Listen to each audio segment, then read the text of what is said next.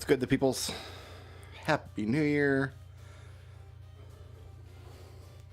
I've also got people popping fireworks off outside. People are going ham. You kind of just have to let that happen. All right. I need to... Most of my office is torn up right now because I built some new bookshelves for myself. They look great. We did a lot of... They're just IKEA bookshelves, but like we had to do a lot of work to fit them into this small amount of space that I have. And they're not filled up yet. Half of them are filled up with D&D books. And I managed to pull my big plastic tote out of the closet with all my old video game consoles. And I've got them, like, I'm starting to line them up here. And I realized, like, the far right of the bookshelf is close enough to my actual setup that I could put consoles there that I will conceivably use. So I've got, like, my Wii U and my GameCube sitting there. Because those are consoles, I'll bust those out once in a while, right? We've still got Wind Waker to finish. That's on Wii U. The Wii it plays all the Wii games. I don't play Wii games very often, but... and then the GameCube is super useful for playing Game Boy games. Got my Game Boy player up there, so it's nice that, like... way my setup works is I've got 5 consoles hooked up here. PS4, PS5, Super NT, Steam Deck, and Nintendo Switch. And I've got one HDMI cable that just goes back and forth between the consoles depending on which one I need at the moment. But I have like secondary consoles that I need once in a while, and it's nice that I've got a space up there now that I can put... Like, if I had to bust out the GameCube, I had to, like, precariously balance it on top of the PS5 or something. So... but yeah, I'm going to be able to put, like, my old NES deck up there and my old SNES deck. I've got an old PS1 that I can put up there just for, like, to display. They've just been in a box forever. Oh, my GameCube has fallen. I have dropped my GameCube a time or two. That's happened. But yeah, my D&D books, I've got them... Like, I bought these shelves. I guess I'll take a picture of these maybe later tonight. But, I got these shelves, and my D&D books are finally, like, sequestered into the 4 categories I need, right? Like, you've got your... Like, I've got my core books, like the core 3, PHB, DMG, Monster Manual, and then all the monster books... and all the player's options books. Those all need to go together, because those are the ones I use the most often. And then I've got half of the bookshelf dedicated to just adventure paths, right? They every year they release a couple of adventure paths. And then I've got another collection that's like adventure collections. Like, they're not paths, but they're just piecemeal collections. So those are really useful to just pull off the shelf and adapt into any campaign. And then I've got all my, like, just campaign settings. Ravnica, Ravenloft, Theros, Wildemont, I don't know.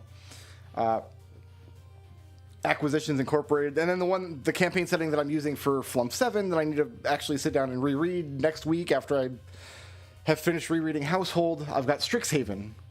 So those are all on their own shelf now. And then I've got my miscellaneous D&D books. That's where I've got, like, Rick and Morty and, like, all my old editions. I think one of my for 2025, because I don't need to keep up with buying 5th edition books anymore. 5th edition is over, as far as I'm concerned. They're calling this new thing. They're not saying outright that it's 6th edition or even 5.5. They don't want to call it that, but that's what it is. As far as I'm concerned, 5th edition is done. I've got 4 5th edition books I still need to buy. Then I have the entire collection of, like, hardcover published 5th edition books. I still don't have a copy of Sword Coast Adventures Guide, which is one of the first things they ever put out. Need to grab that. It's not a great book, but I'd rather have it in the collection than not. I need to get the Book of Many Things, which is like a player's option book, I think. And that's obnoxious because the only reason I only want the book, but you have to buy the book and you get, like, an actual deck of many things and some other dumb stuff I don't care about. And then there's the adventure path about Vecna. And there's one other adventure path that I don't have. And then I'll have the entire collection. On top of that, I want to get the 3 core books for, I guess I'm going to call it 5.5. I want to get the 2024 PHB, DMG, and then early in 2025, they're going to put up the Monster Manual. I'm going to get those 3. And because I'm not keeping up with these books anymore, I think in 2025, what I'll do is I'll finish up the collection. I'll get those 3 core books for the new edition, and then I kind of want to go back and plug in the holes of previous editions. I've got my 2nd edition Player's Handbook, Dungeon Master, Monster Manual, and I've got the set for 4th edition, Player's Handbook, Dungeon Master Guide, Monster Manual, but I don't have any 3rd edition books, and I think I would like to get the core books for 3rd edition, and then I've got a 1st edition Player's Handbook, but I would love to get the DMG and Monster Manual. I used to have a Monster Manual from 1st edition. It was excellent. If you follow my secondary YouTube channel, Salute the Flump, where we stream D&D to, the artwork I use for the Flump comes out of that 1st edition monster book. But, yeah, I want to finish up that D&D collection. It's going to look great. It's going to look great having it all. And then I've got another shelf down below where I've got I've got a smattering of other just large hardcover tomes. Some of these are role-playing games, Household, which I'm going to be running starting this Sunday. I've got an old Game of Thrones D20 RPG that I love. 7th Sea is a game about pirates.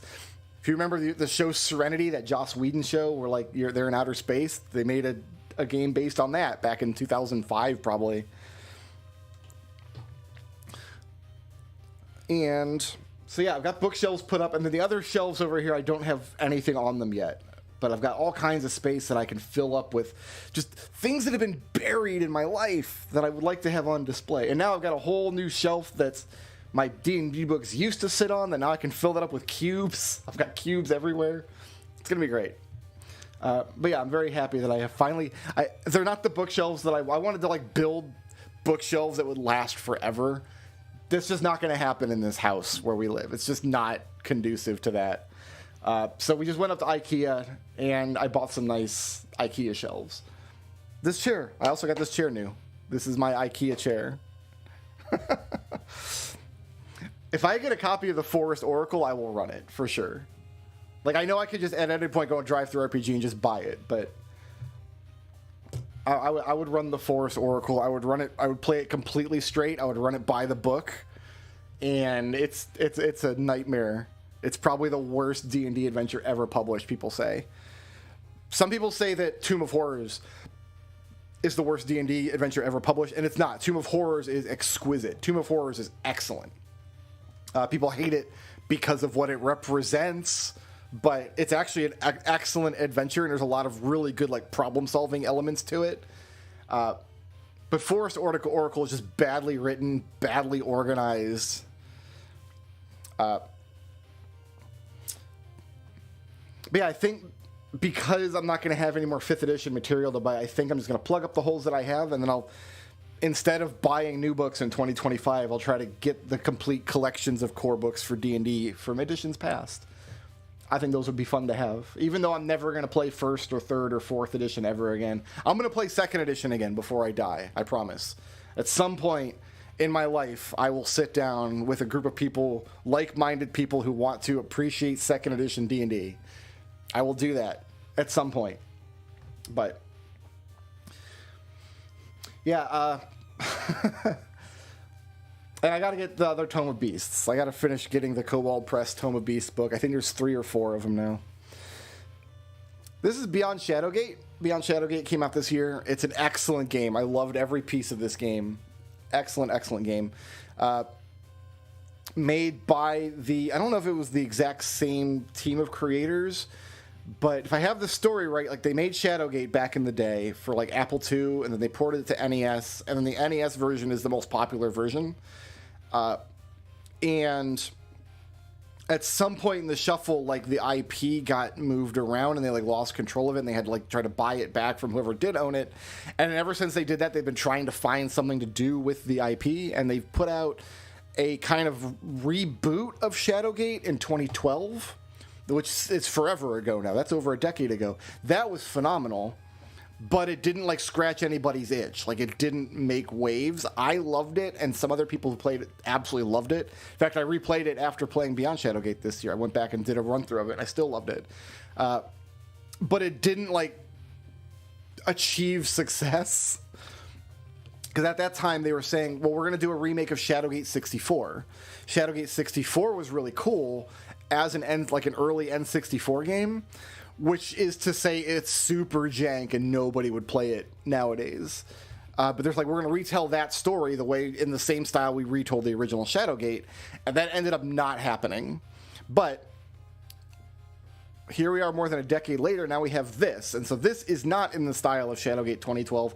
This is in the style of like a reimagining of 8-bit graphics. When they sell something called, what is it called? I'm going to make sure I get it right.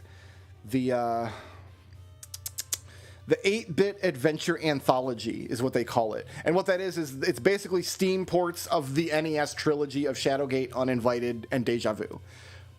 Because those are the versions of those games that everybody remembers, even though they weren't the original versions. They're kind of like the most popular and the most well-known and well-respected. And so when they made Beyond Shadowgate, they went to that style. So it's like an 8-bit NES style. It's too colorful to be an NES game. And the music's too good, and the sound effects they're not NES generated sound effects, which is obvious.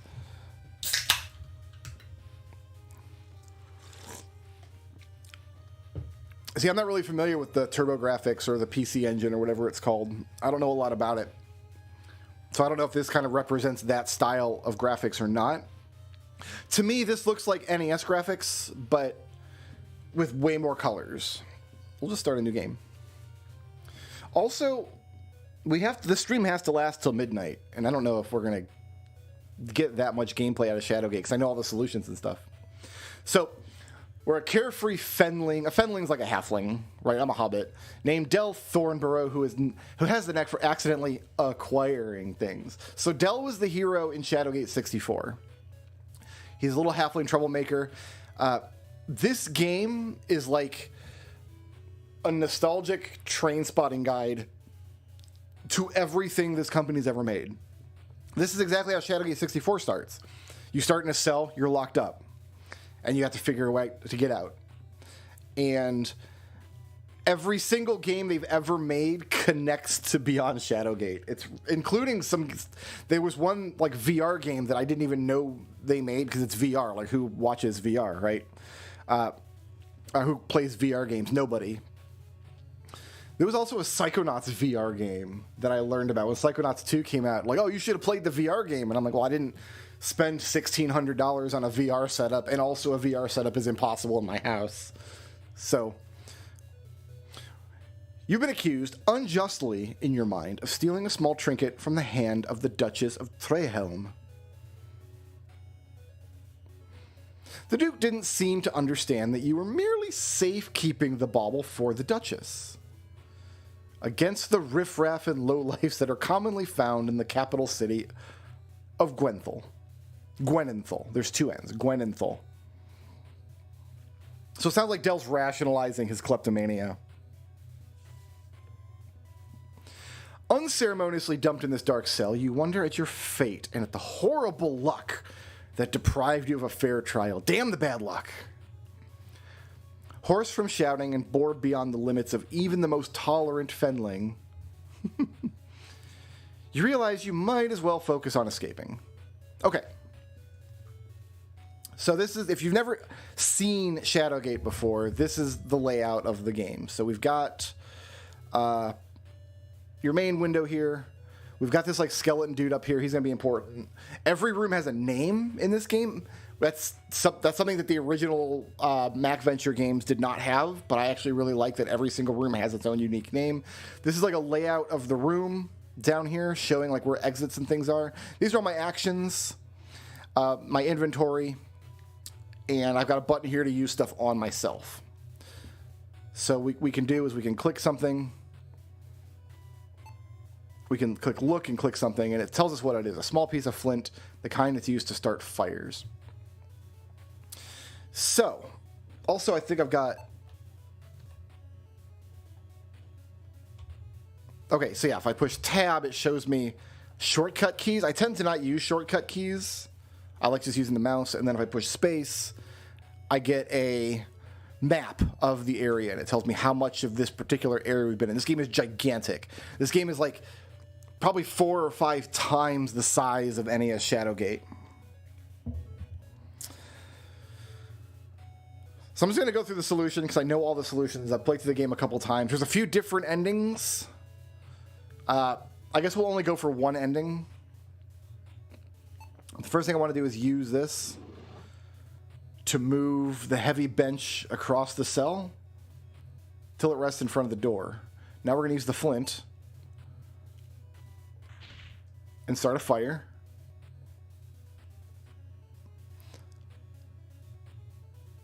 A flame does not yet appear, so we're going to do this a couple times, actually.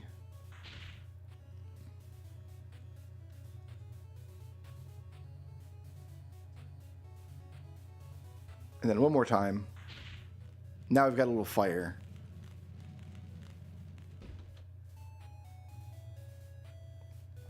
Smelling the smoke, the guard comes rushing to the cell. You hear keys jangling as he releases the lock and pulls the door open. In his haste to rip your head from your shoulders, he fails to notice the bench. So if the bench isn't there, he comes in and kills you. You can't help but smile at the astonished look on his face before he takes a rather ungraceful dive and drops his key ring in the process. Take the keys. And now we can leave. You lively jump over the bench as you exit the cell. Realizing you are still in a dungeon, you stifle your excitement and keep your eyes open for danger. Knowing that the door to your cell is still open, you wonder if that guard could still be a threat. So the game's telling you, like, be aware of your surroundings. So we're going to close, and we can't see the door, but we know it's behind us, so we know it's this square. Quickly close the cell door and smile as you hear the lock slide into place. That takes care of that, brute, you think. Uh-oh, an ephemeral creature appears before you. It speaks. Tee-hee, look at you, Del. What an interesting thing you are. I foresaw you rotting in that cell forever. Oh, thanks. And yet, here you are, defying your fate. This could be such fun. I believe our journeys follow a similar path. So I will join you for now. Much danger lies ahead, and I will give you advice should it please me. Adventure awaits, and I find this dungeon quite tiresome, so let's go. So now we have a little blue guy. Now, when I play these games, most adventure games, most like modern adventure puzzle games, have some kind of hint system built in, because I could go into a whole thesis on this. I don't think every game needs a hint system, but I play the games without the hint system, and then I complete the game, and then I usually will do another run where I use the hint system extensively just to see how good like the hints are. Don't want to do that while I'm playing the game because I want to figure out the game. I'd rather be stuck for 4 hours than use a hint. And usually when I get stuck for 4 hours and I finally get unstuck, usually it's my fault. If a game is well designed, usually it's not the game's fault that I got stuck. I got stuck in a way of thinking. I wasn't observant enough. I didn't think laterally. I didn't like think my way through the problem. But if you click this guy, what I found was the hints aren't that helpful. Yeah, Graph Metal's doing an official remake of Infested. So there's a guy on itch.io called Graph Metal that loves this style of old school NES Mac Venture games. So he made a couple of his own. I Let's Played one of them called Infested, where it's like a very small, snacky game. Like it's smaller than NES Shadowgate. It's not quite that big, but you're like on a space station that's been infested with a virus, and it was really cool. It was done exactly in the style of old school Shadowgate. It was wonderful. And then later he did another one. What was it called? Spectrum? No, but it was like an Arabian Night style thing that actually utilized like an in-game like time tracking system. Spectacle, that was it. Yes, thank you, Spectacle.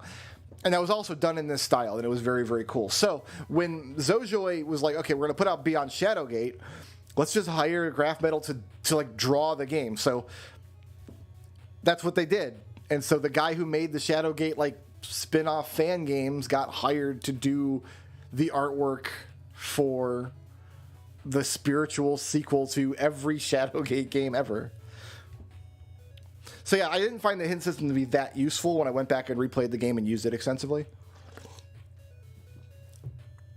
We're just going to keep moving down the hall. Here's this Joker. A hulking beast, a minotaur by the look of the horns, patrols the hallway mere feet in front of you. The flickering light from the torch momentarily mesmerizes you. You are not tall enough to remove the torch from its holder. If you've played the old school Shadowgate, you know that like taking torches is super, super important. Because NES Shadowgate has a game system whereby, like up on your inventory screen, you've got 2 lit torches, and every X amount of moves you take in the game reduces your torch, like variable, like your how much fuel is left on your torch. And if your torch goes out, you're in the dark and you stumble and die. So there's like a limit to how many moves you can take to complete the game, and then you can increase that number of moves by finding new torches. Yeah, there was a Game Boy Color port of Shadowgate that was just, it was just the NES game. That's all it was. It was just the NES game. They also did on the Game Boy Color, a sequel to Deja Vu, which is still the only way to play that game, I think. But yeah, I love that they have this torch that's out of reach, and Dell's like, you don't need to take it anyway. They did that early, because if you've played the original Shadowgate and you come into this, they're telling you there's no torches. You don't have to worry about torches. So, okay, we're going to just use the keys here. Unlock the door with a satisfying click. The hinges groan as the door opens, and we move on in.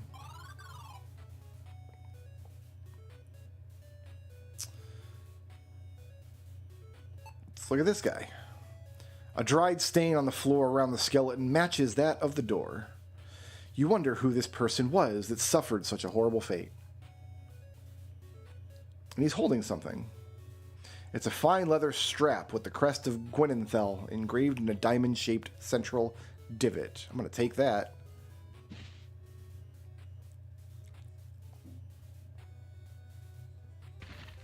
All right, now we're in a timed thing. This is a real time. I think this, if you don't do something about this Minotaur in like 2 minutes, you will die. That's what the like glowing red thing is for. But you really have to try to die in these cases. Usually when you get into a case like this, the solution is absolutely obvious, and it's never more than one action. So all we have to do here is close the door.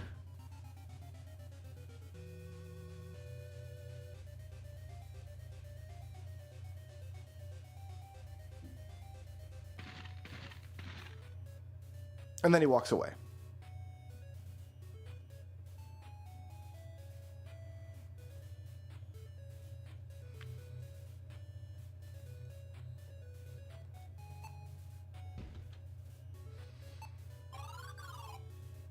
And then I don't think we can get into this room. The wooden boards are too tightly jammed into their brackets to move. There's no unlocking this door. And they're very clear about that. There's no unlocking this door. See, I think that the next logical step, if they're going to... I don't know how well this game did. I don't know how much this sold or how much of an audience it found.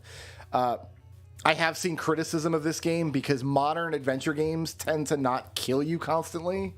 And it's kind of seen as bad design these days. But it's part of the charm of the old Mac ventures.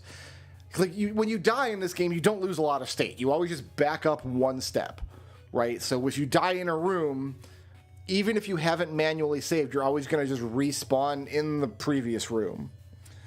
And part of the charm of the game is discovering all the like weird ways to die. But some people don't like that and consider it as bad design. So I've seen criticism of this game that have knocked points off for how many ways there are to get killed in the game.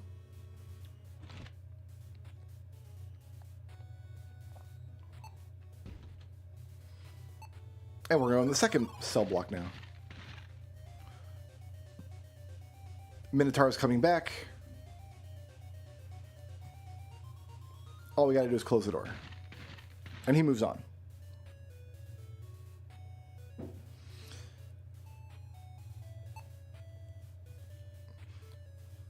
There's a filthy prisoner. I don't want to be touched and get evil prisoner disease.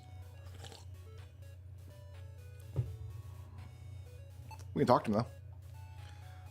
are you, Fenling? It matters not. I'm Edward of the King's Guard, master of the artillery division.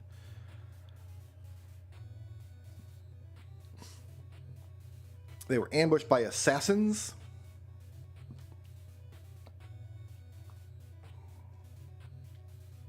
And they've been rotting in jail ever since.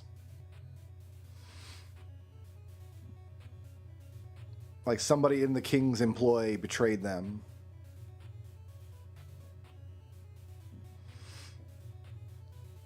You can say that again, because I'm a Fenling equipped with a leather strap.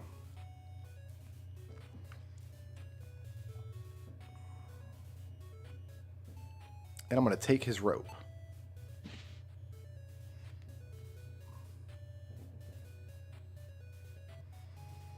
The malodorous prisoner as possible. And then we can use the rope on the leather strap to make a sling. Kind of a classic Hobbit weapon.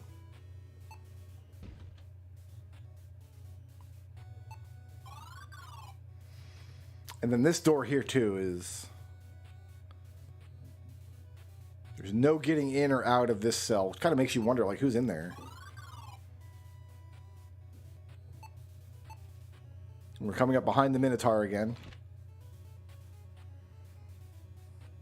Dell is not a hobbit that Samwise would approve of. Not even a little bit, no. Samwise would not approve. Dell is a... I mean, he's a thief. And the same thing again, the Minotaur is stomping around. Close the door to fool him. And here's this guy. Another malodorous prisoner. My uncle's cousin's nephew... Wait a minute. My uncle's cousin is another uncle, right? And then that guy's nephew is me. So I see myself as the prisoner. Is that right? My uncle's cousin would just be another uncle, for sure, right?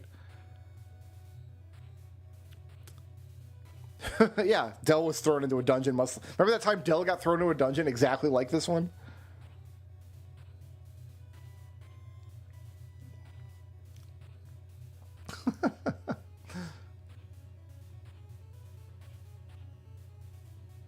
So he's manacled to the wall. He's not going anywhere. Listen, Fenling, go quickly from here, lest we both be killed. Escape this dungeon. Tell the people that Joshua, the King's Council, is unjustly imprisoned. So they got Joshua, the King's Council. They got Edward from the artillery division. It's been ages since our party was assaulted and the king captured. They intend us to die here, but I refuse. What have you been eating? I pried this stone from the wall.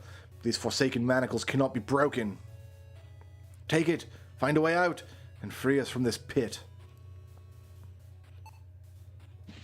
So I've got a stone, and I can use the stone on the sling to make a loaded sling.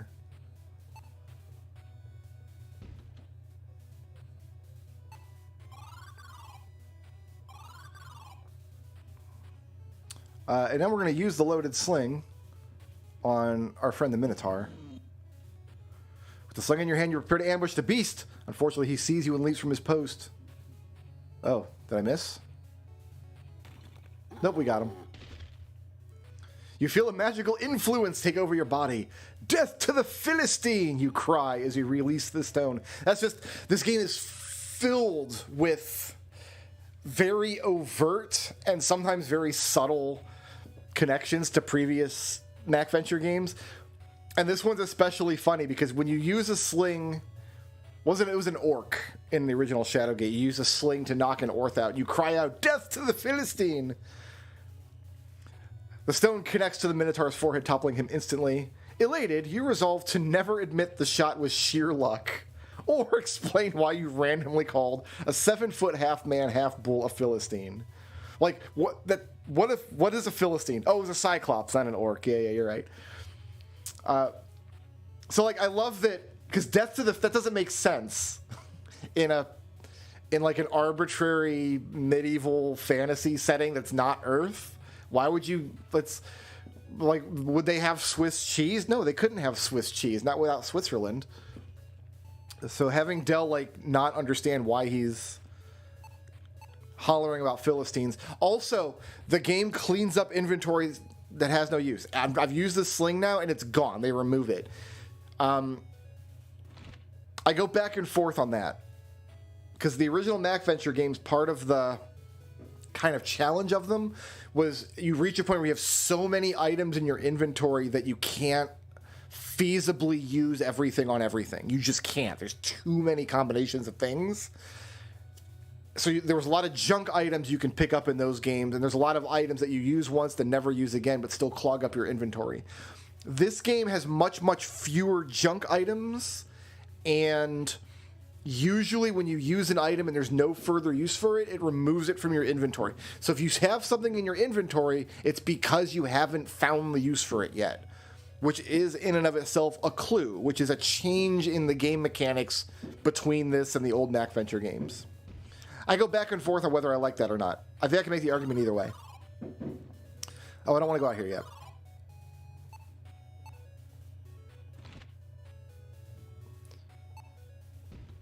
Go full down the hallway here. This is my first playthrough. No, I've played through this game several times. I bought this game the day that it came out and finished it that night in like 2 long sittings, and then I've played through it a few times since. This is just me sharing it with everybody on New Year's Eve. The regal bearing of this man is not diminished by his unkempt appearance. The weary prisoner looks up at you. A glimmer of hope fills his eyes. He says, "I know not who thou art, little one, but I have no choice but to trust thee. Know that I am King Arandi, Lord of Kaltorlin, warder of the southern seas, and still do I live. Listen carefully, my wayward friend. Fiends have usurped my castle, imprisoned me and my loyal confidants within this dungeon for reasons unknown. Without the royal seal, the claim to the throne cannot be legitimate, and another ruler may come to occupy my lands. Suddenly you hear the jailer, whom you gallantly knocked out, thank you very much, start yelling at the top of his lungs. The king looks alarmed, his speech quickening. Take this. He rips the emblem from his sleeve and hands it to you. Find the barkeeper. He and others I trust will recognize my crest. They will show you the way into my castle. Outside the cell, the jailer continues to bellow. The royal seal is obscured by sorcery. There is a scroll containing the disenchantment spell behind a loose stone in a castle stair. Seek the hidden way from my chamber, and say to thyself the words from the scroll. Quickly now, you must leave before the god returns. And we better take this. You lift the tibia bone from the floor. Got it.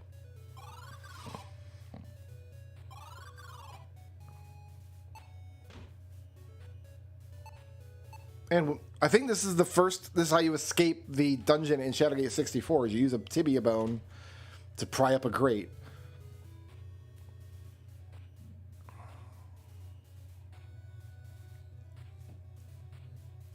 And the bone snaps apart. So the bone's done now. If I played the Immortal, I have. I have played the Immortal, and I played on a Sega Genesis. I don't know how many different versions of that game there are, but Sega Genesis is the version that I played. So now we've jumped down into the... We're still technically in the dungeon. We haven't left the dungeon yet.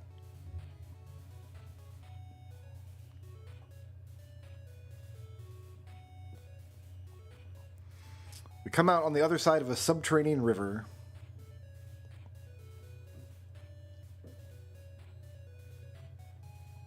So I can't go over here yet.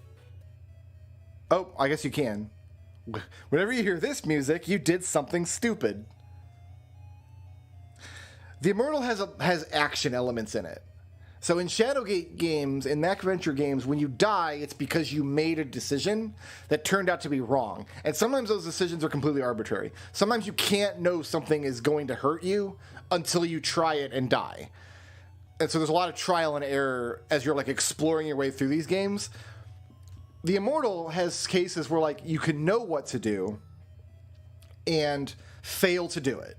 Like you know the solution, but you can't enact the solution because it requires some kind of action input. or timing input. I remember the final boss of the Immortal being such a pain in the ass. You have to do a certain sequence of actions in a very particular order to win the game, and you have to time them properly in order to like win the combat. And I don't know if I ever figured it out. I think I've made it to that point in the game and then just got hard stuck and couldn't go any further.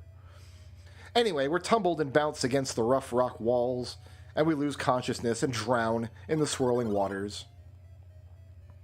It's a sad thing that your adventures have ended here. But then it just puts us right back here. Like, that's all the state you lose in a MacVenture game.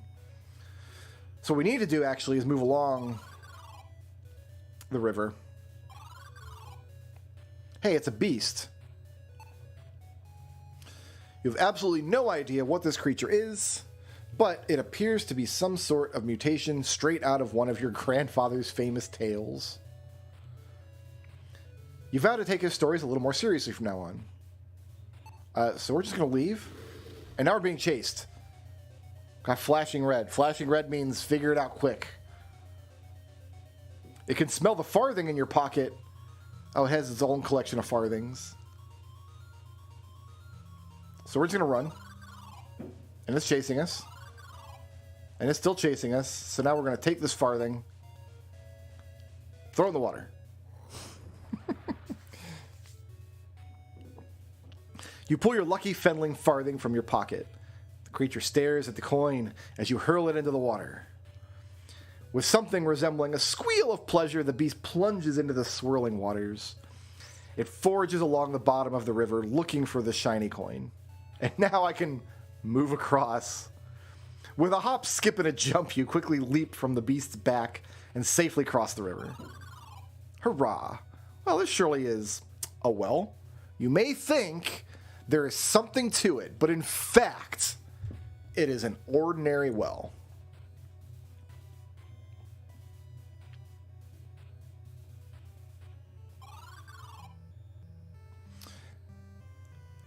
I love this track, by the way, this music. I really, really like this. You spend a lot of time listening to this, because if you solve the game yourself, you're going to spend a lot of time in this area, because now we're in the village, chapter 2. The rope snaps free and falls below. That's another thing this game does, is if you leave an area and you don't have to go back to it, it'll lock you out of it. You still end up with a huge map that's open in all directions, but the game is more diligent about closing off areas that are obviously not useful to you than like the original Shadowgate was. No one saw my embarrassing fall. Easy as pie.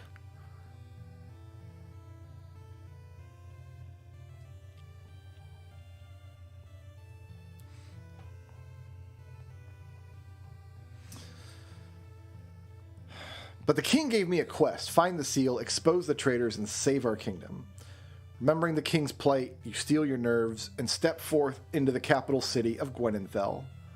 Which is like, Dell's a hero, right? Like, even though he's a dirty little fenling and he's a thief and a burglar and like he's a reluctant hero. You'll end up regretting this decision, but okay, first thing we're going to do is take the silver coin. Escaping a dungeon and finding a shiny coin. This is surely your lucky day. We can't go back into the well. Going this way would be unwise. Maybe you still can, like it might still let you, but okay. Come out to the town square. We've got all these buildings around. This is one of those games where you have to do everything in the game. So you have to go.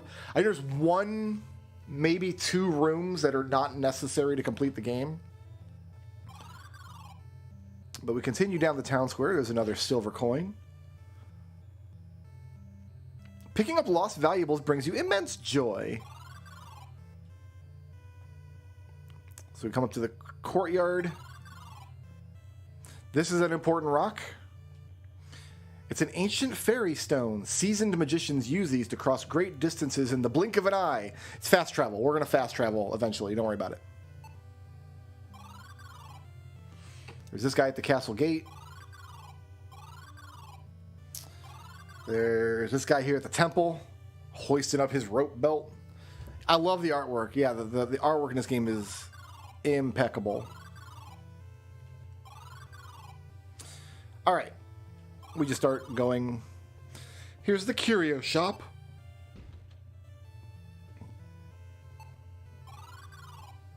He's got all kinds of stuff in his shop that we're going to deal with eventually. Like, we've got the bottom shelf of items. Don't bother with those. I don't keep anything of value on that bottom shelf. So don't worry about whatever those are. I've got... That scroll is most mysterious. I found it on my floor, holding secrets untold. Mostly I'd feel bad throwing it away. That is a replica of the famed pirate galleon Aurora. I freely admit I lack the patience for crafting such a model. The craftsman who carved this snake from clay must be a master. It's extremely lifelike. So that's a reference to Shadowgate, where you see a snake statue and it freaks you out, but it's not really a snake.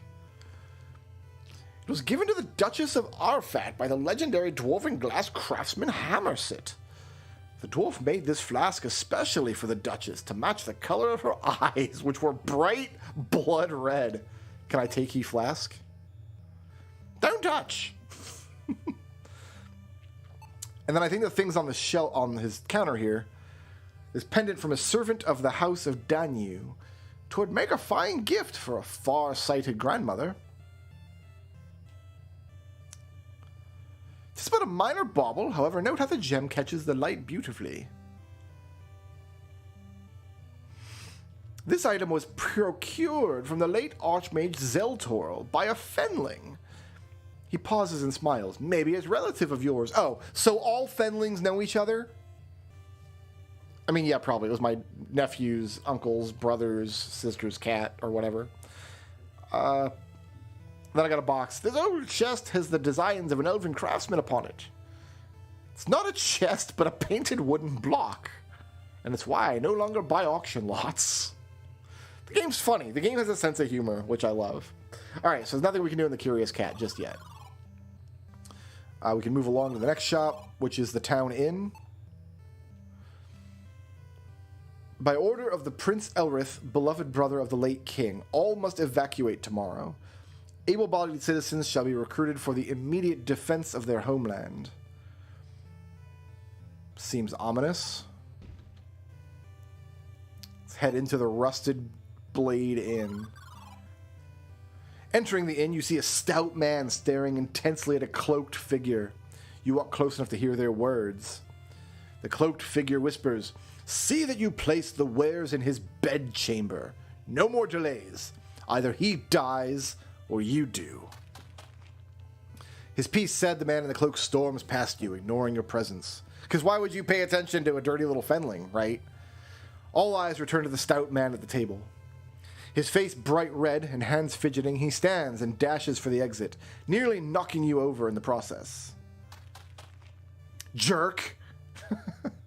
Hoping he hears you, but he's already out the door.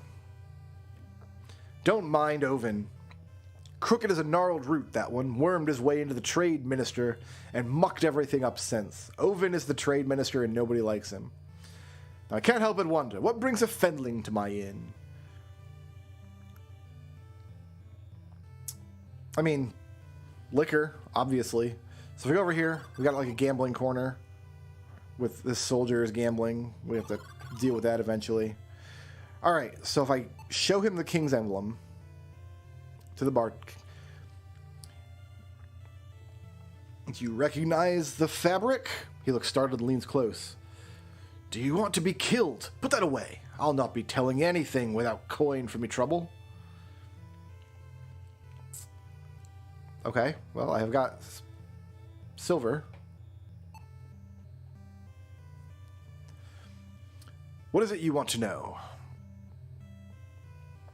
Now, tell him about my escape with less embellishment than your usual recanting of events. That be the emblem of the king, but looks may deceive. Gwenenthil has changed, Fenling. Friends are rare and executions common. Prove to me the emblem be true. Now take your drink and be gone. Oh, I guess I ordered a drink. Terrana, a drink for the Fenling. Oh, it's the buxom bar wench.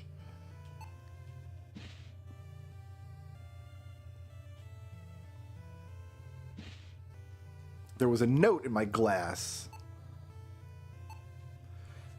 Prove it be real. Curious be the cat. He knows the truth. Oh. What do you say, bar wench? Enjoy your time with the rusted blade, fine sir.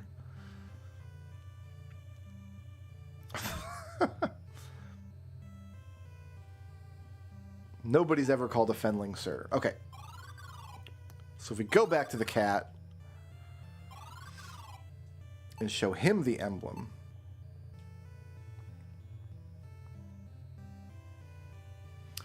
A regal design, but I do not trade in fabrics. Okay, what if we show him the note?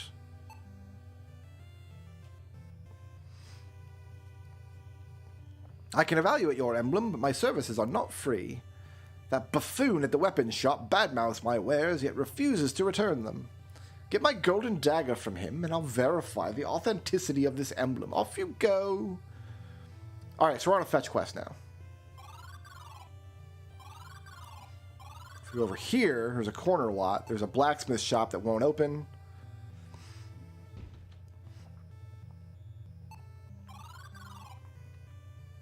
And inside the weapons shop. And we can look at the stuff here, and we'll actually get prices for some of this. You point to the quiver. That holds bolts. Standard ammunition for a crossbow. 20 silver coins. I don't have 20 silver coins. That is a fine weapon for a Fenling. The wood stock is lightweight, but don't be fooled. She packs a punch. It's yours for 1 sapphire. And there's other stuff that I don't think we can buy. Like there's this mace. Preferred weapon of the Durian cavalry. There's a shield. I'm not allowed to touch the shield. Then he's got this dagger. He's busy polishing a blade, but you see him glancing at you. You explain your interest in the dagger to the clerk. He scoffs. That man is a crook, and he'll get no favors from me. The dagger is as magical as my left boot, but you can help me. I fancy the rusted blade barmaid, but I've no courage to say so. Even with that mustache, you got no courage? So I gotta set up a meet cute between the weaponsmith and the barmaid, and then he'll give me the dagger. Great. On it. Yo, he wants that D.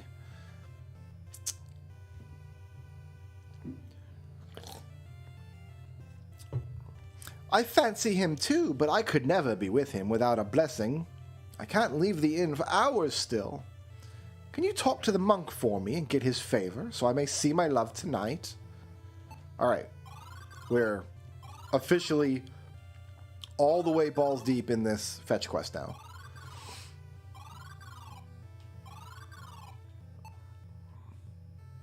So explaining the situation to the monk. It's about time with those two. Alas, I lent the charm to a soldier. Find him and return to me so that I may bless it. Okay, so we know where there's 2 soldiers. We know where this guy here is. He's wearing the charm on his belt.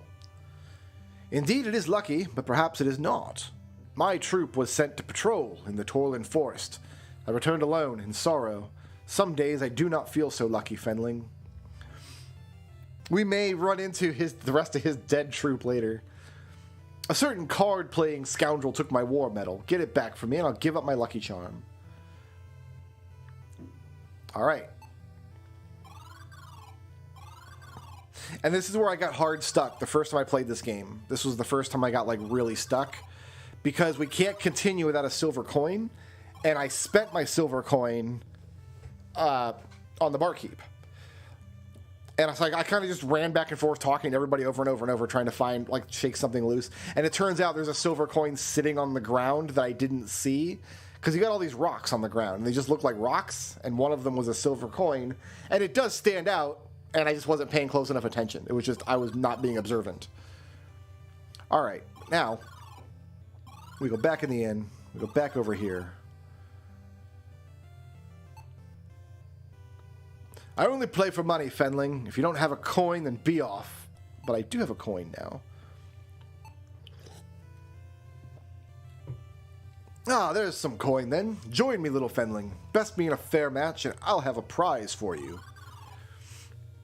The game's high and low. It's so simple, even a Fenling can learn it. All you do is pick high or low. Guess correctly if the next card in the deck is higher or lower than the card you see now. This is explaining the rules. And as far as I know, this is RNG. You just have to keep doing this until you win.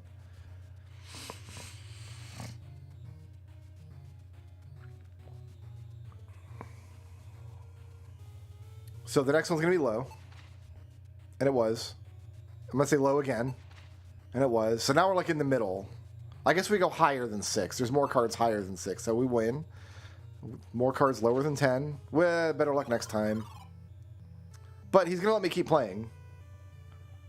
Even though I've only, like, he's won my coin, he's going to let me keep playing. And as far as I know, you just got to keep doing this until you win. There's not a way to cheeseball this. We'll go lower than 8. I knew you couldn't win. Dude, I'm going to beat you up and just take the medal at this point. Well, we'll go higher than 1. We'll go lower than Jack. We'll go higher than 3, the 3 of swords. We'll go higher than the 5 of shields. We'll go higher than the 6 of sword and shield. Well, dang, you're just too lucky. Take this medal and get out of here. Like, yeah, I got lucky on my 8th try or whatever. Okay, well, we have the medal. So this fetch quest is underway now.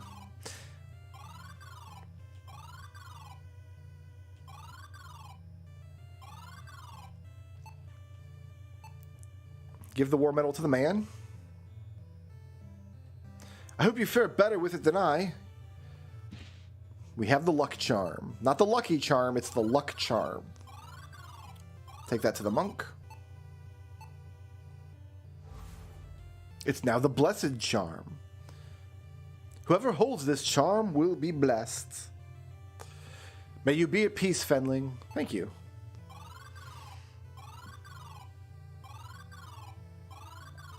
Go back to the inn.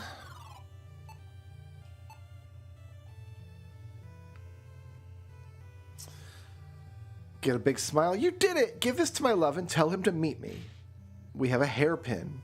She kisses my cheek, then quickly returns to her work.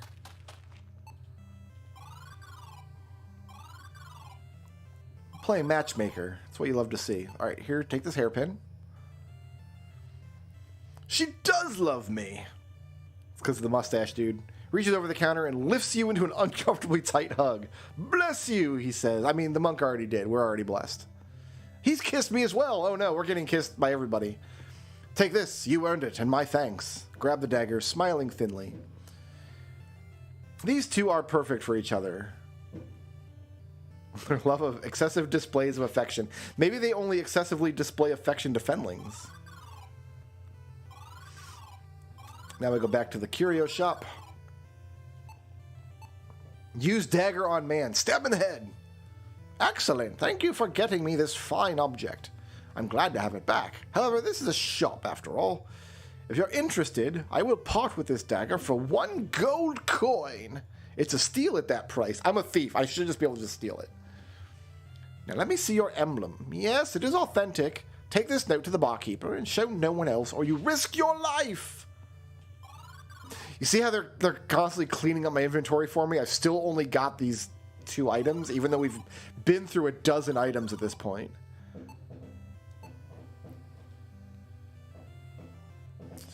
You've been telling the truth. Our king lives. Go to the smithy and repeat to him, prevail. Quickly, Fenling, take this and go. Got the smithy key. So now we can go open up the blacksmith shop.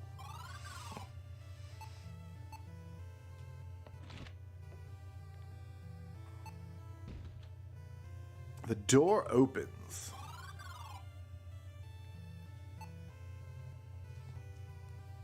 I'm going through this pretty quickly. But obviously, if you're playing the game and you don't know the solutions and things, you spend time in every single room looking at all the items, like seeing what's in there, and that's part of the experience of the game. I'm not going to be doing all that just because I know kind of where to go and what to do. But that's part of the experience of these games, is going through and making sure that you look at everything. Who is texting me? You're texting me. Fantastic. Prevail. I knew it. Hurry to the back. His massive arm nearly rips the door off its hinges as he beckons you into the room. Out the back through the cave, you'll find an entrance among the rocks. If you get stuck, use the map for help. Now go.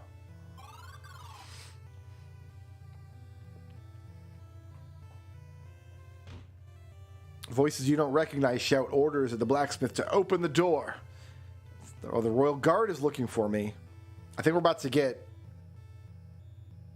Reaper-faced here. So yeah, what we need to do is use this to release the latch and then open the trapdoor. And you have like 2 minutes to do that. The timer's not tight. The trapdoor is shut, and now we can't go back that way, so we're stuck here. But there's this.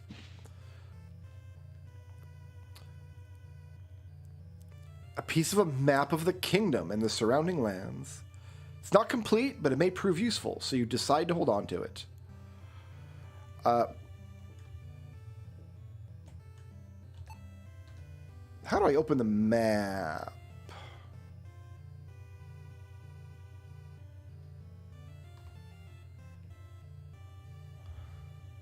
Look, move, take, open, speak. These are just my verbs.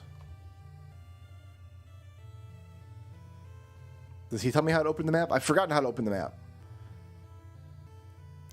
Yeah, that's my hint for the moment. Oh, there's a map button that's got added. There it is. But you have to check the map, because this is where your next clue is. Do you guys see the clue? Do you see the next clue? You need this map. Otherwise, you don't see the clue. And it's a map of Gwenenthal, which we just were. Here's the castle we were in, the little temple, and then the gate going out into Torlin Forest. As you exit the cave, you see a makeshift camp flying the banner of Lord Jer. Lord Jer is cool because Lord Jer is your player character from the original Shadowgate.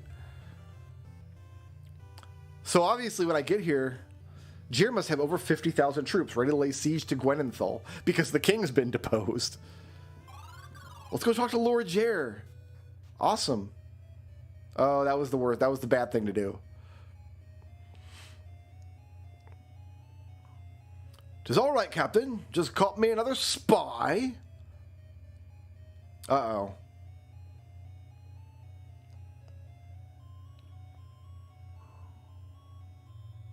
And we've been beheaded for trying to talk to Lord Jer. "It's a sad thing that your adventures have ended here." Okay, so we're going to go up here. And so I think what happens if we use the wrong thing, we get spiked. Several spikes explode upward from beneath you.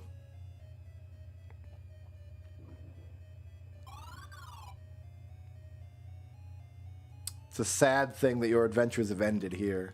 But the adventure never truly ends. So the hint for this room, or the solution to this room, is fairly obvious. You use the map to input the solution. But what does the hint actually say? Well, I guess he tells you to avoid conflict with Lord Jer's men, but he doesn't tell you. So we need to push these 3 stones, and I think it's random for every game, every playthrough.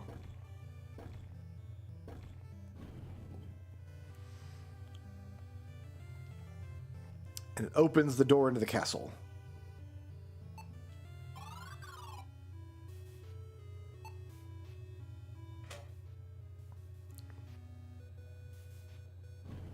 Lever's stuck. So this is another thing that the game does a lot. When you use a switch, it'll often not let you undo the switch, telling you that switch is over. So we made it into the castle now. Lower level of Castle Gwenenthel. We were dragged through this very corridor on the way to the dungeons. Fiends have usurped the throne. Find the scroll of disenchantment. Collect the royal seal from my hidden chamber.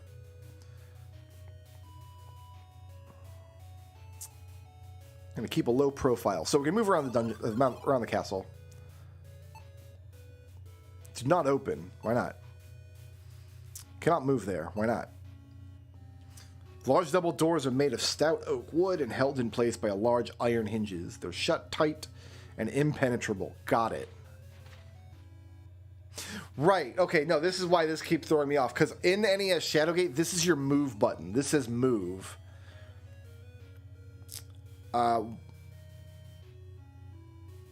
Because I think they put your save button here, so you still have 8 verbs. But your move button is here. So 100,000 times I'm going to click this map when I try to move somewhere. You don't actually have to click move. You can just click the square where you go.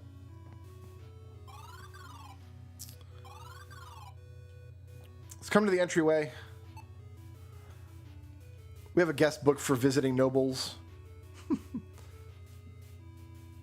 No visitors for months. Del Thornborough in big letters, very big letters. Del Thornborough was here. Okay, so we're going to go out, throw this switch.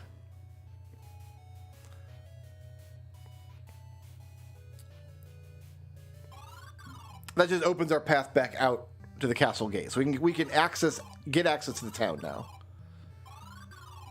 By coming through the front door. There's the castle foyer. There's the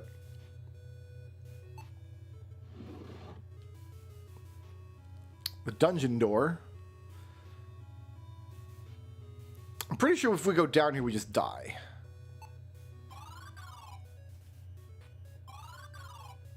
Yeah, so we're not back in the dungeon, but I think if we try to walk around in here, we'll just die. But now this door is open. This is an interesting screen, actually. This is a very, very rare thing, and I don't think it ever happens in NES Shadowgate, but this screen is different depending on whether you're climbing or descending the staircase.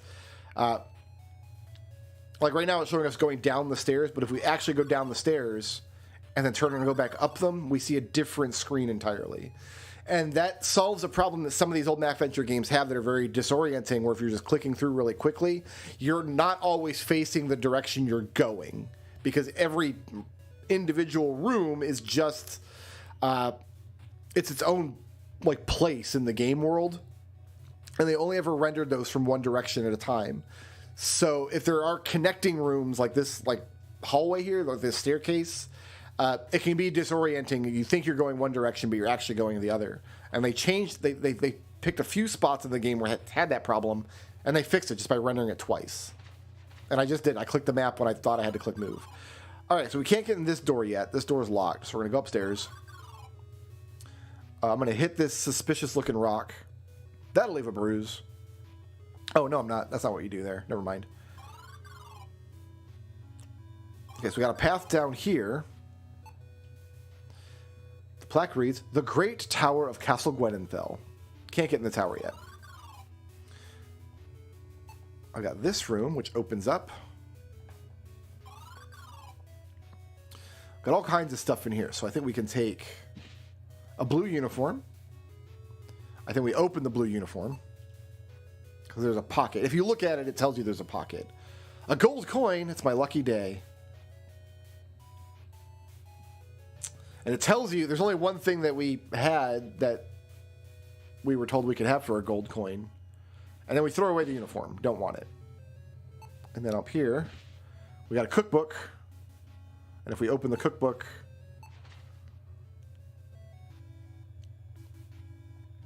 a key inside the cookbook, and we throw the book away. No longer interested in this whole what's the king's favorite recipe thing. And I think that's all for this room. Oh, we got this guy again. Ugh, I didn't know they allowed your kind in my castle. If you must sully my halls, then know your place and show deference. Bow your head to the royal chancellor and address me as Sir Belisar, halfling, or I'll have you reprimanded at once.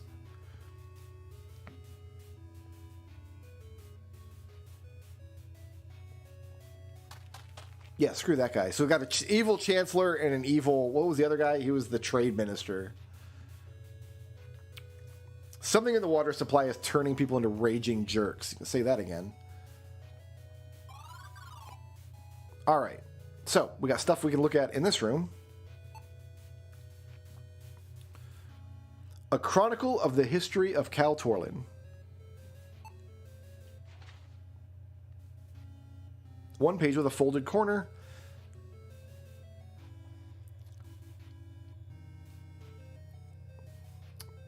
Okay. Prince Torlin Gwynthel looked across the battlefield. The barbarians had been defeated, but at a high price. With a glimmer of a tear, the prince turned his head towards the setting sun and raised his right arm to salute the fallen. He stood there silently, paying homage to those who sacrificed opened the path to victory. Great.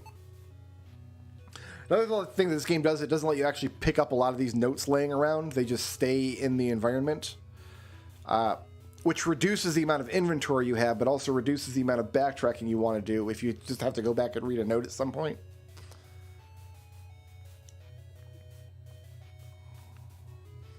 Oven, Jer's advisors did not believe the story of the king's kidnapping. That is why he has come with his army. When he discovers the king, he will surely seek vengeance. You must act quickly to dispose of the prince and pin it on him. Use the Mandragora from Veldar, then execute the king. I have fled. If you fail, I suggest you do the same. Signed, Jalik.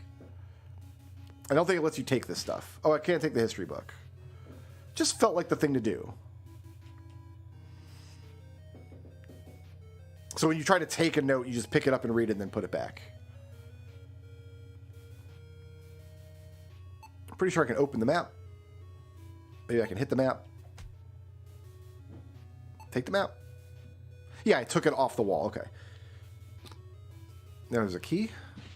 An iron key hidden in a hole in the wall. All right, we're done here. If we go over here, there's this guy. Do you have the wine? He will be expecting it. I don't have any wine.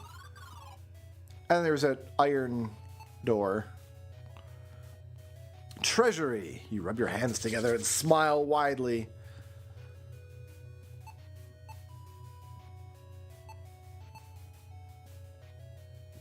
But it's not the right key.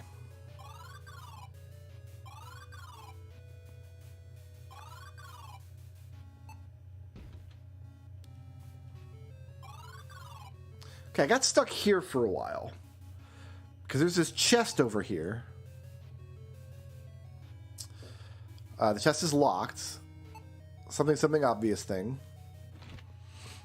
Key fits in the lock. As you turn the key, you hear mechanical sound stirring from behind the stained glass. The glass explodes outward, launching deadly shards through your face and body. You've sprung a trap. As you bleed out, you stumble around the room, only to trip and bash your head on a bedpost. Oof. So it's obvious. I like the trap. I like the idea of like having a locked box and you use the key on it and it kills you. Like you have to design two of the same locking mechanism. And I got stuck, and again, you wander around the castle. There's other stuff I can do to make progress, but eventually you have to use the iron key on the extremely obvious, in retrospect. What does this look like? An iron panel secures the foot of the bed. So it's an iron panel. You see a small hole. You know a lock when you see one. I must have just never looked at that because I did get stuck here for a while. What does Blue Friend say? Just to search the castle. So yeah, the hint system's not super useful a lot of the time. A hidden compartment. A secret book. I am excessively curious about its contents. Veldar says King Erande's embargo on Cal Zathan will be my death. This foolish embargo allows the Westland trading house of Quissit to capture Veldar's customers and diminish their strength. If I don't stop the king, the House of Veldar will expose the exclusive trade contracts I gave in exchange for my properties. So the trade minister is completely corrupt. I've been haunted by a dream in which a shadowy figure tells me how to solve all my problems and silence the king. The figure revealed the warden's secrets, which I discovered were true, and blackmailing him was easy. So he's getting, the corrupt trade minister is getting like visions in his head from unknown sources. I hired bandits and convinced the warden to install a special jailer. We attack when the king travels south, so he's the one who put the Minotaur in place. But I can't shake this feeling of being manipulated, that my thoughts are not my own. So he's not our mastermind, he's just the pawn. The final entry, I awaken in a cold sweat every night, fearing capture. Elryth is less stupid than I thought. Maybe he suspects something. I believe Elryth's the prince. This proves Oven and Veldar are traitors. Surely there's someone in this castle you could show this evidence to. But not just anyone. You don't know who you can trust. So tuck the evidence away for safekeeping. And now it's called evidence. I love that. I love that. Like, we're not mincing words. So we have the corrupt trade minister's journal is evidence, but we don't know who we need to show it to. All right, we've got enough now that we can go back downstairs, take the cook's key, and when you use a key and have no more use for it, it leaves your inventory, which tells you that these jailer keys are going to be still useful at some point.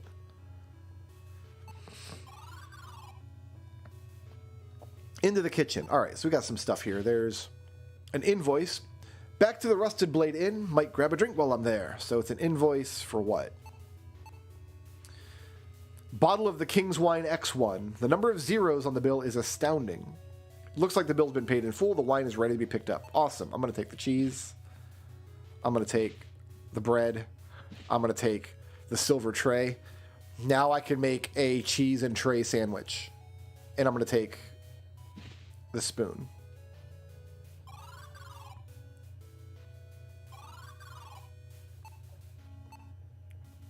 And I'm going to use the spoon to pry this brick out. A hidden space is revealed. The hell you say? It's a secret scroll. It's not just a scroll, it's a secret scroll. Oh, I just want to look at it. Open the scroll, begin reading. The royal seal is proof of sovereignty, and only a king may bestow it on another. With the shimmering king as witness, one king shall say this spell of disenchantment to the other. Tar Gwynthal. It's a magical word of power. I've learned the spell. Tar Gwynthal. Great. So we have the Tar Gwynthal spell.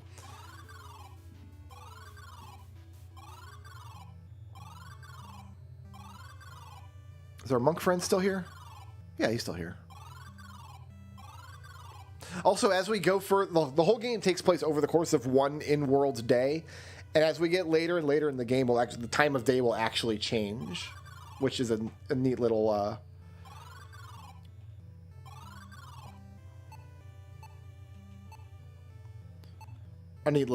gimmick. So, use the gold coin, give it to the man. Thank you. Remember, you are getting a bargain for your trouble.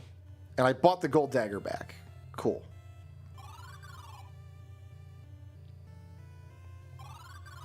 Oh, the train spotting has barely begun. It's just a really big game. This game is enormous. Okay, so I can give you the invoice. And I like how often they reuse stuff. Like we had several interactions with this barkeep, right? The original Shadowgate, some of the actually Uninvited was like this too, but a lot of the game was one and done, where you go to one room and do one thing, and like you complete one thing, then you never go there again. This game, you're revisiting locations a lot. There's a lot of standalone locations that you do never go back to, but there's a lot of stuff like this, where like you've already spent time in this town, you've run this big fetch quest, you've met all these NPCs. Now you have that rapport, so now like they can have other interactions like this, which I think is cool. Here you go, he says, handing you a most unremarkable and basic-looking wine bottle. I don't know how you got to be fetching the king's wine, but good job getting in the castle. Rescue our king, he finishes. I got the king's wine. And apparently the guards aren't looking for me anymore. So I've got the dagger and I've got the wine. So there's more stuff we can do in the castle now.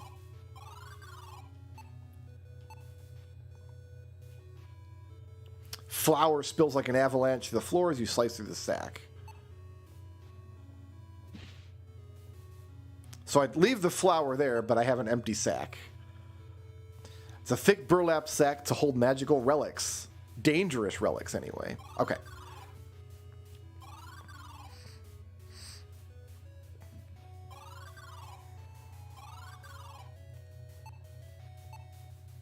Give him the wine. The prince is not here, but you can leave it inside. Be quick about it and close the door on the way out. I'm taking my leave. Sweet. So now we can get into the prince's room. And there's some stuff in here. We have a lantern.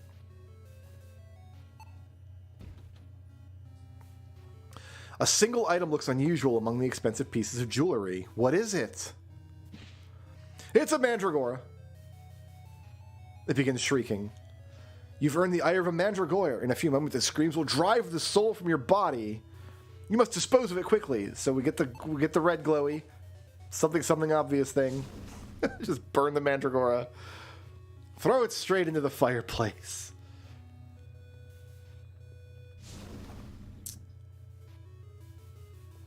All right, so the history book we read says that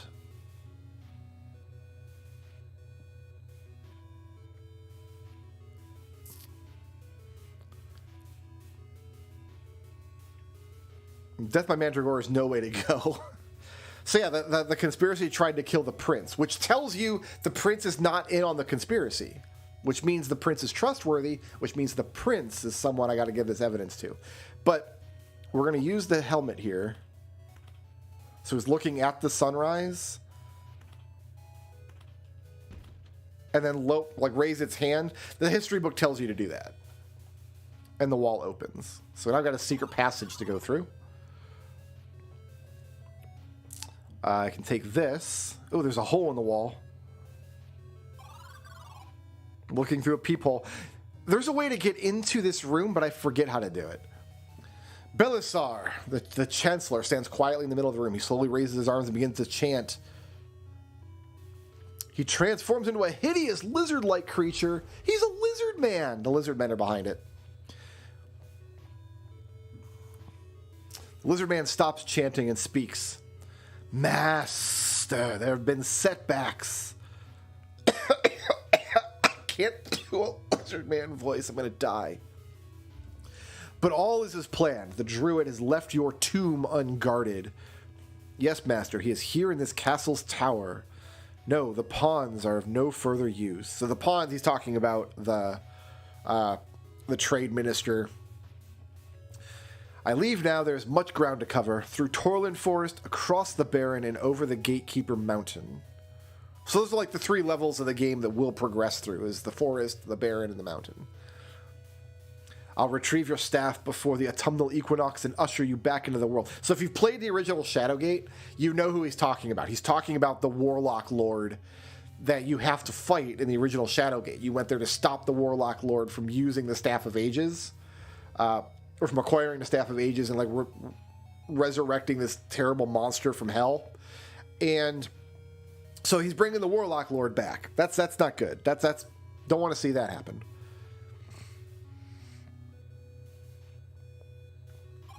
So the equinox is tomorrow. I gotta find the royal seal and convince the prince to search the dungeon below. That's where the king is. The prince has no idea that the king's down in the dungeons. Alright, so now I can take this off. Something's sliding inside the painting as we place it on the ground. I think we have to use it now to spin it around.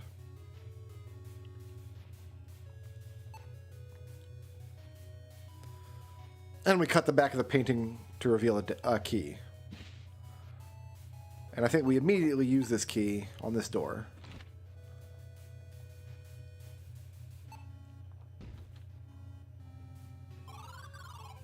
Secret stairs. I need lights. I have light. I think if you try to walk down the stairs without putting the lantern in place, you'll just die. Alright, so here's the antechamber. And here's a mirror.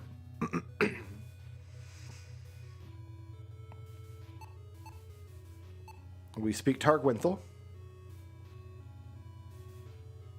Oh, I thought we...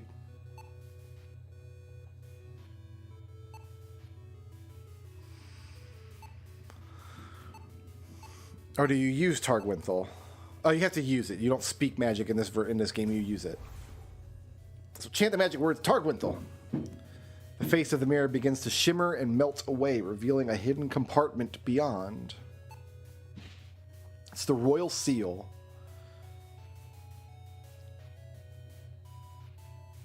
This thing isn't so great. I've seen better.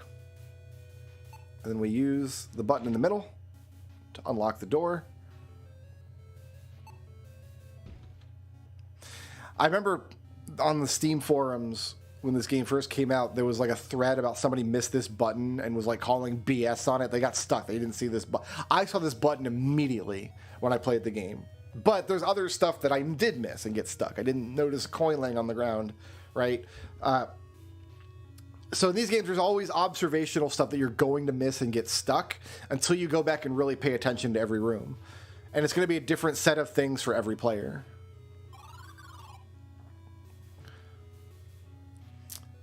All right, I stand before royalty. So this is the prince. Act quickly and mind your obnoxious tongue, for you must prove the king lives. You can evade traps and monsters, but can you lead men? Do not approach unless you carry evidence of the traitor who incarcerated this king within the dungeon below. Something interesting to watch. So, I don't think you can get in here without the seal, but you can get in here without the evidence.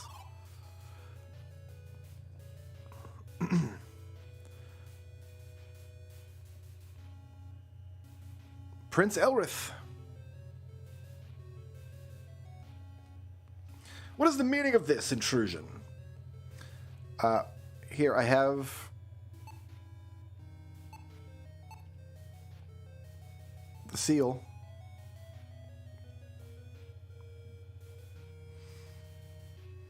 By the one, he shouts. How did you come to hold the seal? Only my brother knew where this was hidden. The king must live. Explain yourself. Oh, this isn't the king's son. This is the king's brother. What is the meaning of this? I have but a moment to make a compelling argument, or he's going to destroy me. Here, I have evidence.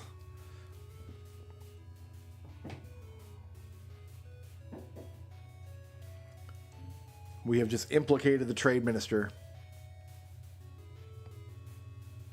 Guards, seize Oven at once and take him alive. I want him at my feet now. This guy knows what's up. Come, Fenling. You spoke with my brother. Please bring me to him. And I guess the last thing is you have to know where the king is. Like, you got to know the path through the castle and down into the dungeons. The Minotaur we knocked out during our escape leaps in front of you. Oh, that's not good. Clearly remembers a one-eyed Minotaur. I guess he's a Cyclops. So you use the sling to knock out a Cyclops. He's only got one eye. That's the definition of Cyclops, right? Anybody with only one eye? Ah, but the prince goes ahead and kills him. So if you come down here without the prince following you, you get killed. But the prince and his men make short work.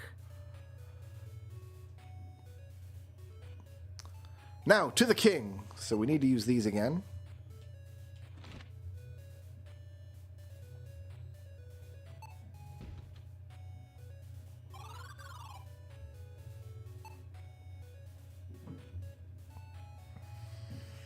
Do you die if you go the wrong way with the prince? I don't think so. I think you only die if you run into the Minotaur without the prince. Fenling and Elryth, blessed be the one. My friend who locked me in the cell. So we explain the facts. Oven and Veldar, scoundrels. So Oven is the trade minister, and Veldar is the foreign merchant who Oven was doing crooked deals with. And they almost succeeded in deposing the king. And Del passes out from exertion.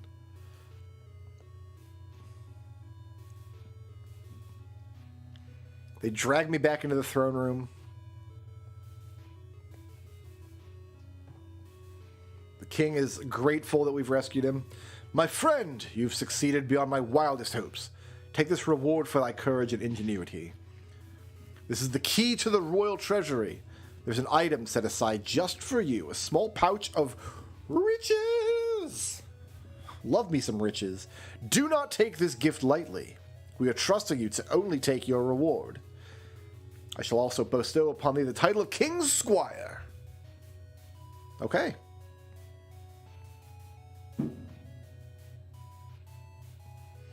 Fear not, 'tis but an honorary title. We don't have any responsibilities as King's Squire, which is good. Now I must speak with Lord Jer to quell all talk of war. Jer's army has withdrawn from the forest and will not return.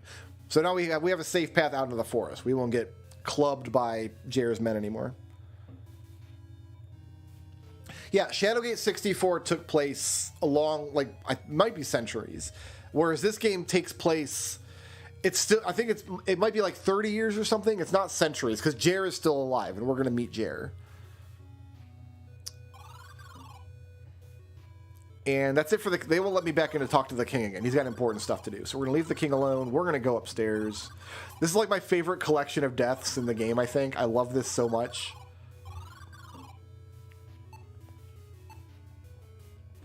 So we can open the treasury door. And there's so much stuff. But if you take anything other than the pouch, they just execute you. You awaken in a very familiar dungeon cell, your greed having gotten the best of you again. So, like, here's the key to the treasury, but only take what you're supposed to take. I think if you actually look around the room, Del even notes, like, this, like, the treasury is almost empty. Like, the kingdom is not in a great place. So, yeah, we just take the fancy pouch. This is what they set aside for a reward. We can't have anything else. An emerald, a sapphire, and the most perfect pearl you've ever seen.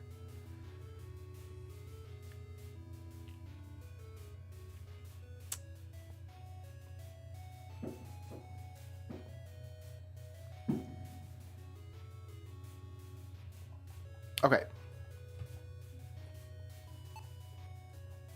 I just repeated that text for like 9 times. I don't know why. I wonder if the game's about to crash. We better save. Progress saved. Great. Okay. So we actually know that there's an item we can purchase with a sapphire.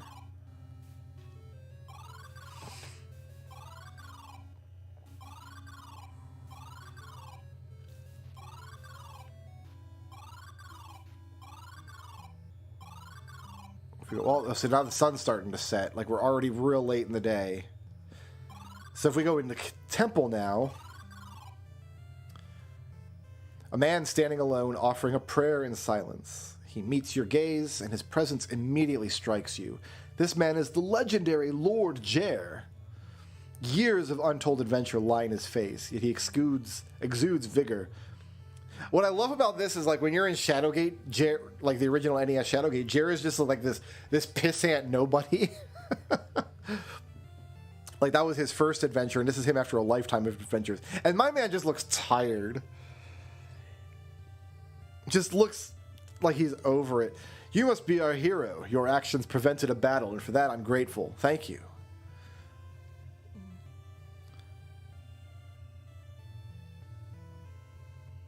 Despite all your arrogance, you recognize a true legend bowed to you. Alright, so there's the stuff we can do with Jer later. For now...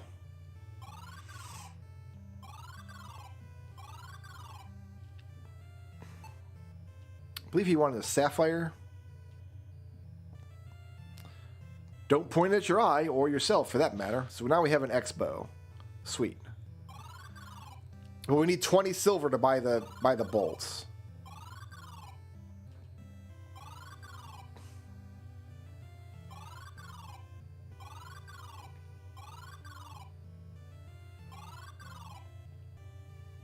All right.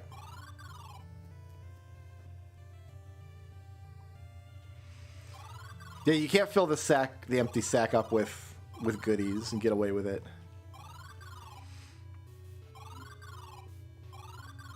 So we kind of have to go out the secret exit. We can't...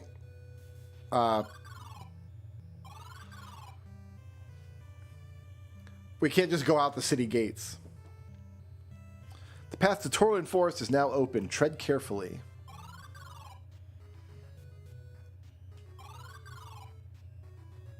So this is the Torlin Forest.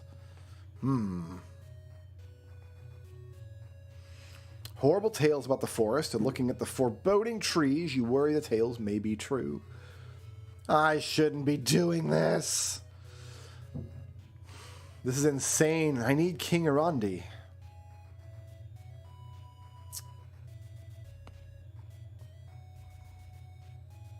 We have to do this with a halfling's luck. But our blue friend has given us some good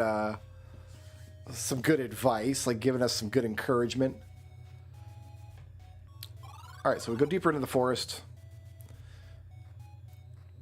Gwenethil, guard captain. Stop! These woods be no place for one such as ye. Go back. He says with authority, until you begin protesting and protesting and protesting. Finally, his patience breaks and he shouts, enough! Quit your talking. Tell you what, go to the mine and find my men. Good boys, but lazy. Bring them back and I'll let you pass. Now be off. First, I'm going to rob you because I am a halfling thief. I'm going to take another lantern, a heavy coat. Do I have to open the coat?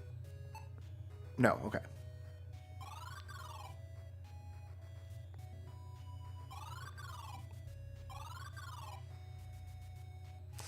This stuff's important for solving puzzles, but we're just going to skip it because I know all the puzzle solutions already. Head on into the mine entrance. Dreary cave seems to close in around you. Claustrophobia grips you as you think of all the rock above your head. First thing we're going to do is take a bird cage. It's not a random bird cage. Historically, people would use birds in cages in mines to like test for like noxious gases or like low oxygen areas. Like if you took a bird down and it died, you knew that that portion of the mine was not safe to breathe.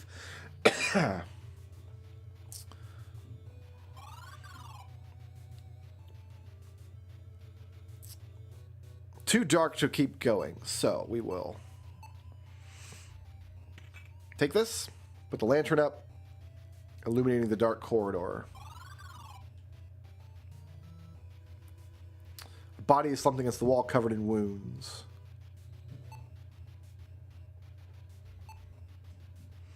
The body of a young soldier wears the traditional armor of Gwenethil. He is covered in bites and scratches. So we can take his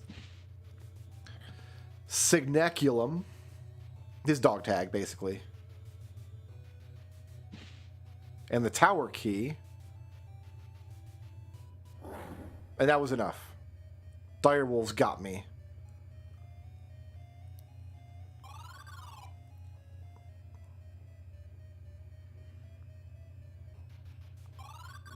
So we have time to take 2 items. Oh, in fact, we didn't lose any state. It let us keep the items even. Can I still take this?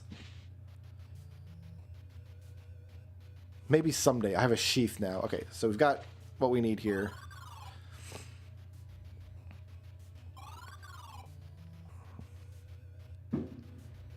At the bottom of a rope shaft, there is a sledgehammer. Yeah. This thing's got one final whack in it, then it's done. Because everything in this game is single use. Climb the rope. Here at the Overlook, another dead man. How did he die? Another young soldier. I've got a standard. Got the Signaculum B. Nice view. I love the view. And the views actually, it actually shows the rest of the game. You see the forest ahead of you, the river on the other side of the forest, you see the barrens on the other side of the river, and then the mountain beyond the barrens. Like, this is a realistic map of what we're actually going to do. This is another place I got hard stuck for a long time. Actually, not just yet. We're going to use the sledgehammer on this. Kablamo. We smashed some rocks free. We've got heavy rocks and a sledgehammer. That's fine. My back's going to kill me carrying these around, but we have heavy rocks. These things better save my life someday. They will, because we're going to take the heavy rocks. We're going to put them in a bird cage and have a heavy bird cage. Seemed like the thing to do. Speaking of the rocks can't be healthy. I have a really heavy bird cage. Good for you. This is where I got hard stuck because there's nothing else to do in the mine, but I didn't take my lantern back. And you have to do that.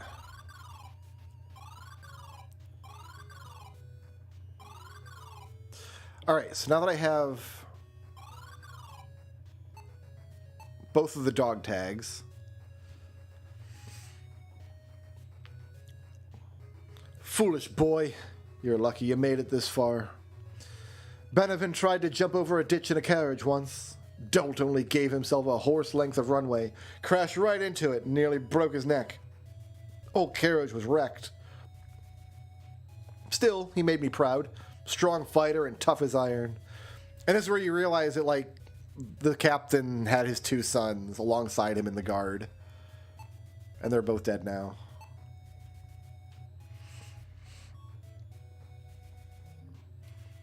You believed yourself invincible, reckless boy. One day Maravin builds a slide made out of leather rolls and soap. But the rolls separate when he slides, so he stacks boulders to hold him in place. Worked, too, till he slid head first into one. He still has the scars. A good boy.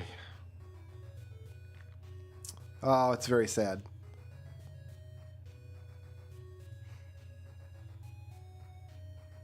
Go on, lad, but be warned, 'tis a cruel place, Fenling. Take care of yourself. I'm going to tend to my boys. So he's going to go collect the bodies. And, like, the game has a great sense of humor, but it also knows, like, when to not make light of the situation, right? Like, they could have made that into a joke, but instead it's just like a father having wistful remembrances of his sons. And we can't go any further in the forest now anyway. Now we've got to backtrack back into the castle.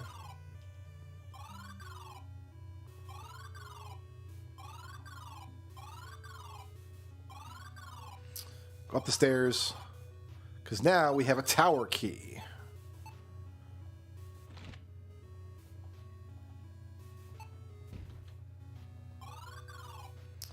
Okay. Library swings open. Oh, I broke it. Reach forward and gently flick the marble vase. It promptly cracks in half and falls to the floor. That's a fine example of shoddy craftsmanship, feeling no remorse for destroying the vase, but I can take the things inside of it. Parchment from the flowers, creeping vines from water below, countless times the stalks will grow. Words, not blades, will root them out, muster your voice and rally a shout. Herbicidia! I have learned a magic spell. Alright, so inside the library... Principles of Telescope Augmentation, 3rd edition. A lens may be used to filter light in a manner which emphasizes magical properties. However, to identify magical energy, a lens must also be imbued with magic. A simple temple blessing is sufficient. We know how to get a temple blessing. Resourceful practitioners report using the lens as a portable magic sensor when investigating observed areas in person. I don't want to take the parchment with me. Place it back where I found it. And I think that's all I can do in this room for now. There's a door I can't open yet.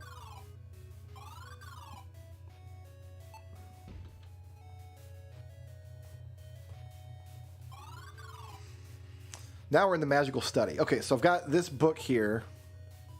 Several strange runes are marked upon the red leather of the book. Something's missing from the setting and the cover. A prominent green trim around the hole in the cover. Well, What you do in Shadowgate when you have fancy gemstones is you match the colors. So emerald goes in the book. It snaps firmly into place. Sense of calm and safety with the gem in place. It's surely safe to take the book now. Oh, I guess it would have killed me if I tried to take it.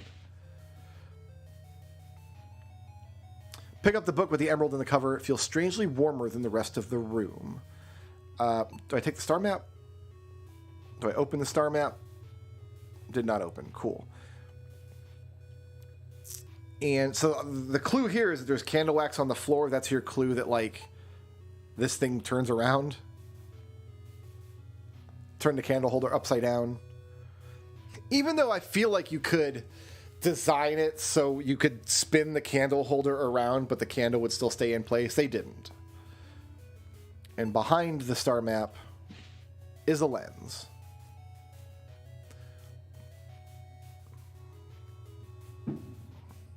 I pocket the spare lens, figure out the magic part later. And if we look through the telescope, as you peer through the telescope, you notice the lens has a faint blue glow, seemingly a magical property. Your vision focuses on Torland Forest. From this vantage point, you see the maze-like paths that have left many travelers lost.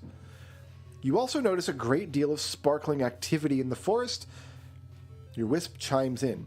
The wispkin of Torland. Mortals are not usually fortunate enough to see them. We can see them because we're looking through a magical lens. You know it's a magical lens because it has a blue border. If we could take this contraption with us, we could see the wisps when we're in the forest. But we can't, because we can't, like, haul the whole telescope out of here. So our next task is to get this lens magicked.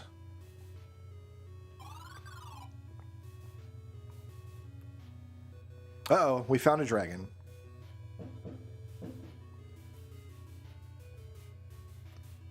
Let's not get too close until to the purple dragon. We'll head back downstairs.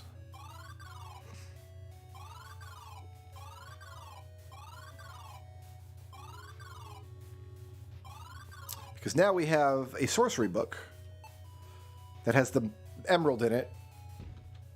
It will open up a hidden space. There's always a hidden space in the library. And here we have a clay griffin, a Tempe's bag, which, what are Tempe's exactly? Sweet blue crystals are a favorite treat. You would only share them in an extreme emergency, maybe. And a gold vessel. I don't think you can take the pillow. You should be able to take the pillow. You can't take the pillow. It's too bad. Okay, next. We go back upstairs.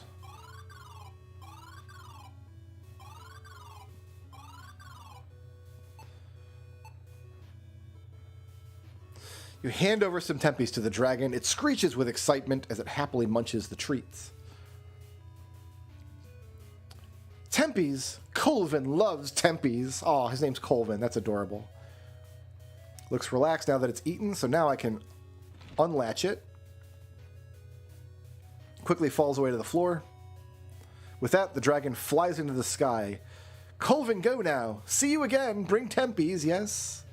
A portal appears into thin air, and the dragon flies into it, disappearing from view. Well, I'll be the son of a dwarf.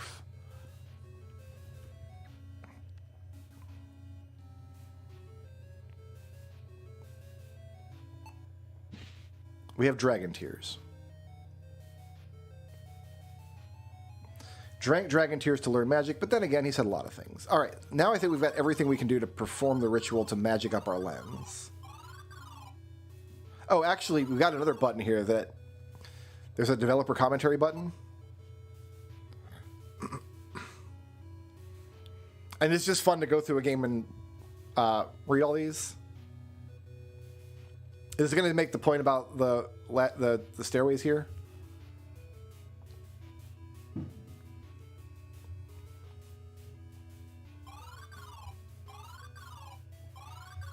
I got to do a playthrough where I just go through and click all of these, because I've clicked some of them, but not all of them.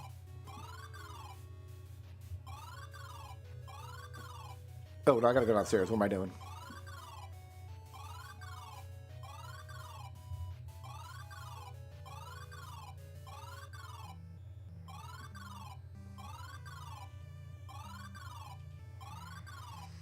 Okay, so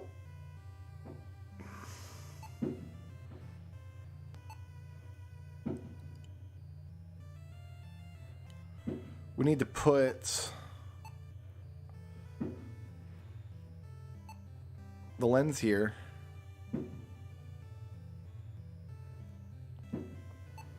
You learn how to do this ritual by examining books and stuff, but so the statue needs to be holding a rod and holding a gold vessel, and then you speak the magic words.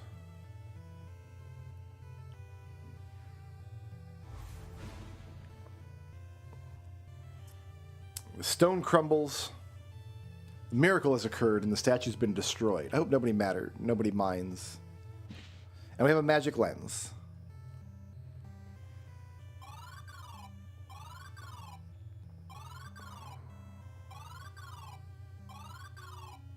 Can I just drink the dragon tears? It tastes like the ocean with a hint of grape. Yeah, it's a spell that we need later.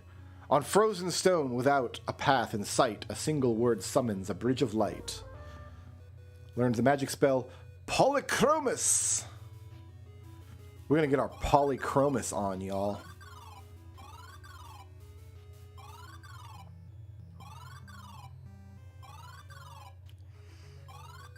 And if you examine the dwarf's gravestones, you learn, like, follow blue wisps, but not, like, red wisps. Area is cursed, a gaping maw that consumes travelers without the magic to guide them through. These trees are stifling close. Can't use the sky to navigate. If we're not careful, we may not emerge, but I've got a magic lens. A faintly glowing green wisp hovers silently in the air, pointing towards a path. So, we want to follow the green wisps and ignore the red wisps. Red wisps are bad.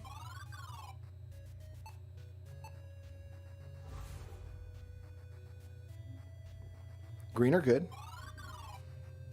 And once you know the solution, it doesn't make you do that again. Now we can just travel back and forth through that area with no issue.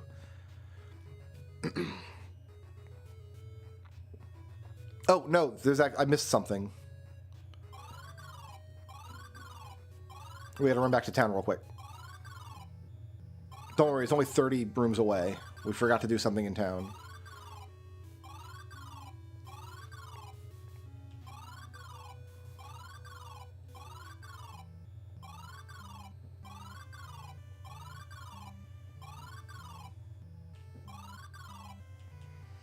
Alright, so we're heading to the curio shop.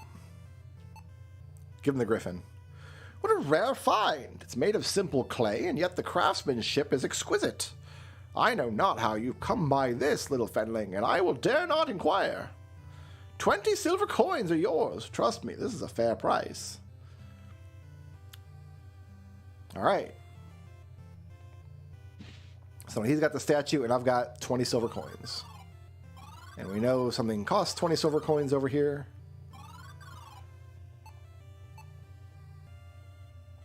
Thank you for your purchase, Fenling. Mind your fingers, the bolts are sharp. And now, I can use the bolt quiver on the X-bow to make a loaded X-bow. Yeah.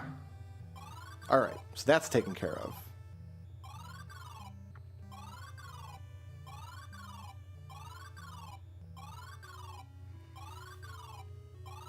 We will unlock fast travel eventually.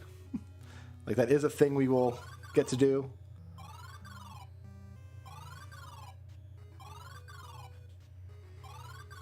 Oh, no, we're not going to fire this thing as fast as San. That's not going to happen. All right, so we go up to the covered bridge. If we try to go into the bridge and we try to cross it, the wood opens up. There's a trapdoor in the middle, and we die. Last time we got plunged into raging waters, we were lucky because it was just the underground river. We got to the side. This time the current's much stronger. The Torland Chamber of Commerce should be told about these killer bridges. I won't be able to write that sternly worded letter. You've died. The sky is dark, and the world is doomed. But we go down here under the bridge. There's like a hatch, and we can hang our heavy cage from it. And it holds a latch in place.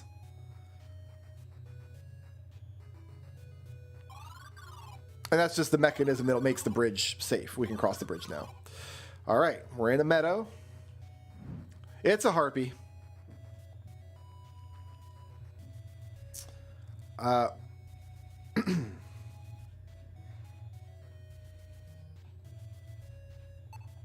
think we use the standard here.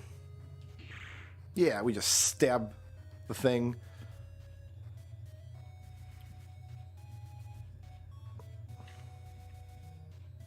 Impaling the flying horror.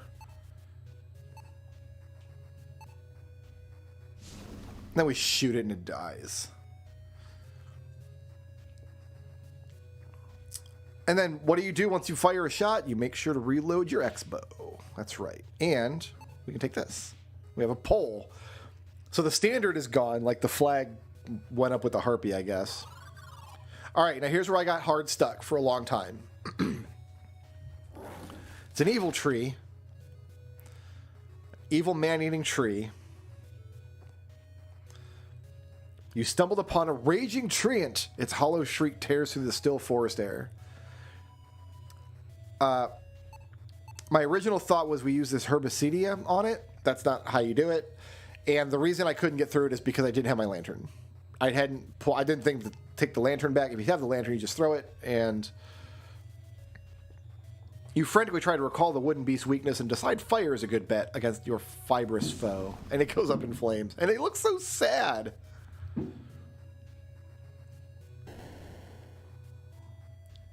All right. And there's this thing.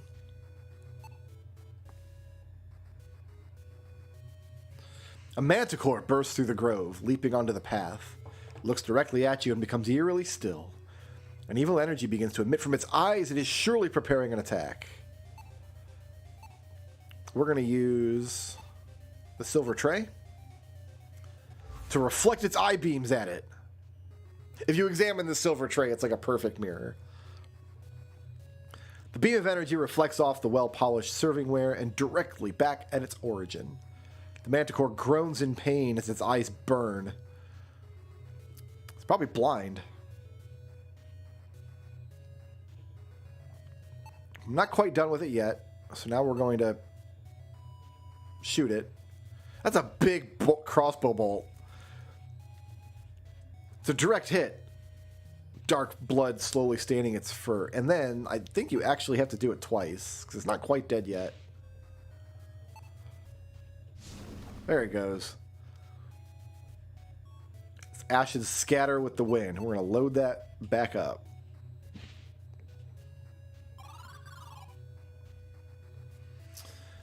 Beyond the forest edge and into a quiet clearing before you is the Tyre River. Thank the one I can rest. We are covered in bruises, our bodies aching, the day's coming to an end. Plan to catch a boat and sleep like a log on the next leg of my journey. Wave at the merchant and point to the boat, asking if I can catch a ride. Love to have you join us, but as you can see, we're locked in port. Damned hydra weeds are a menace, I say. Cut them and they'll grow back double. Not sure when we'll get free, Fenling. Well,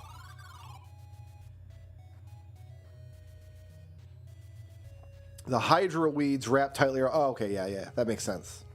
I thought I was going to move on to the gangplank to get to the boat, but we get hydra weeded even before I get onto the gangplank. We're getting keel-hauled, really?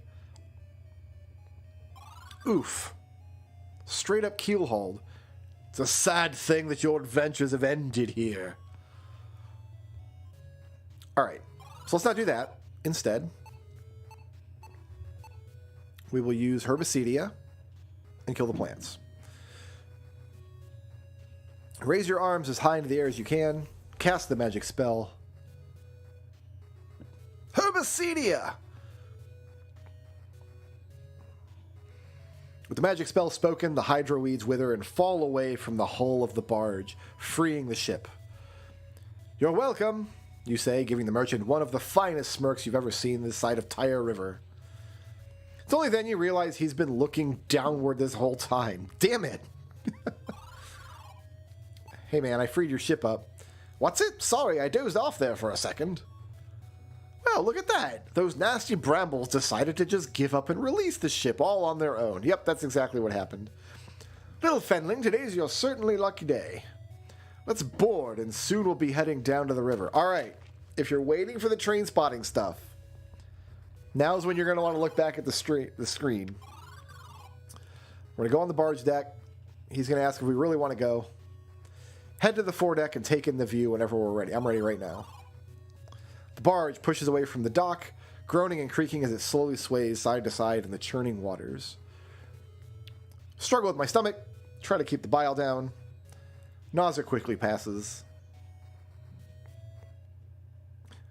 Waves of chilled mist roll over the edge of the barge deck, quickly becoming so thick that you can't see your feet. We're going to Ravenloft. That's it. I'm done with the cold for good. I resolve to adventure in only tropical climates henceforth. The mist keeps rising, turning into a thick and cold fog. Laughter echoes through the mist. It sounds like it's coming from all around you. A raspy voice hisses, I see you, Fenling. You should have kept to your own affairs. Suffer and drown. You hear a splash as you arrive back on the barge deck and see the merchant is nowhere to be found. Hey, get back here. So he just drowned himself. So we're on a timer, and there's nothing that you can do. Like the mist, like you just walk back and forth. So all of the timer deaths take this long. And in this one, you just have to wait it out.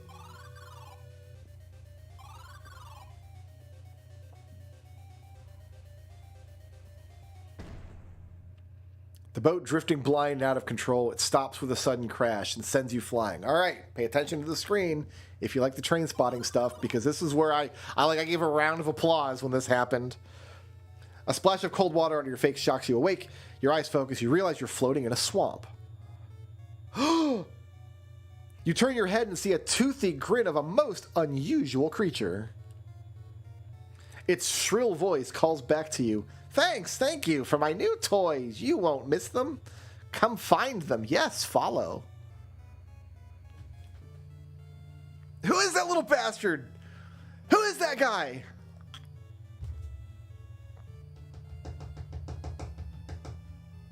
I loved it.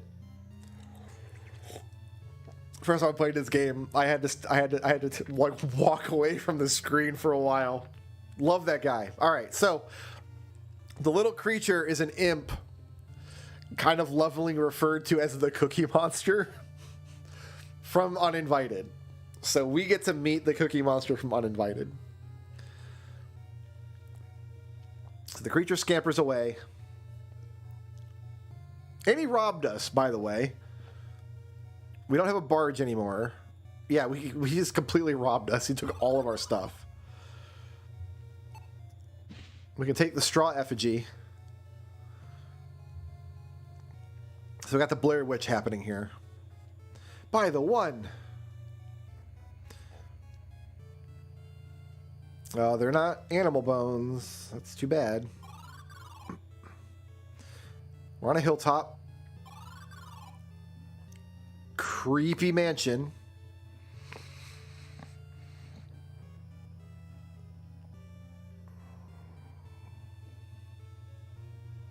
That's the one major complaint I have about the game is they don't actually play the Cookie Monster jam. I was so disappointed. I was happy to see the Cookie Monster. I'm glad we get to meet the Cookie Monster and like do stuff with him, but it doesn't play the Cookie Monster jam, and I don't understand like how they could possibly have missed that opportunity. Oh well.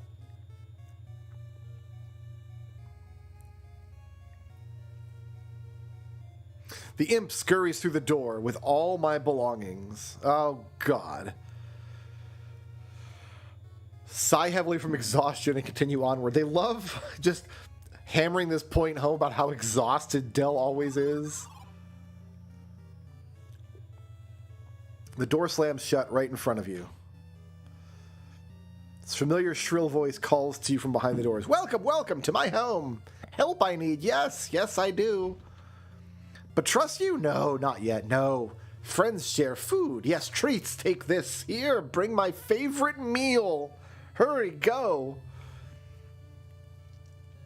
A small red stone out onto the ground. It quickly shuts the door again. We have an occult stone.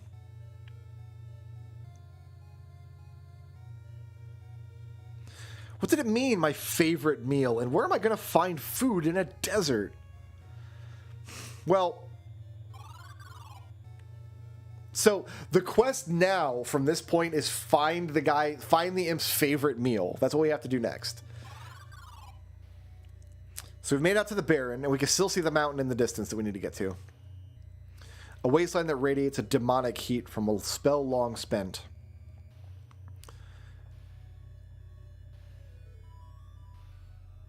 The spell of hellfire made this forest, apparently. I mean, there are, like, reclamation efforts that they could make. Alright, so I think we could go into here. Yeah, we need to take this guy's hand wheel. This poor bastard. So we have a hand wheel now. That's great.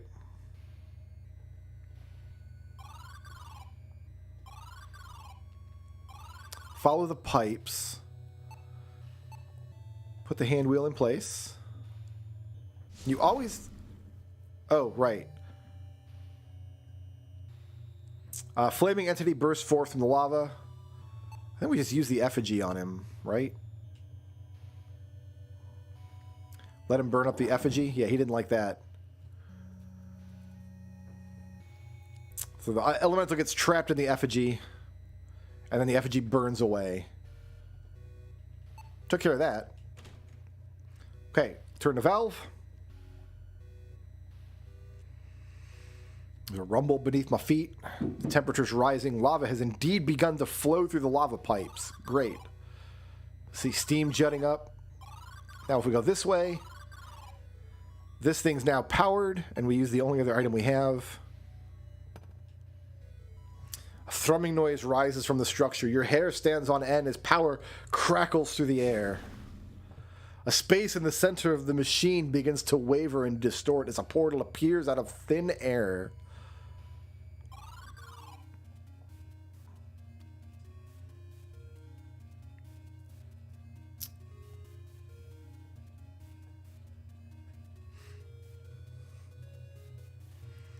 Portal flicker weakly, then disappear. So we have no more portal. Good news, bad news. Good news is we didn't implode while the teleporting. Bad news is the portal's dead. We're stuck here till we can power it up. Yeah, every chapter of the game has different graphics on the sides, which I think is a better use of the space, because we can use this map a lot when you're learning the game. Like, we're in Loch Ness now, I guess. This you don't use as much, because... Why would you? But they could have just made the game widescreen. But I actually like the use of the square viewport in the game. I think that they did that well, and that gives you space to give like more just thematic graphics on the sides. It wouldn't have been incorrect to do a widescreen version, but do we use this? Yeah, we just dig the soil away, and there's a slot in the base of the structure. So the portal's dead. We can't do anything with the portal. How we can take this chunk of ruby shard, climb up and out. We can take this chunk of ruby shard.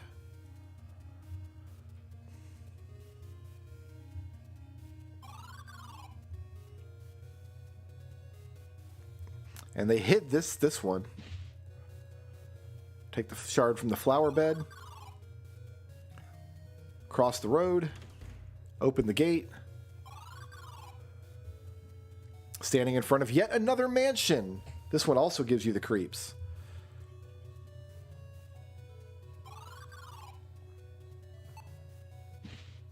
Take that ruby shard.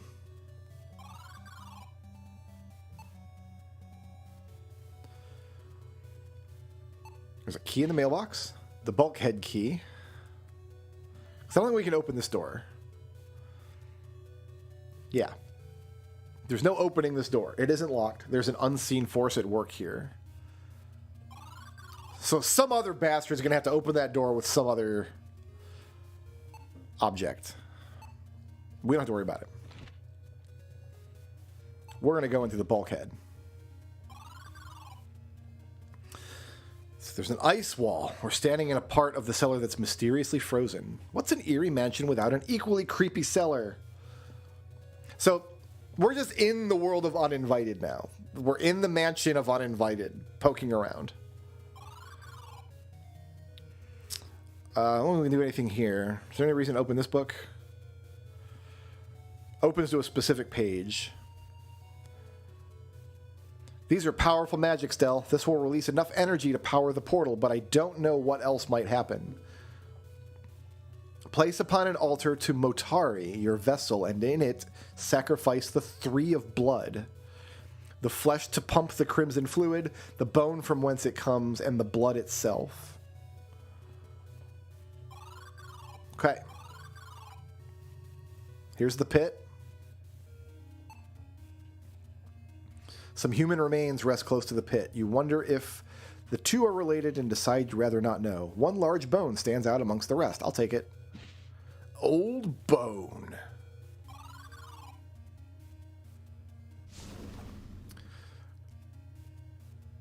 A bloody horror appears at the top of the stairs. The bloody apparition hovers silently, beckoning to your doom. Fear overtakes you as you struggle to think of an escape. A red glow from your pocket, you reach in and withdraw the ruby shards. Their glow intensifies as the shards float before you. With a blinding flash of light, the shards combine into a beautiful red gemstone. The ruby pulses with radiant energy. With a terrifying moan, the spirit reels at the sight of the stone. The horror is sucked into the stone, trapping the evil. The large blood-red ruby feels cold in your hand. The skull is gone, but you can still sense its presence. You're about to climb the steps when you hear the wisp speak. That stone harbors an evil entity, Dell. It's dangerous to carry it for long. So this is a reference to Uninvited. In Uninvited, you find this ruby, and as you're carrying it in your inventory, every X moves in the game, you'll just randomly die. It's not random. It's some number of moves, you die. It's kind of that game's version of torches from Shadowgate. And if you realize the ruby is doing it, you can throw the ruby away and avoid dying in that way. So they're making a very overt reference here. We're just going to chuck the ruby down this hole. Yeah. Cannot allow that to happen. Cast the stone into the pit, hoping it's never recovered. Can we jump down the pit? Failed to see the bottom of the pit. Okay, well, can't die here. All right. I have a needle. We can open the desk drawer.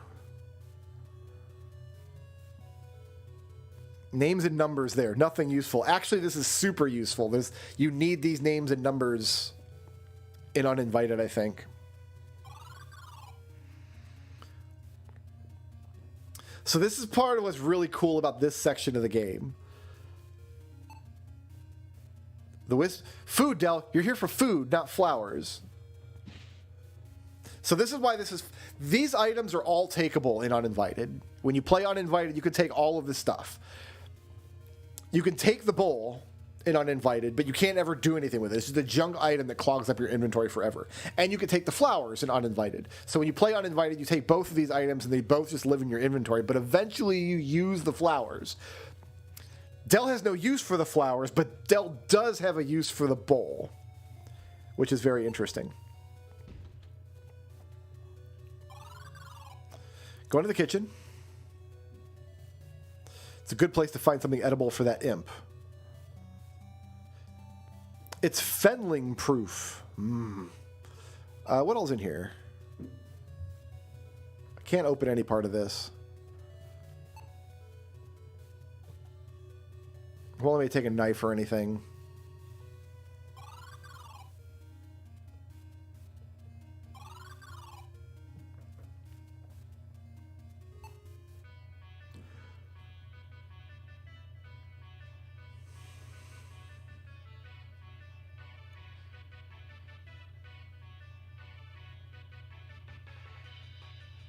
I don't know what this music is.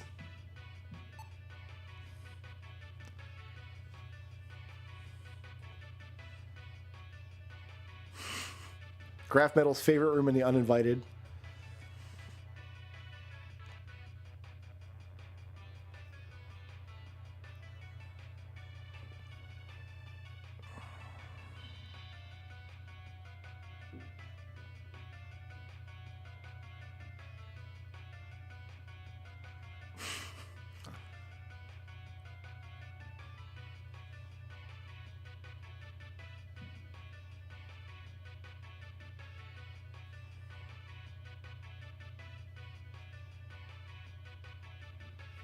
Okay, so it's music from Spectacle. So the music's a reference, but like, man, it should play the Cookie Monster music. All right. Use the chessboard. That unlocks the cabinet.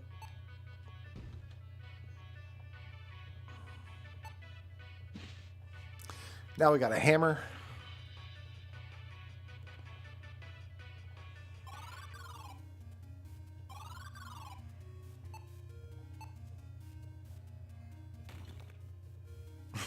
Break the cookie jar. Aha! There's a cookie in the cookie jar.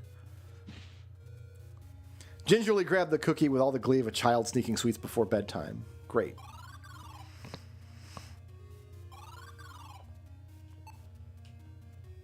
Okay, so we can't actually go through that door.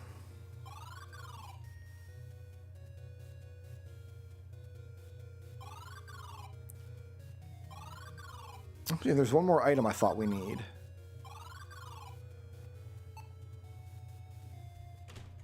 Yeah.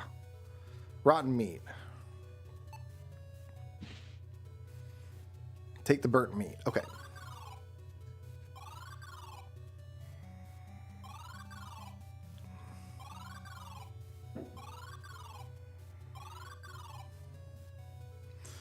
So we're going to put the ritual bowl in the thing. So it wasn't like a salad bowl, it's a big ritual bowl. We're going to put some meat in there. We're going to put a bone in there. We're going to use the needle on ourselves.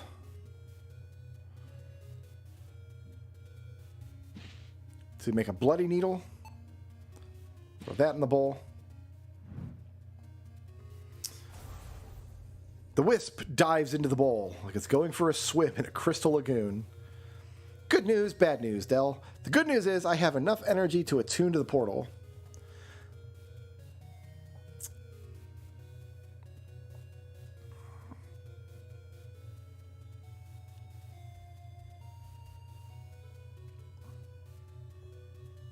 The bad news is we opened a gateway to what you people call hell, and a lot of angry things are coming. Oh, look, there's one now. All right, so we can take this.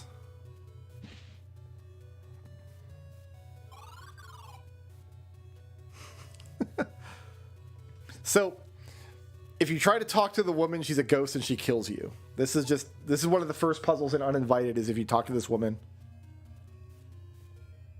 Ah! Yeah. In fact, she's like on the cover of the box, I think. After all these years, you came back for me, my love. It is time you were mine forever. And she eats me. Great. And if you die in this area, you get the uninvited skull. And as your game over, which I love.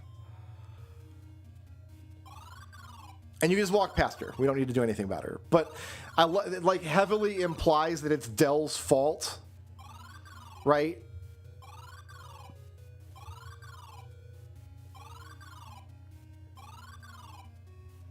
That like the mansion's haunted. Like if you try to go into the mansion.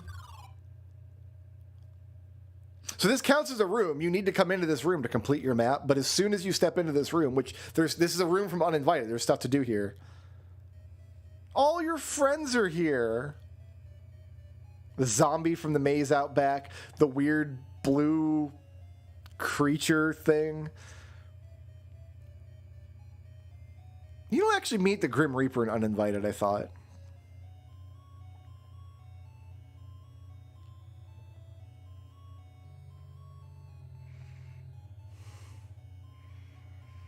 My quest is over. Yeah, here's a good old blood red skull.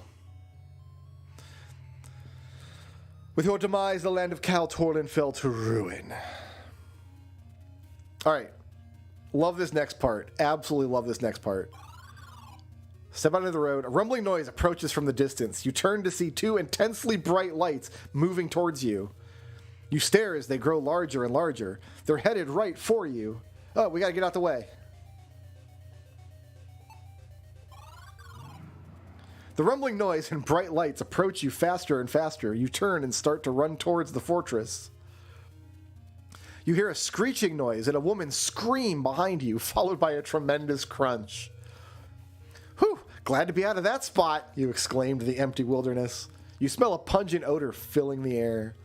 You have no interest in going back to learn what that was. It's time for you to check on the portal. So not only did Dell release all of the horrible undead monsters into the mansion, so Uninvited starts with a car crash. Like you start the game in a car that's crashed and you don't know where your sister is. So the game's implying that like you're driving down the street, you see this like halfling asshole just in the street, swerve to avoid him, crash the car. So all of Uninvited is Dell's fault.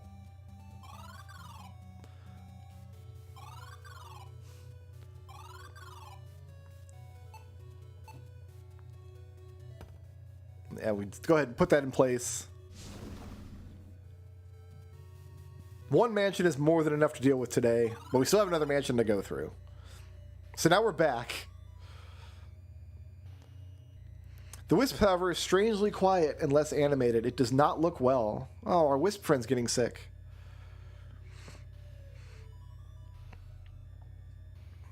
All that for a cookie. Oh, well, at least I can get my things from that accursed imp. So that's also a reference to Uninvited, because to get the cookie in Uninvited, you've got to go through a lot of nonsense, like a lot. Like most of the game in Uninvited is getting access to the cookie. For the same reason, you got to feed the little red imp guy.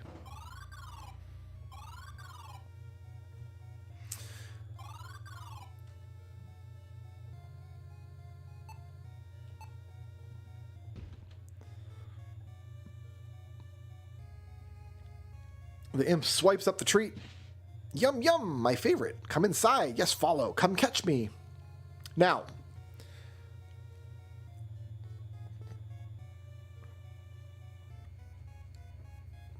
to go into the mansion here, of course, as soon as we go in, the door's locked behind us. And we're stuck in the mansion for the duration of this chapter.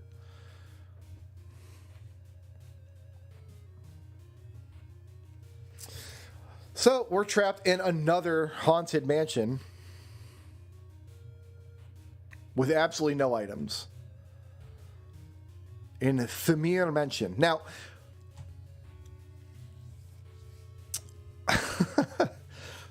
actually, before I go any further, I'm going to take a step away for 2 minutes. I'll be right back.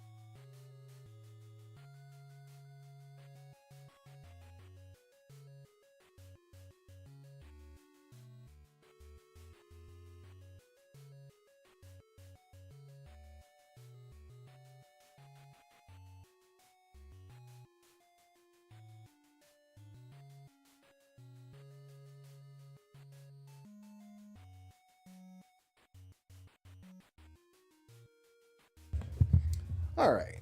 Decided I needed a nice mug of hot cider, so let's go ahead and scorch the hell out of my tongue real quick.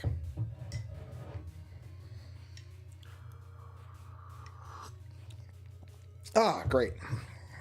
Be able to feel that for days. Now, believe it or not, we're coming up on a moment in this game where the game diverges into two paths. There's 4 different endings, and 2 of them are mutually exclusive. And then there's like a neutral ending. What was the 4th one? I can't remember the 4th one. But the divergent point is whether or not you save the Cookie Monster's life. So as we go through this chapter, like either the Cookie Monster will live or the Cookie Monster will die.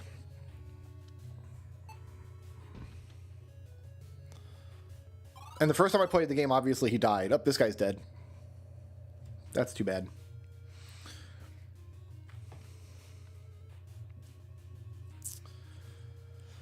I hate this haunted mansion. But I can take a chalice. This doesn't open, right? Is it because it's locked or what? Pantry door is locked. Okay.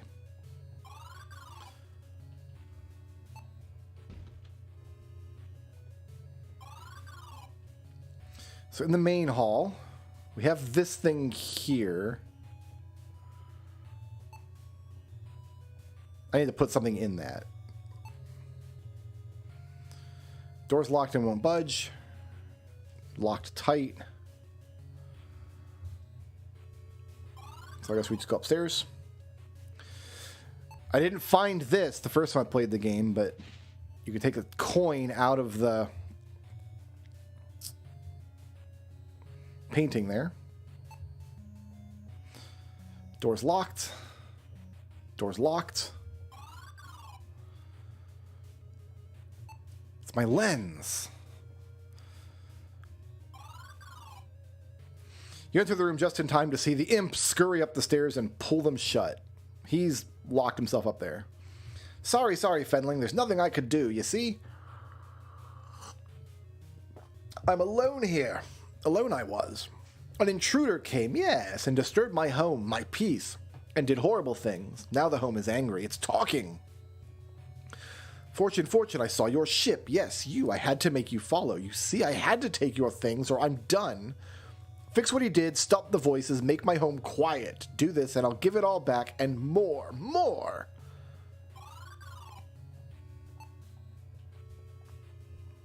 So purple is evil. There's this thing here. Scroll M1.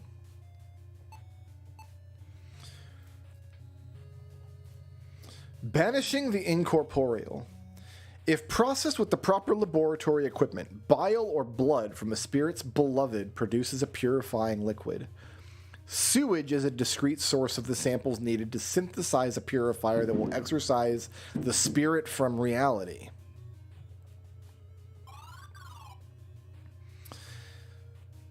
Noticing the air is frigid despite the roaring flames in the fireplace. With a blast of displaced air, a phantom straight out of your worst nightmares suddenly manifests in front of you. Numbing cold comes off the creature in waves, chilling you to the bone. Del, flee now. I know not what this is, but I sense a vast evil. Run, you fool. So you just have to run from it. By the might of the one, what was that?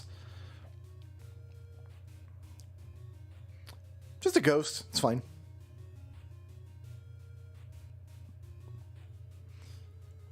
Is it still in there? Yes, you just don't...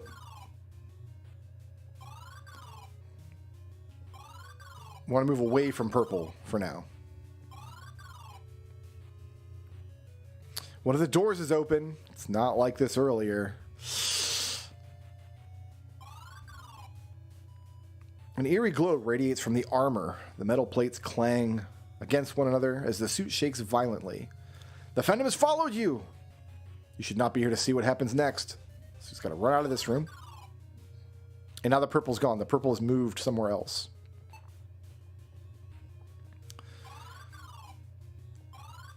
But that means this hallway is clear now. And we just move through the fireplace because it's not really fire.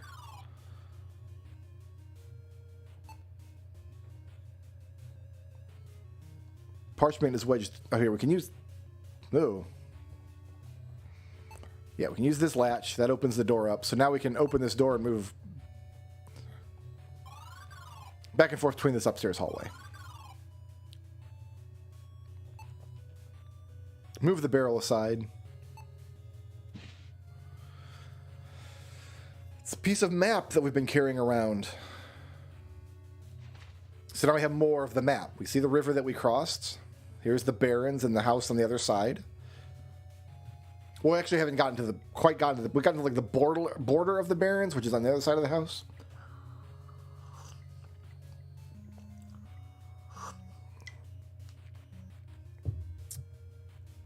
And there's a clock down here. And there's a trapdoor. And we jump down the trapdoor into the library.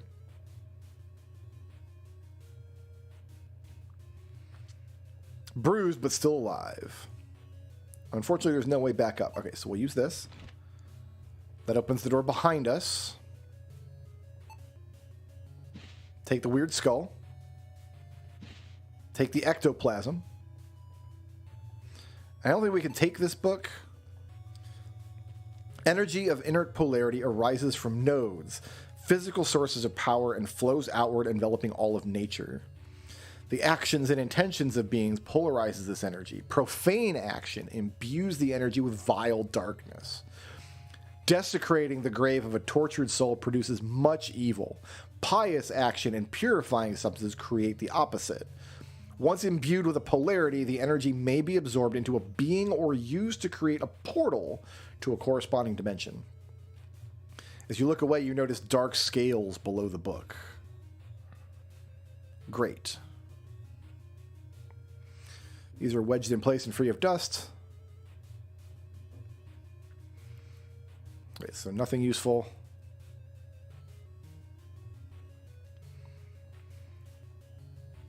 This is like lab notes, right?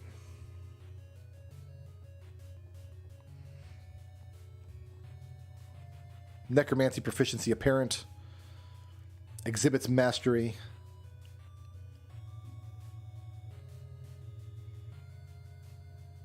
Subject ready to proceed. So bad juju is happening here.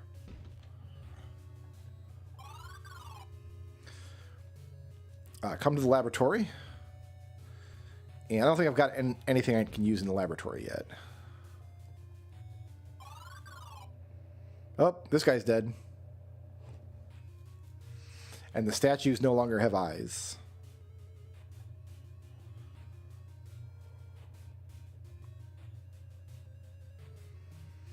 All right, I think we need to leave this room for now. In fact, I'm going to save here because if I mess this process up, I'll need a hard save to reload.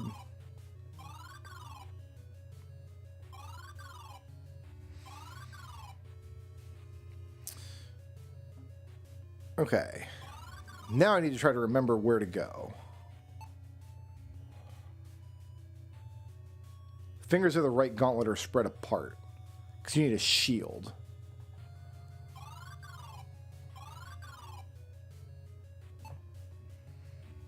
Okay, that door is going to remain locked for now. This door is going to remain locked too, right? Yes, okay.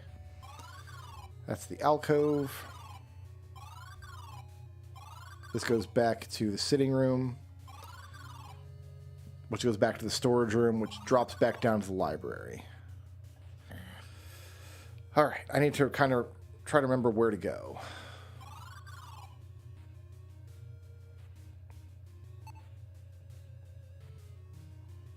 I don't need the vessel until it's filled with whatever comes out of the device. Well, I can put ectoplasm in the device.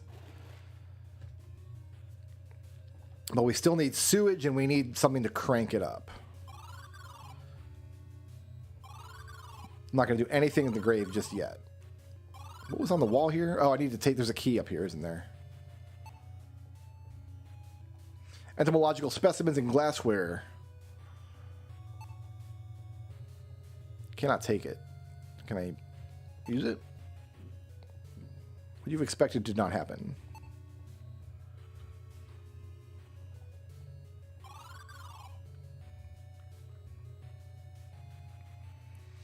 Wasn't there a passage here? Yeah, we take these books. Pull the books away from the shelf, the panel behind them slightly askew. A good knock will do it. Well, I can hit. There we go. There we go. We take this. Moon icon. Alright, so I can use the sun coin on this, I think. No, I can't. I can use the moon icon on this.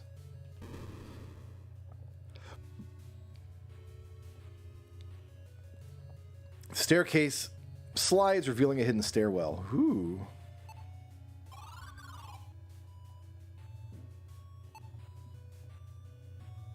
No getting through without a key. Great.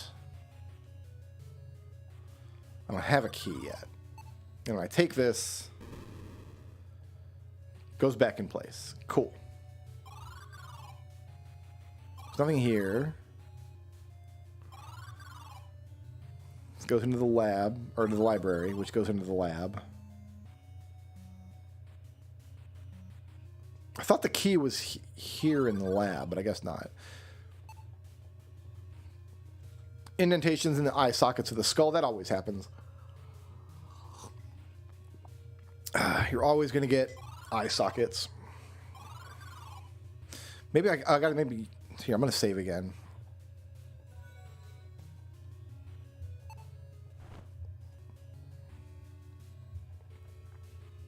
Okay, so that guy's laying there.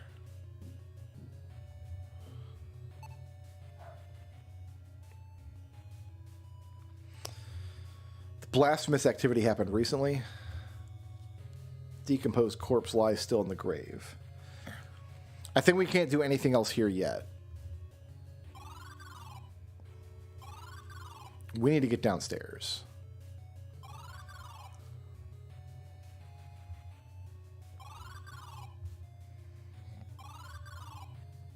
Oh, it's right there.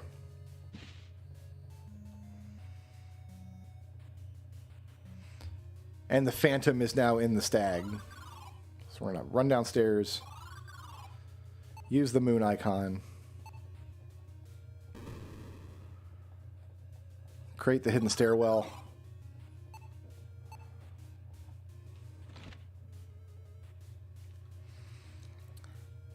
Move beyond. We'll take the shovel. So this door won't open. Oh, it does open. The door slams shut. Machinery clangs as the walls come to life, slowly closing in on you. You pull with all your might, but the door won't open. Oof. That's tough. Pointed metal pushing into your skull. You have failed in your quest. No, don't reinstall Windows updates. What are you doing? They don't see I'm streaming? Alright, so that room's not any good to anybody. That door's got no knob or handle. This guy's very dead.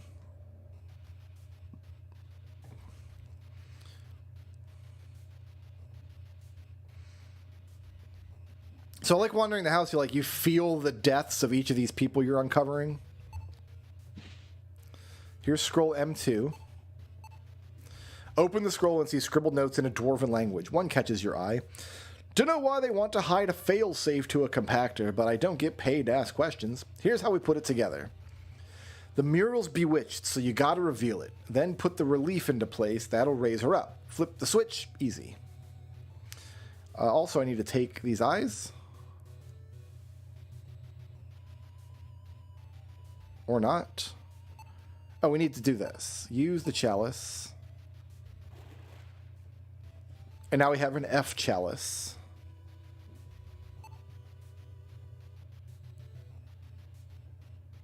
A small key hangs off of its jaw.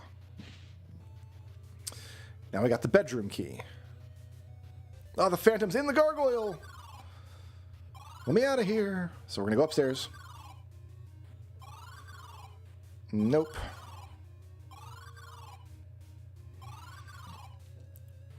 We're going to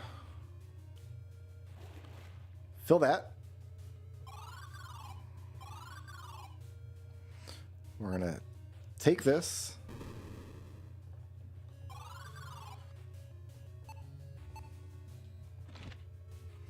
Open the bedroom door.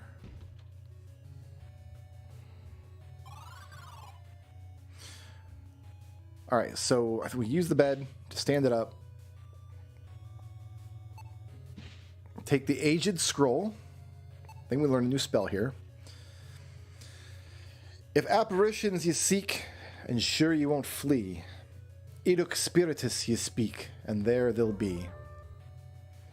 We've learned Edux Spiritus, and then we'll use this again to create a ladder, but there's a mirror in this room. And we use Targwinthal on mirrors. And the mirror vanishes. And now we can go through. So now we're in the other bedroom. So we do this. There's something under the bed. I can't tell what it is from here. We better try taking it. Oh god, it's a monster. It's a skelling man.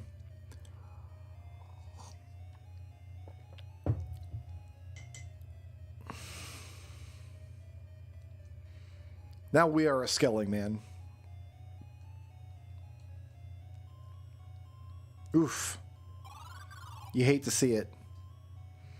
With your demise, the land of Kaltorlin fell to ruin.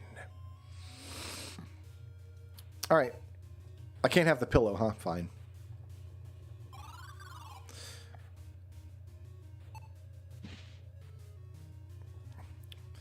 I read the most fascinating thing today. Should things go awry and I am haunted, purifier alone is insufficient. The remedy, pour salt on the corpse. Ha! Trivial. You close the book and wonder what monster wrote such things.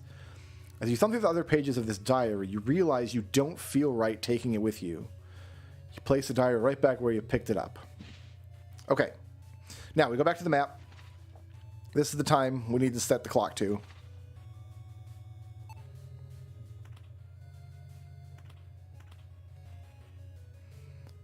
Was that not right?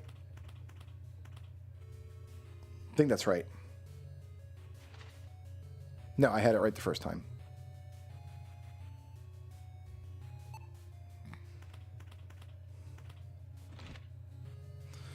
Hurrah! Got a brilliant red gem. Mine. And now this door is open. We can go back and forth between the two bedrooms. Great.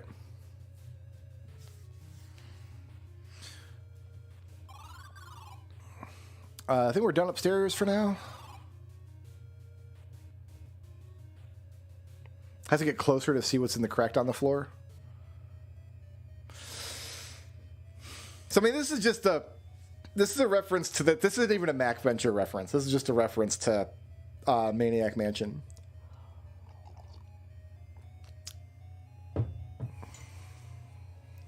What kind of maniac has a tentacle monster in their mansion? Couldn't tell you, man. Could not tell you. All right. Next.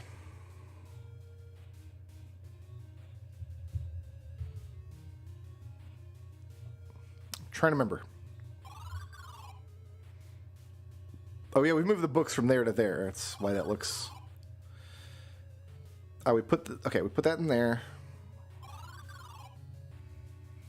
We got one of the gems. We need the other one.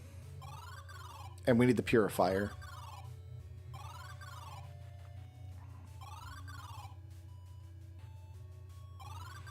And we need salt. Oh, we didn't go down the ladder. That's what we didn't do. All right, so we're in the mural room. We were told to...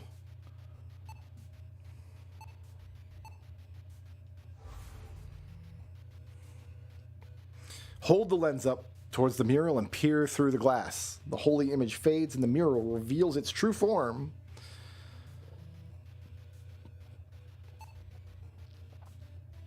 We can stick a skull in it.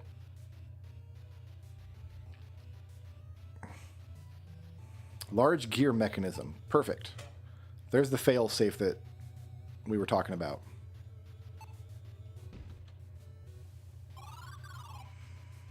And this goes back downstairs.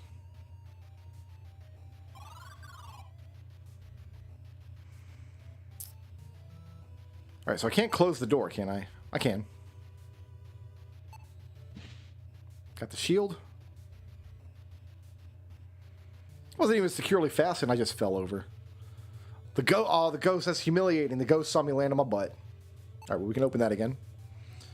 We can open this, revealing a shallow hole with a handle.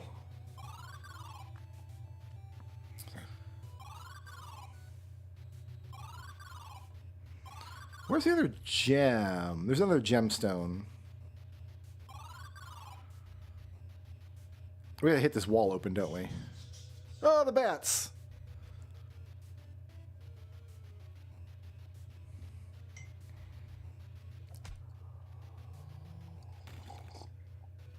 There's the other gem.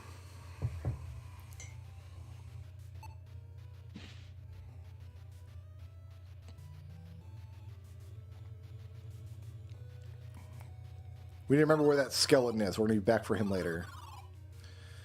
Alright, I think we have pretty much everything we need.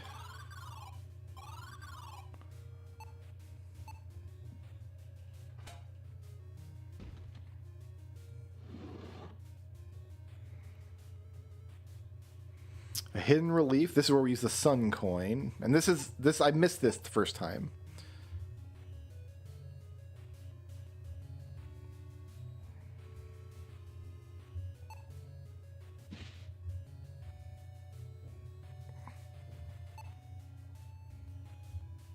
What did it do?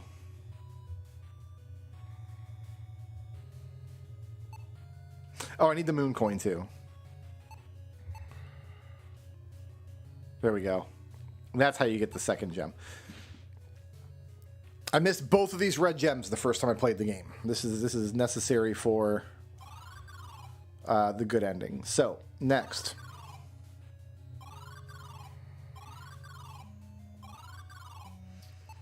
We can use the handle onto the apparatus. It fixed perfectly. Crank that handle, baby. Works the magic. Liquids combine to fill a vessel on the table with a pungent-smelling substance.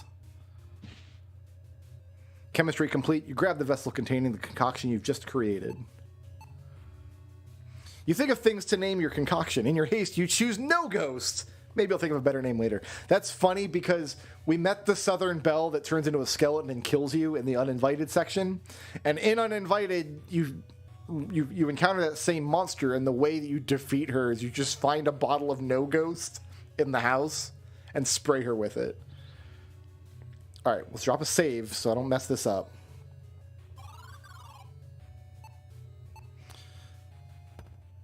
Put the 2 red gems in place.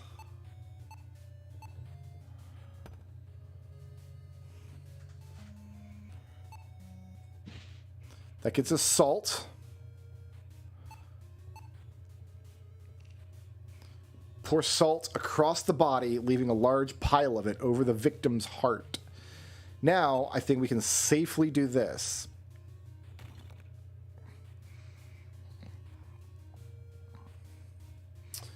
You think about how miserable it is that you're on this journey.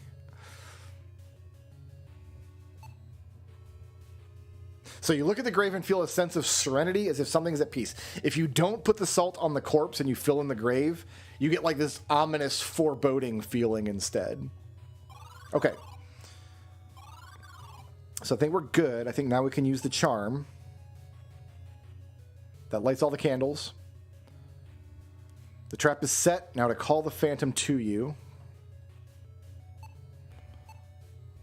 We did that with Edux Spiritus. We called the phantom. A familiar wave of icy air hits your body and the shiver from cold and fright as the phantom appears before you. Hit it with the No Ghost.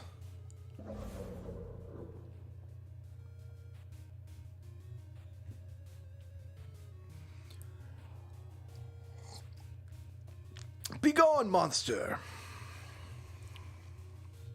Its form begins to dissolve and lets out a horrifying shriek that leaves your ears ringing and your eyes watering. Taking a deep breath, you look around the room. Everything is calm and peaceful. And this pile of ectoplasm never goes away. But now we can go back upstairs. Nope, we can go back upstairs. And if you did that incorrectly, the little imp is dead. The phantom has killed the imp. But we managed to befriend the imp. Look how happy he is. Thank you, thanks. My home is quiet. Yes, silent. All is well. Finally, you say as you take your things. You know more hardship is coming, but you feel good to be on your way. Well, we can take this too. The pantry key. All right, we did a good thing for our buddy, the Cookie Monster Imp.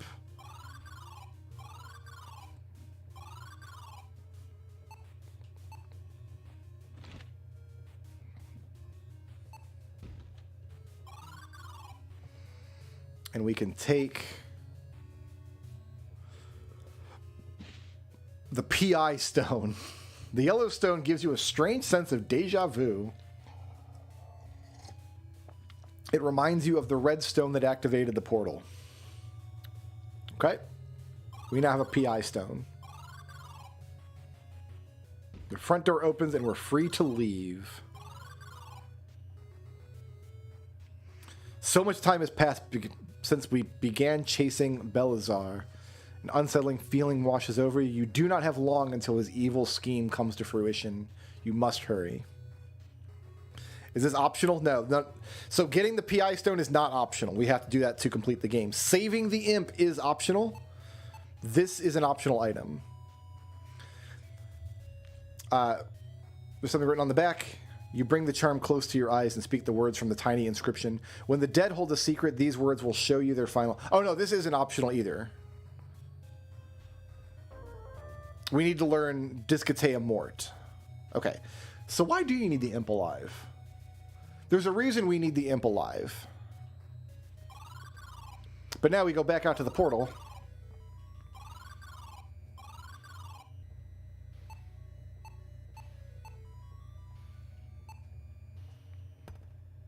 Pop in the PI stone. The space in the center of the machine begins to waver and distort, and a portal appears out of thin air. You stagger forward, your head spinning like you're recovering from a stupor after a week-long festival in Windermere. You have no idea where you are or why you're here, but at least you remember your name. Time to go, Del, you mumble. So, Deja Vu is the third Mac Venture game. And you start Deja Vu by like waking up in a bathroom stall with amnesia. You don't remember who you are. All right. You look around. The portal's nowhere to be found. You sigh heavily, wondering what to do until the wisp begins speaking. More good news and bad news, Del. Bad news first this time. We've entered this world nowhere near a portal.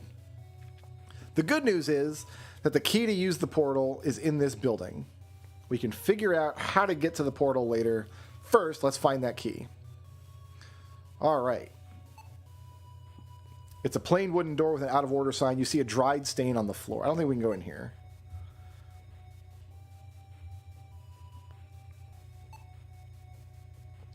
Case with a glass doors mounted on the wall. There's an indent as if something is meant to hold something. It appears to be the shape of a sword. An image of a man wearing a pinstripe suit with a snake on the front. He's holding a leather glove and a white ball. A plaque at the base of the image reads, starting pitcher, K. Roloffs, player number 95. So I actually need to make a note of this.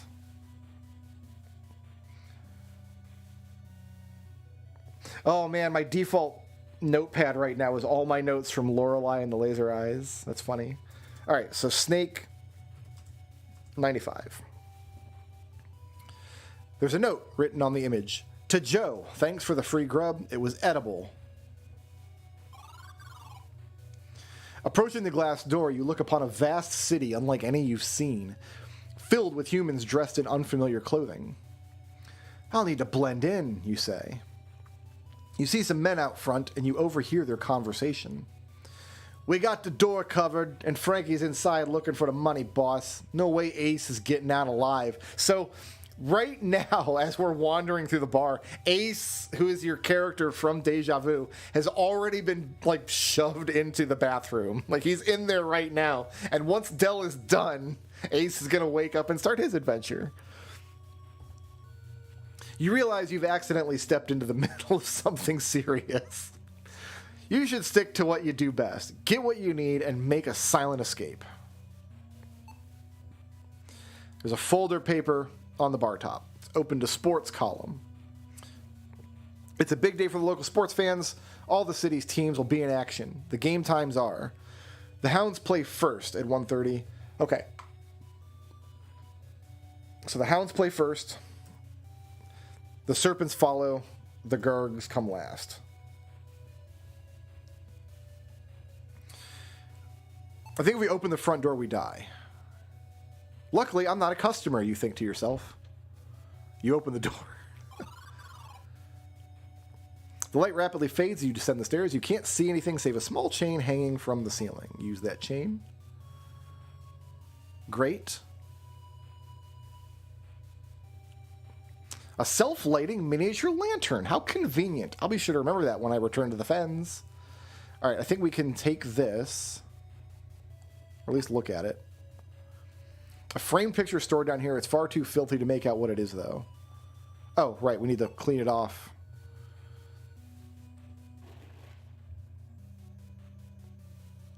And it's just water. Watered down wine. What a shame. But the picture is clean. It's an image of a man wearing an odd helmet with a stone monster painted on it. He's holding a brown leather ball. A plaque at the base of the image says, wide receiver, C. Gazette, player number 47. So we know the Gargoyles played third. 47. Joe, you gotta hire a painter and fix up the place. All right, now, the shelf here, one of the wine bottles is not a wine bottle. It's a baseball bat. It appears to be a slender club. It has a decent heft and is quite solid. You are impressed with its quality. We can't actually put the bat back, can we? No, okay. It's just letting us know there is a baseball bat somewhere. Did I look at both of these?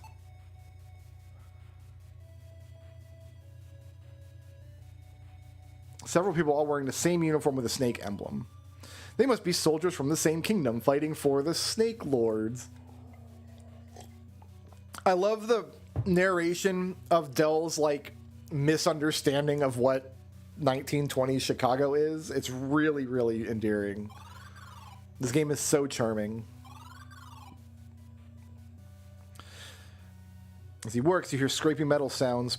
As an experienced thief but a miserable lockpicker, you recognize the sound of a stubborn lock when you hear one. Realizing it's only the two of you in the building, you begin thinking of a way to subdue the intruder before he sees you. Unfortunately, you can't use your crossbow here. Let's do it anyway, actually. The large man turns around and without a single word draws a metal object from under his coat. Crack, crack, crack, crack, crack. The cacophonous noise echoes in your ears as your body drops to the floor. You feel warm liquid seeping from your chest and pulling under your back as your vision fades to black. Welcome to Chicago. I love that they changed the Grim Reaper based on the scene where you die. So good. All right, so no, you got to club him. You got to hit him with the baseball bat.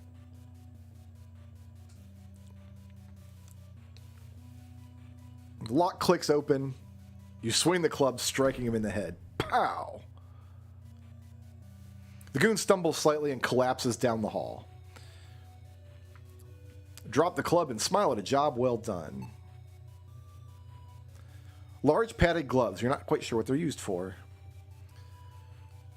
Name on the faded poster, it says Puff McMuffin.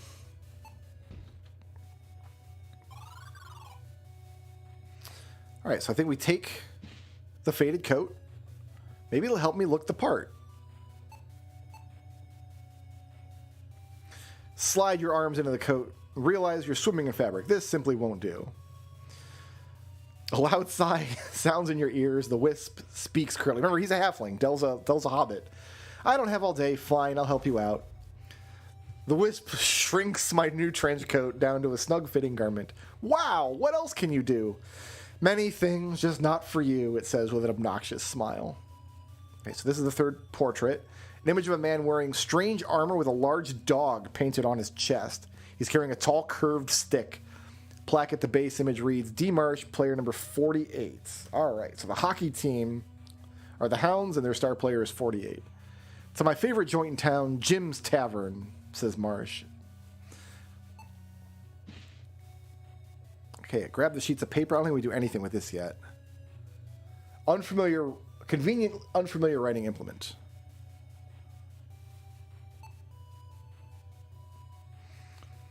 Makes an off-putting sound when you lift it up. Best to leave it alone. So we're not doing anything with the phone. All right, there's a button on the wall.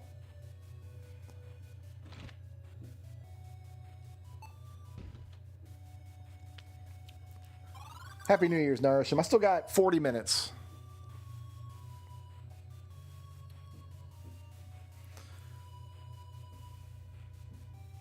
The carpet underneath is covered in faded stains. All right, so we're going to take this off the wall.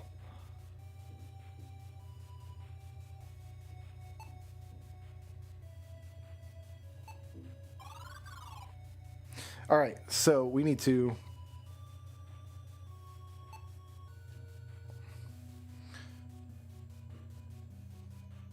$48, and then 95, and then 47.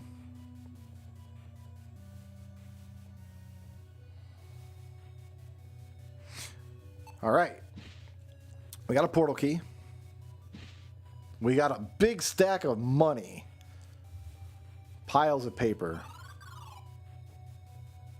Several loud footsteps enter the next room. A gruff voice speaks up.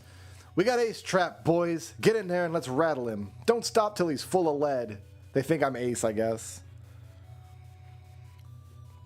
Sounds like they mean business, Del. You have everything you need. Time to get out of here.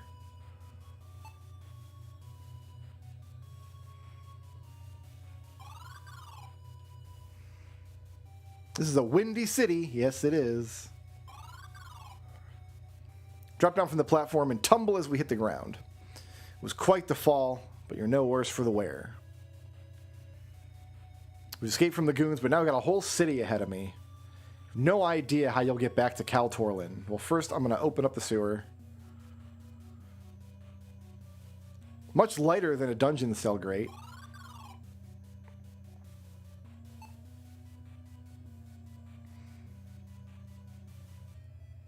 Oh, I angered the crocodile. There is an alligator living in the sewer in Deja Vu.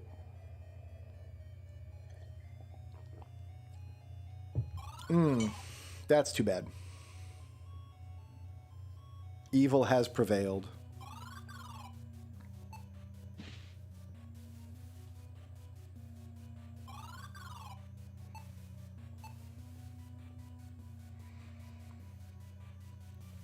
Is this hole in the fence in Deja Vu? I think it is. I think the hole in the fence is in Deja Vu, so now we know how that hole got there. Peculiar carriage catches your eye. As you approach it, a cloth slips over your head, and you're shoved from behind. There's a loud slam, and the sound of a muffled, gruff voice that says, "You's pretty dumb to come around here again, Ace. The Syndicate is enough of you." They think I'm Ace, even though I'm a halfling. Whatever you're being held in starts to rumble, and you sense you're moving for a very long time. You feel the shaking stop. Moments later, you hear click and are met with a gust of frigid wind. You're lifted into the air and tossed onto the cold ground. The gruff voice speaks again.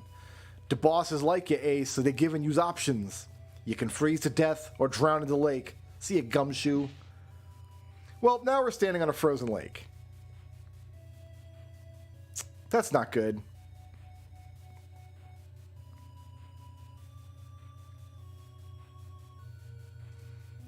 Footsteps being erased. Well, a lot of good this coat did me. Whoever that is, I'm not Mr. Gumshoe. I'm Dell. Get rid of the coat. Not wanting any more cases of mistaken identity. All right, so the trick here is you have to look each direction. And if they make you nervous, you don't go that way. That's nervous. Thick enough to hold weight, so we're going to go that way.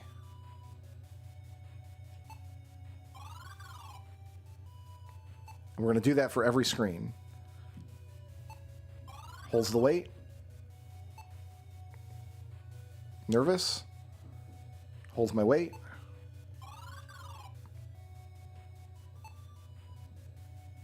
Nervous. Nervous. Holds my weight.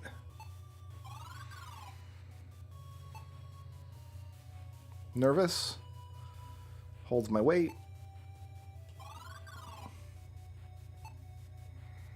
Nervous. Holds my weight. Holds my weight. And that was it. So we've wandered off of the frozen lake. After the excitement wears off and you calm down, you quickly retrace your steps and write them down. With your notes in hand, you feel like you're a real detective. Surely you're better than whoever it was those goons were after, Mr. Shoes something. So I just wrote down the path. It reads east, north, east, south, west, west, north. So we know that now.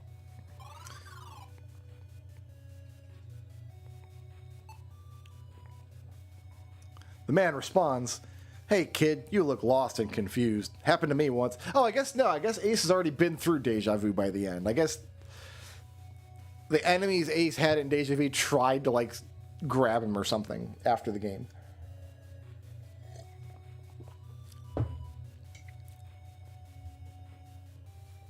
Dell, huh? Strange name for a short one like you. Tell you what, I run a boxing gym. Come by and I'll teach you something to help keep people off your case. Thanks, Ace. All right, well, I got some money.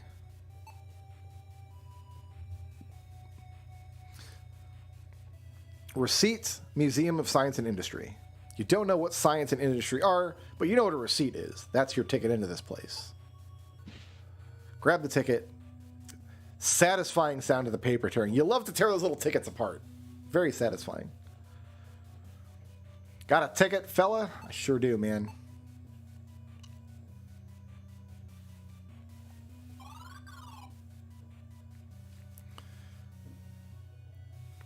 All right. We found the portal back. This portal is drawing power from this place, but it has no destination. Let's use the key and get home. Did I have the key? Yeah.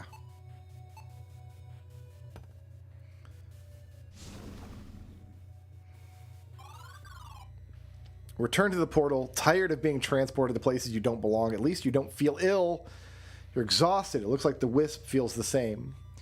As you consider resting for a moment, a gust of desert wind strikes you, reminding you of the long journey ahead. At least now you have the knowledge to traverse the dangerous expanse of the great barren desert. Or at least you think you do. So we went through all of the uninvited stuff to get a cookie. And we went through all of the Deja Vu stuff. So there's endless dunes. We should watch our step from here on out. And just like the lake, I think we can just do this. No, we have to look at it. East, northeast, southwest, west, north. East, north, east, south, west, west, north. So for some reason, the path across the icy lake is the same as the path through the desert. But now we can get back and forth through there without having to use that. We are below Gatekeeper Mountain.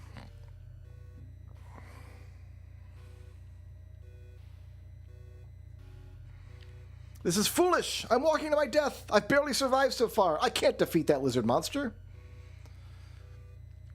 But you have survived, Dell. You have the breath to complain. Perhaps you have the will to persist. There's no one to take your place. Should you fail, the king, your friends, your family, all of them will perish, or worse. I hate this. And I hate you, but I understand. Fine, let's move.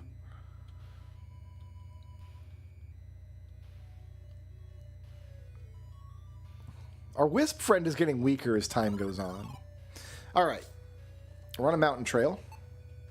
We have a caravan here.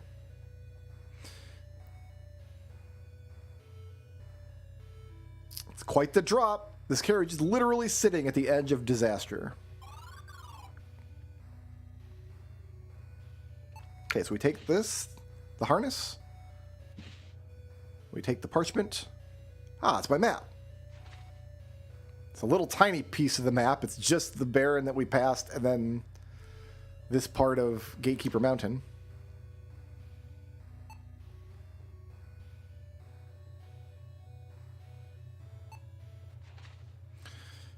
Circled passage in the book. Fables tell of traders who could travel between lands and speaking a word of great power to fairy stones. Marked with a telltale X, the fairy stones can transport one across the kingdom in a flash. And I think we just have to look at Takithios.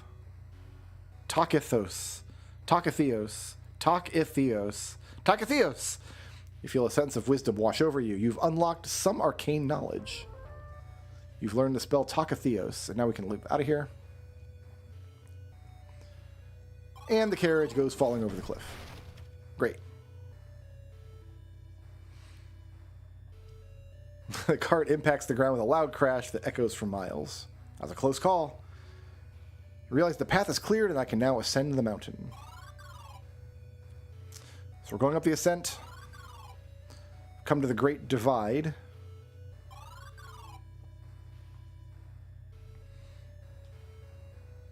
See something in the tent? You can't quite make it out from where you're standing, though. It's a zombie. A decomposed body lurches forth from the tent, wearing the armor of a Gwynethal soldier, stands before you. Now, we have this new spell, Discatea Mort. If we use it on a dead thing, on a corpse, you slam the pickaxe into the ice, anchoring it. With a pull, you finally lift yourself over the mountain ledge.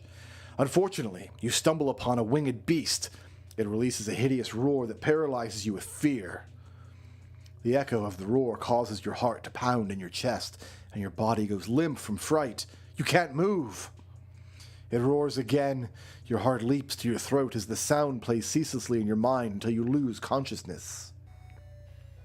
Shaking your head, you ponder whether the zombie still fears that sound. So you get to relive how the dead thing died, and this thing just doesn't like noise, so let's just make a noise at it. I admit I got stuck here for a long time. This was a block for me in the game for a long time. I didn't think that just speaking to the zombie would cause Del to wave his arms and growl. But I scared the zombie away.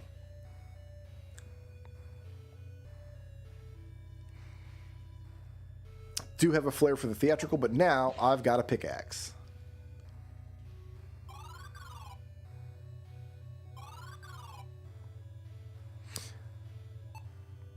Take the grappling hook. I love this view because you can see. Yeah, if you try to climb down, you'll die. But you can see the whole game up to this point, right? You can see the desert we just crossed, and then here's the haunted mansion, the river, the swamp, the forest on the other side, and the city off in the distance. And you got to see this view from the other side when we came up out of the mine. So really cool attention to detail here. I absolutely love this. We don't want to take this rickety-ass ladder. We want to use a pickaxe to swing at the ice wall. Make a divot slightly higher up. This should act as a grip. We're going to do that a couple times, actually.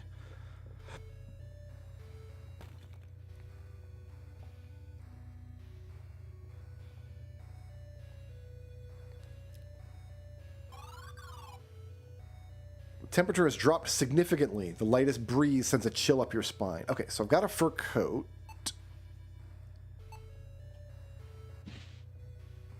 Okay, it's freezing. Time to put this on. Slightly warmer, but at least we won't freeze to death. We've got a harness. Attach the harness to the lead rope. We can freely travel along the rope.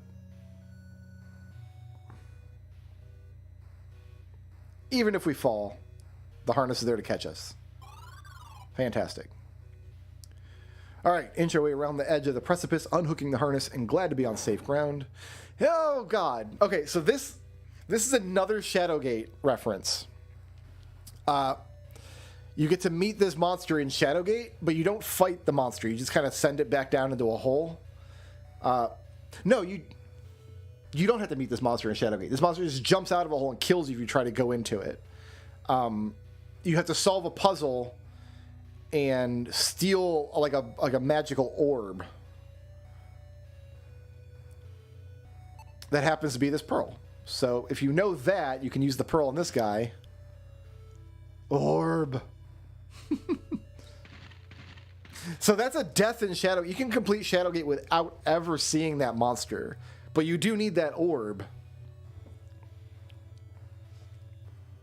in order to complete Shadowgate. All right, so we can see our purple dragon friend in the distance. He taught us the Polychromos spell. So I have a Rainbow Bridge. The Rainbow Bridge is as firm as stone. Recognize the Gwenenthel Castle creature. You gape in astonishment at the coincidence. Well, I'll be the son of an elf, you say with a smile. You wonder if you have any more sugary treats. I actually do.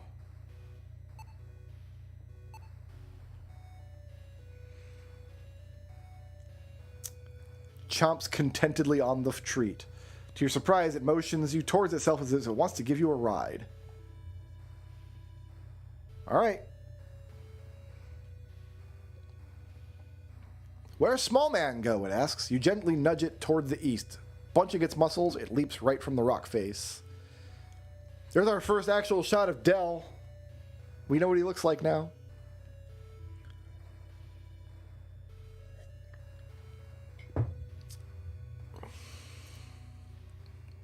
Dell is now a dragon rider. Wherever the creature decides to land, you guess. Land with a stomach-churning lurch in a clearing somewhere inside the mountain. Stunned by the flight, you don't even protest when it shrugs you off its shoulders and flies off. A dirt crossroad leads to a lone cabin flanked by a dark forest. A sense of urgency begins to fill you. It's a very gargantuan portal. This portal uses a different source of energy, Dell. This portal is powered by pure life force. It demands a great sacrifice to open. But I have an idea. We may be able to borrow some life force from the recently departed. Speak to the dead, see their final moments, and find the ones that can lend us their last bit of life. This will not be easy. Be resolute. You've proven yourself capable. Let's go. Alright, so we have like a new little quest. Here's a lone cabin.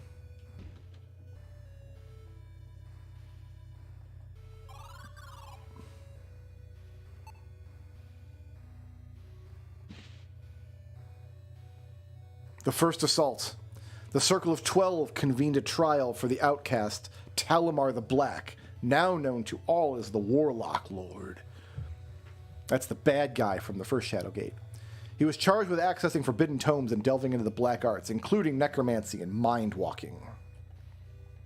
But Talamar was clever, and the trial was merely a trap to draw the circle together. Once gathered, the trap was sprung. Many of our brethren fell on that dark day.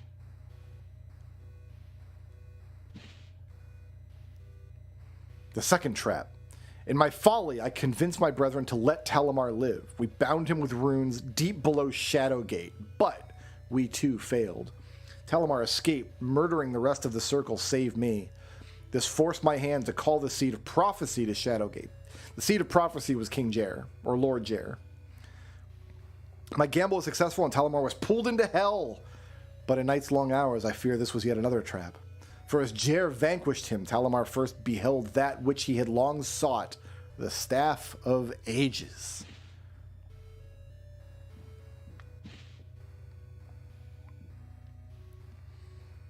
The Revenant War. Talamar's war raged against all the kings of Kal Torlin, and cities fell to his hordes as he tore across the lands. Troll, changeling, goblin, and ogre led the attacks while Talamor resurrected his foes as armies of shambling corpses. Recognizing their end was near, the remaining king's forces in the Circle of 12 united and met Talamar's army at Maudslay. On those holy grounds, by more luck than might, Talamar was humbled and captured, his monsters scattered or killed.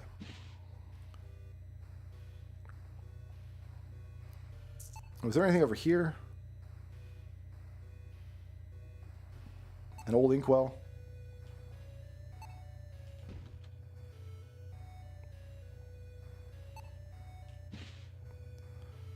Grab the gold ring.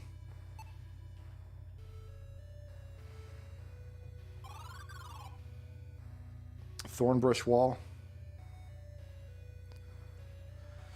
Ignoring your gut instinct to avoid the wall. Oh yeah, we're about to get vined. Oh no.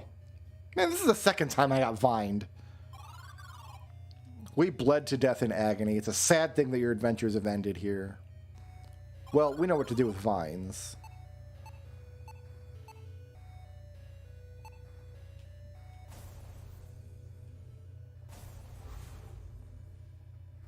The spell's been nullified. Someone must have wanted to keep people away to invoke such fierce sorcery. Okay, so we can't do anything there. We can use this thing.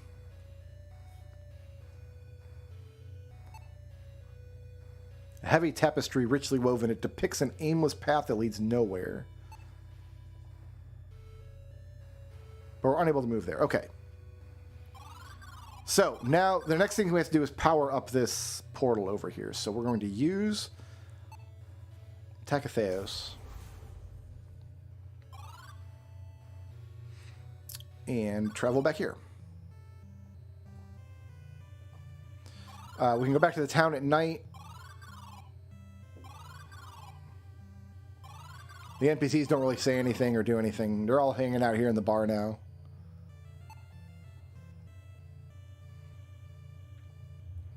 The tiny hero returns. You're welcome at me establishment anytime. Yeah, we rescued the king, so everybody loves us. Thank you, Fenling, for bringing us together. I see you put the old crossbow to good use. Well done. You've made me proud. Thank you for uniting me with my love. Visit us next time you're in Gwenenthal. Hello, young Fenling. As always, my store is closed at night, but I trust my wares perform to your satisfaction.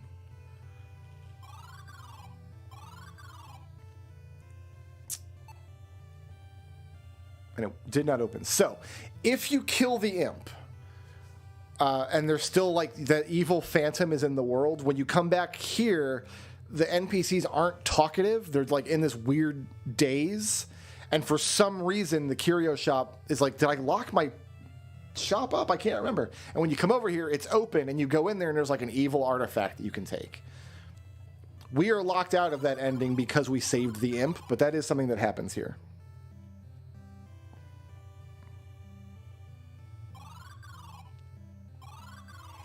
But what we need to do, let's go back into the castle.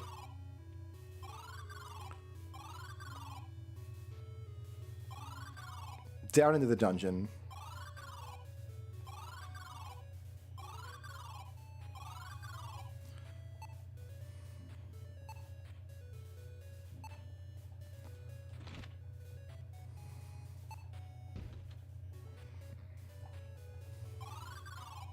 All right, dead guy. We know what to do with a dead guy.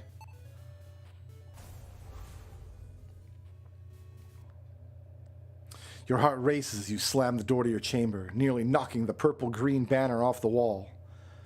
It was by chance you saw the book fall from Ovin's satchel, and by fortune the pages revealed his plot within Veldar. As you think of where the king is at this hour, movement draws your attention to the reflection in the large mirror. Green, scaly hands tipped with claws quickly cover your face. One stifles your scream while the other slides over your neck. And this time there's like a little spirit here. We have the betrayed soul. So, in order to power the portal, we have to go everywhere in the game where we found a dead person. And we have to use that spell on them. So there was a live guy in there. I think that's the only one in the dungeon. So we can be done here now. Actually, we can just...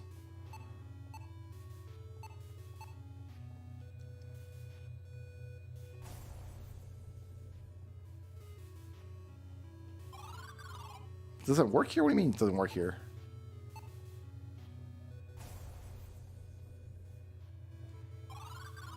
I have to be standing at a stone, don't I?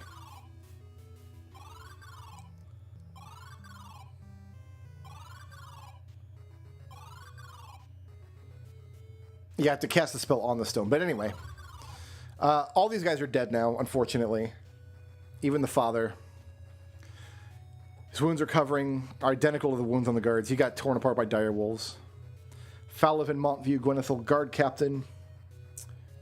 Yeah, it's unfortunate, but we can see how he died.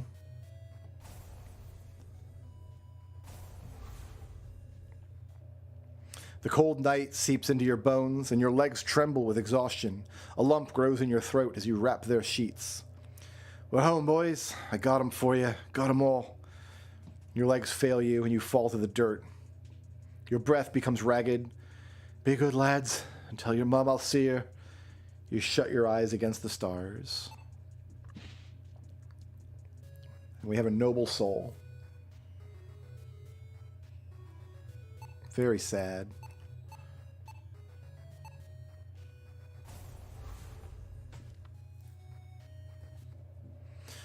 Your arm and leg burn with pain as warm blood drips down your limbs. You see a soldier swing his sword wildly in the dark. Ah, run, damn it! It's dire wolves! Get up the rope! I'll be right there! Go, Benevin! I'm coming! You turn to run, but a massive weight lands on your back and knocks you to the ground. You feel teeth puncturing your neck. The brave soul.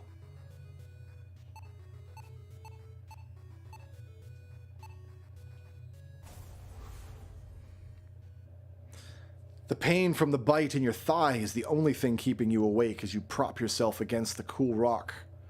Marvin, you shout, but don't hear a reply. You call once more into the mouth of the cave and hear only your echoes. You try to stand, but fall back on the rock. Blood flows rapidly from your wound as a wave of exhaustion overtakes you. The valiant soul.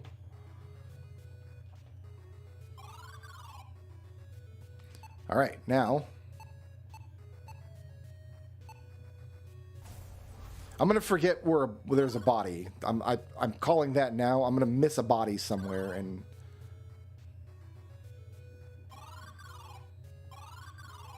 when I go back into this horrible place... which way?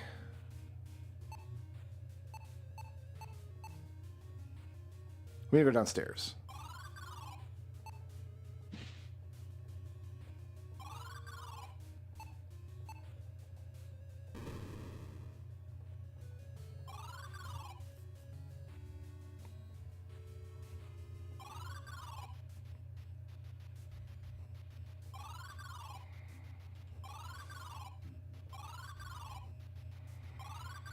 There we go.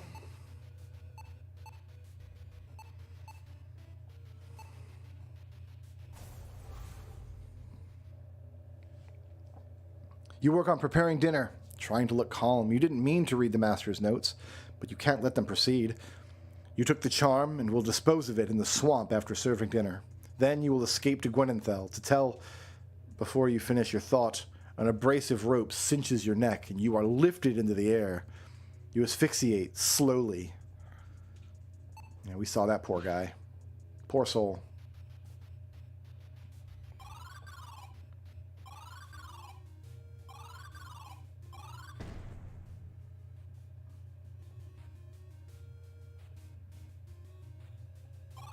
Oh. Right. I fell on the stairs and died. Excellent.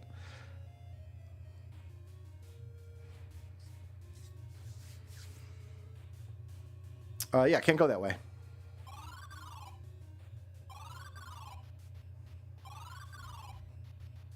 Were there two skeletons in the dungeon? I thought there was only one skeleton in the dungeon. I guess we'll find out.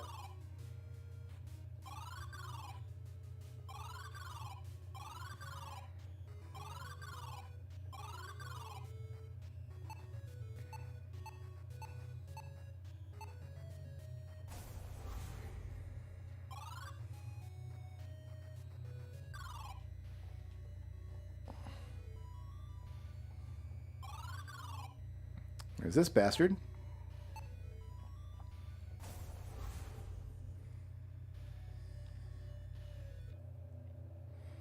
You trudge forward with your head down as the relentless desert winds send sand tearing across your face. You've wandered aimlessly for days, thirsty and exhausted. You decide to sit for a while. You realize the sun is setting. A portal to far-off lands, you whisper, clutching the hand wheel. Was not worth my life, you say with your final breath.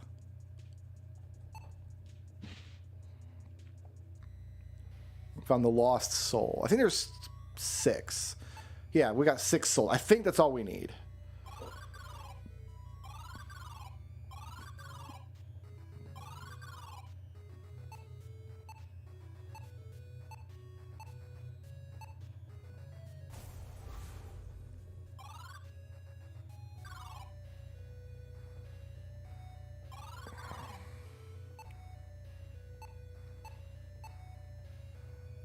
And the souls we can use to power up the portal, one at a time.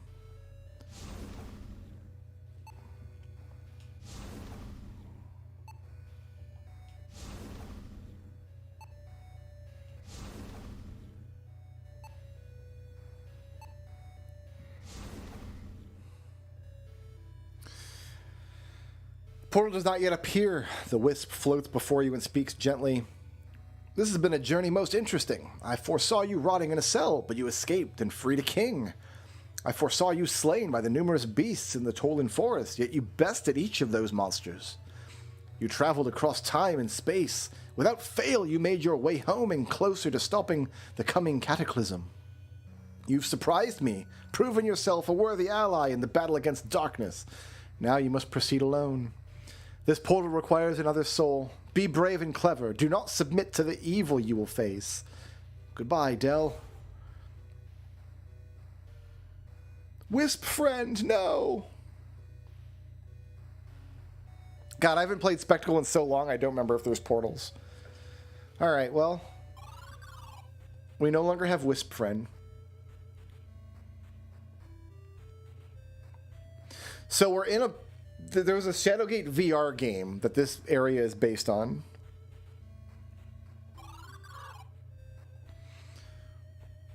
You notice a steel cage imprisoning a red-eyed raven. Hello, Fendling. I'm Raven. Yeah. Welcome to the mines of Mythrock. Now be so kind as to release me from this trap, and I will lend you my knowledge and guide you through this land.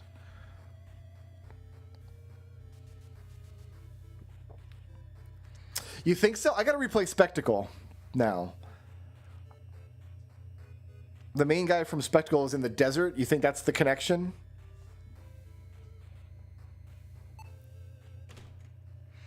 Pull the handle and release Odin from the cage. Finally, thank you, Fenling. My name is Del, you reply. Odd name. Very well, Del. I shall join you as your guide to these mines. Perches on my shoulder. Forward into the mines of Mythrock. So now we have Bird Friend down here instead of Wisp Friend.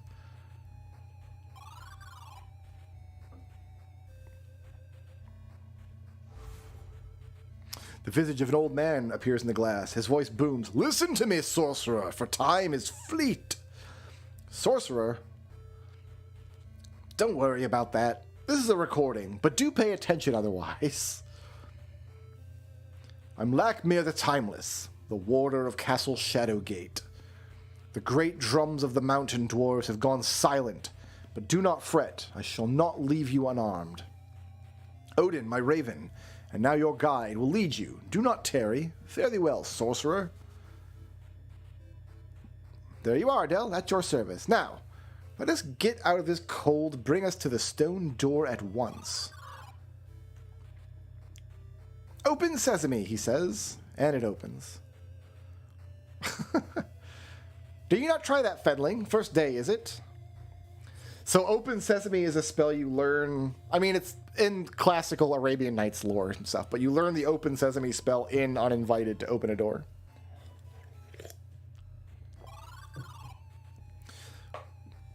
Scuttling noises from above as you watch a peculiar red thing hop from the ceiling to the wall and onto the floor.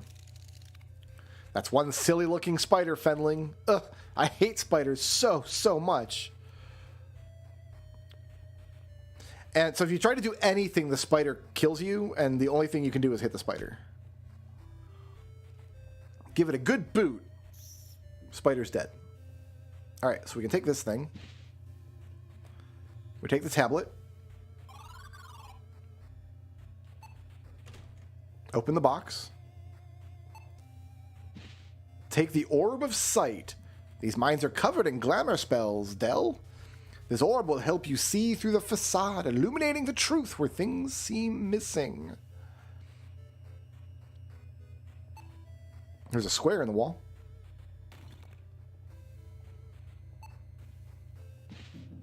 Key 1. So we're just numbering keys now, which is probably what they did in the Mines of Mythrock. In the original NES Shadowgate, that's what they did. You just found key 1, key 2, key 3. I think there was 6 total.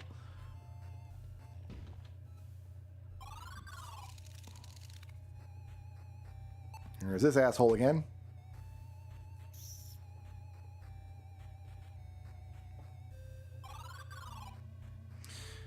All right.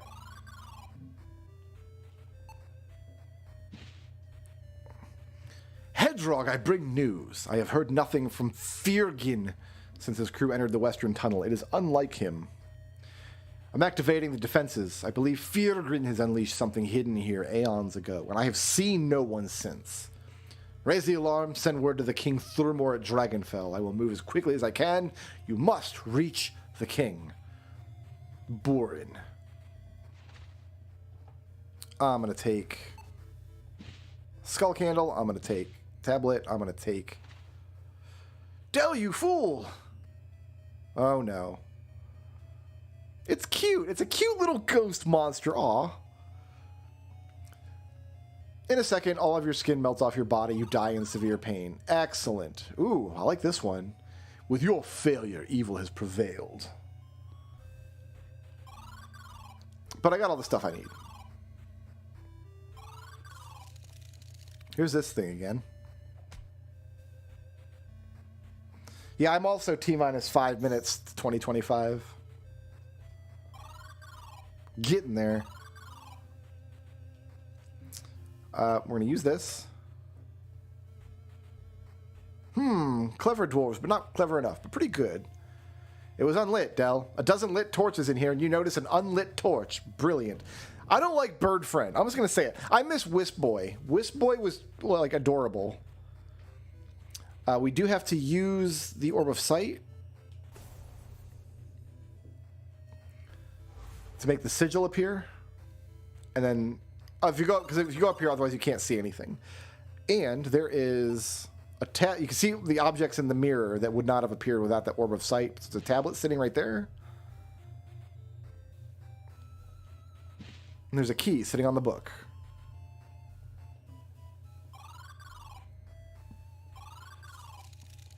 This asshole again. The first time I played this game, I didn't realize how to kill the spiders, and I just got a game over every time a spider popped up. It was really annoying. All right, so one tablet's already in place. We have to put the other tablets in place.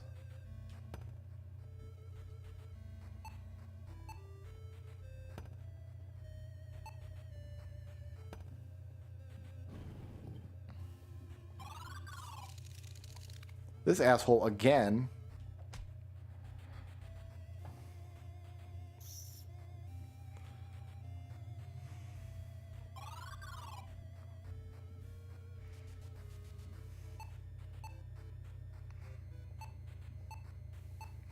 Put a skull candle in here. No. Oh, we need a tablet, don't we? Okay, yeah, this tablet doesn't go here.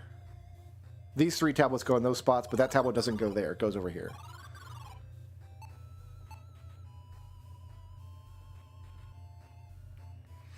The orb comes to life as an image begins to form. The face of a dwarf appears on the magic orb. His concern is obvious. A voice comes from the orb. Where is King Thurmore's legion? The defenses fail, Hedrog, and the shadows lengthen. Do not forsake me here. Signs of destruction grow with each step. What was released is no mere beast. No, it is nothing less than the Dark Wizard. Do you hear him? His voice is lilting aria that pulls at my will even as I ready the few last defenses. I've done all that I can. He calls to me, Hedrug, but I will not answer. No! He shall not have my soul. I will deny him this with my last breath. Oh, minecart. Dark times indeed. What matters to us is that minecart should be ready to use. Let's go, Fendling. There's nothing that could have saved these dwarves. So, I have this fun little alien bottle that my wife got for me. She says there's vodka in here. So let's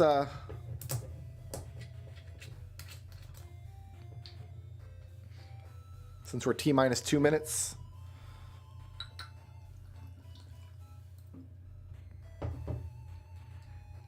She bought this because she wants to keep the little alien bottle. And you know what? God bless her. So then my little alien bottle, we'll put that back down. It's almost midnight, and midnight means 2025.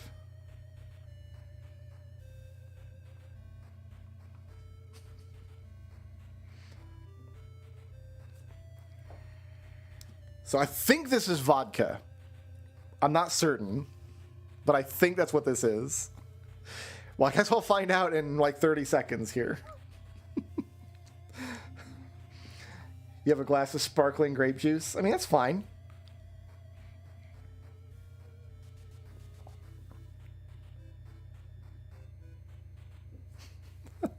Pure absinthe. I've had absinthe. It's terrible. I don't like it.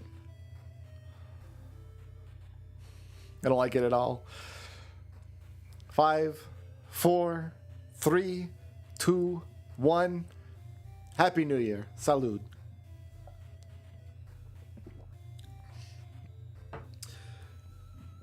Definitely vodka.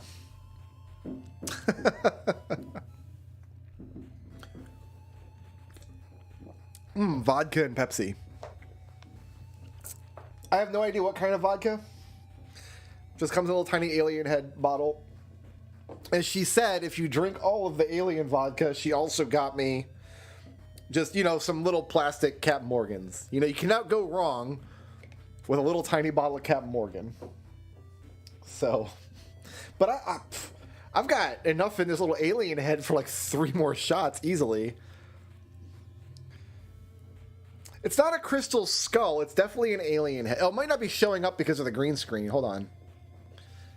Yeah, you can't see it because of the green screen. Because it's like a green tinted glass. But it's a cute little alien head.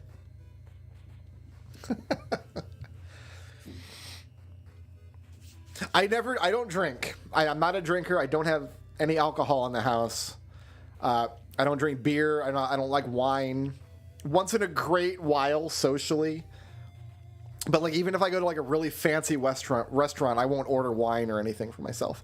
So it's very, very rare that I drink. But it's become a kind of a stream tradition that at midnight on New Year's, I like to do a shot with you guys. And if I'm still streaming in an hour, I'll do a shot for anybody watching in Central Time.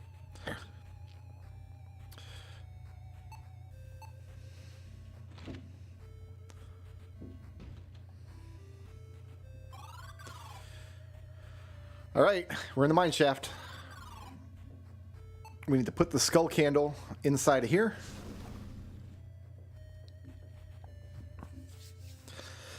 People just, like, beer's an acquired taste. Nobody likes beer when they first try it.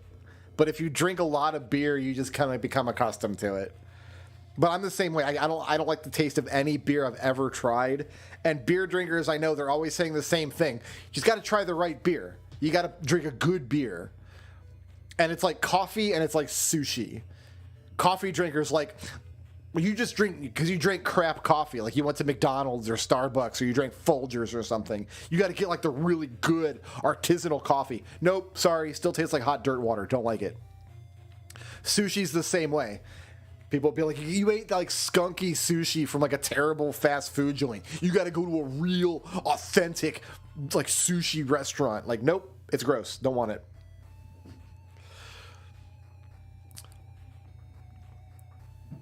Let's ride a minecart. The cart springs to life, sending you toppling onto your rear. Yeah, unsweet tea. I hated unsweet tea. I couldn't.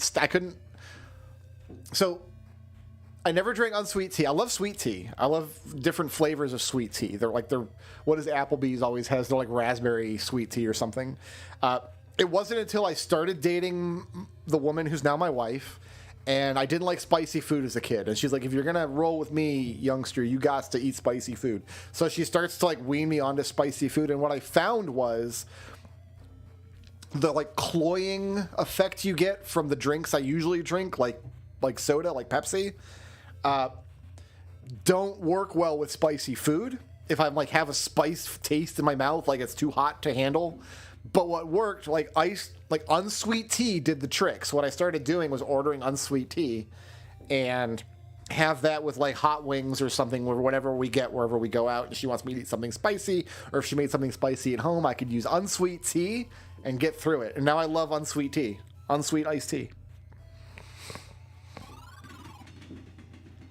The cart travels faster, deeper into the quiet darkness of the mines of Mithrak.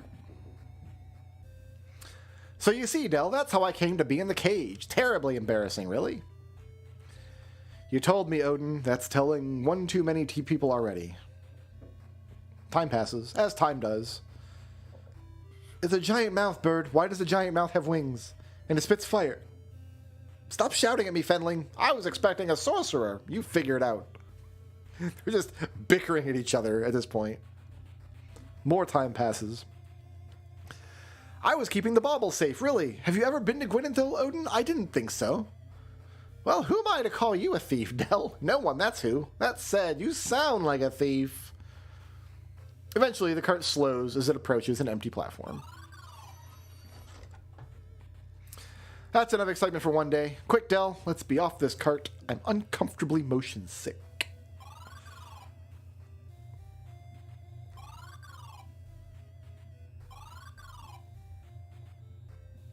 Only the master of the endless circle of time may pass through this door. Well, that's not me. Can I take this? No.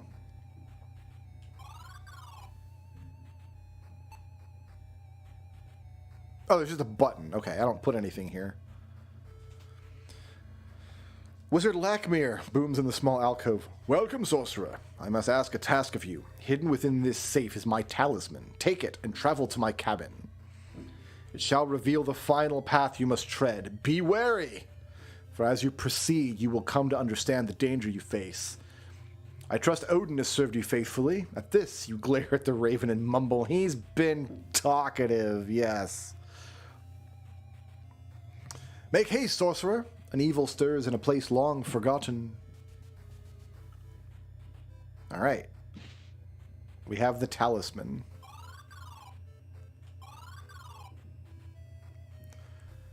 The stone slab rises quickly. The portal's already ready to go. All right, so. Oh, Odin's still here. Excellent. So, we have played through the opening scenes of Shadowgate 64, and quite a lot more of Shadowgate 64. Because Shadowgate 64, you do a lot of stuff in the town, in the castle. In fact, the whole game takes place in that castle, I think. So we played through Shadowgate 64. We played through Uninvited. We played through Deja Vu. We played through the Mines of Mithrak, which was their VR game. The only Mac Venture game we haven't played yet is the original Shadowgate.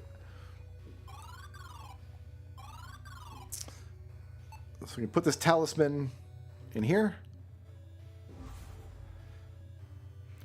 It causes the tapestry to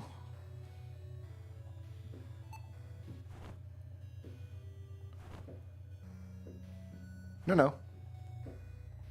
The tapestry now changes, and when we move, now there's a space we can go through. As you push through the brambles and into the passage, you emerge to find yourself face to face with a terrifying creature. You're paralyzed with fear as the creature gazes upon you. You can tell it's thinking as it looks you over. Yeah, the whole start of this game where you escape the dungeon and explore the town and meet the NPCs, that's all Shadowgate 64. Oh yeah, we went through Deja Vu. You don't go through Deja Vu 2. I guess they figured like going through 2 Deja Vu games would have been too much. But yeah, you have to run around Joe's bar and do a bunch of stuff. You speak to the eldritch creature. Its eyes focus on you, yet it seems to stare through you. Welcome, Savior. Savior? I'm not Savior, I'm Del.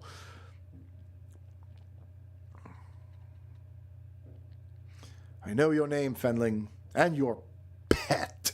I do not address you. Pet, I'm a guide. But the creature pays the raven no mind, as you should. 35 years ago, the saviors and their champions came. The champions had name, Jer, Eric, Del.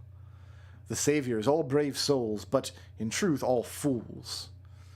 Their battles raged across all reality. Champions fell and rose again in monochrome realms or lands ripe with color. So what the creature is saying is like all the versions of Shadowgate are canon in like this multiverse theory that's coming together here. Like the NES version and the Game Boy Color version and the original Apple II version, which was monochrome. Across multiple dimensions, the war repeated. One story, warped, retold, and replayed infinitely. The truth, misunderstood. Cal Torlin celebrated each story's end as the true victor was banished. And at the end of Shadowgate on the NES, when you complete it, the last text box that pops up is like, the first story's end. It uses that phrasing very specifically. The stage is set and the final act begins. Will you deliver this land from evil? Or will you plunge it into darkness? Savior, the story ends with you. Steel yourself. Lead your Fendling and Raven into battle. So it's not talking to Del, it's talking to me, the player. I'm in control of the Fendling here. Dude, I've been playing Shadowgate games since I was a kid. The Shadowgate on the NES, I think it came out in 1990, and I probably played it in 1990. Uh-oh.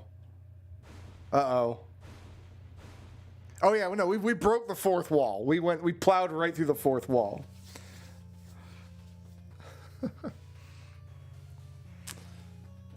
Legendary Castle Shadowgate. The ancient towers of this magical structure rise into the skies, empowering the fearsome storm overhead. Smiling at your accomplishment, you are not sure how it worked out, but you are proud that you made it. So the last MacVenture game that we need to play is Shadowgate. You go through the whole castle of Shadowgate. So the skull door is already open. This door is already falling apart. There's mushrooms here.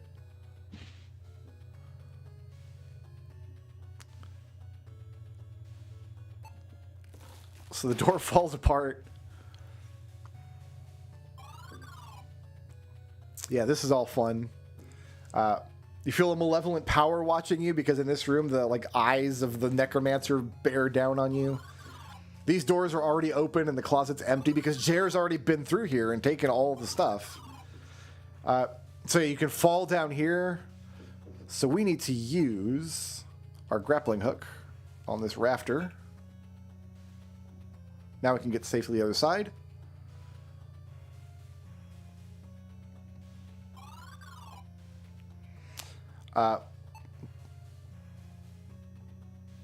This torch thing is already stuck. Modern looking nails are barely holding the torch in place. Looks like it can fall at any moment. Can I take it?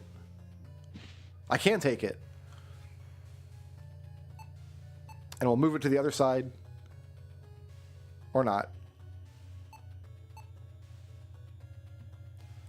It's not a torch, it's more like a lever. Yeah, it is a lever. Okay.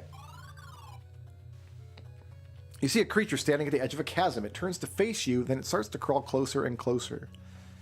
I wonder if it's hungry for Fendling. I'm going to throw a mushroom at it. Direct hit. It sneezes, tumbling backward into the chasm. You hear undead below shouting intensely. The screams are replaced by loud chomping sounds. Oh, it ate all the undead! Lackmere spoke of these gems. They functioned as magical keys in Castle Shadowgate. There was a blue gem, a red gem, and a white gem. Shane Blackmere isn't here to instruct you, he finishes. True, but Jer is. He may have some advice. So Odin wants me to go talk to Jer.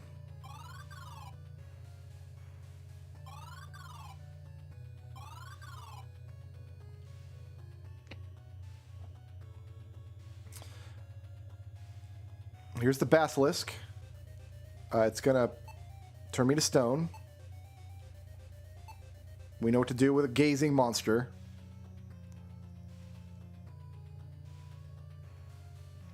Intense heat sears your fingers, making you drop the tray. As the tray's gone. Basilisk petrified itself. Now I think we can punch its nose. No, we got to hit it with something. Yeah, break the basilisk. Oh, the pickaxe also broke. Only the bright red horn remains. Okay, so now we've got a bee horn. There's a button way up on the wall. And we've got a loaded crossbow. And we're excellent shot. So we just shoot the bolt towards the button and let fly.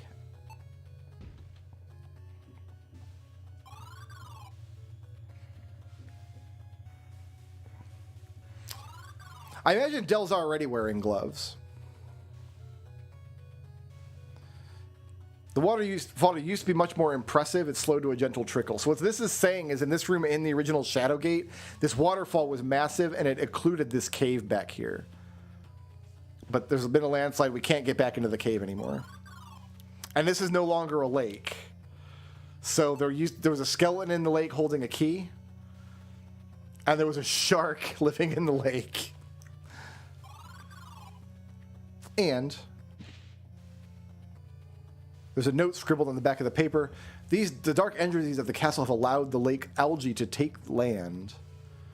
It subsists on meat and becomes quite ravenous. Luckily, as it is floral, it is susceptible to known plant magics. Okay. Information I wouldn't have known otherwise.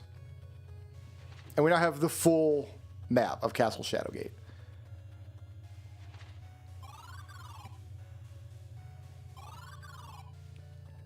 So there used to be a door here connecting back to like the room with the chasm in the middle that we grappling hooked over. That door is crumbled.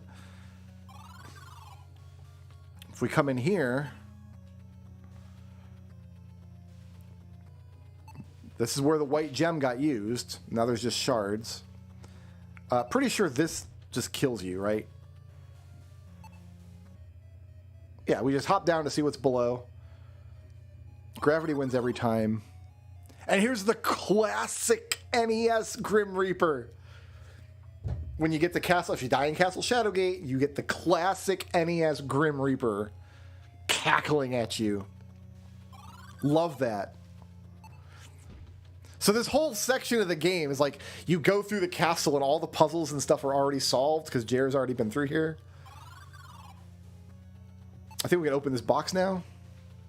Oh, it's locked. This dragon that killed Jer a bunch of times is long dead. But he has a key because in Shadowgate, it's like, how do you open this treasure box? If you try to sit here and open this treasure box, eventually the dragon at the other end of the hall kills you. But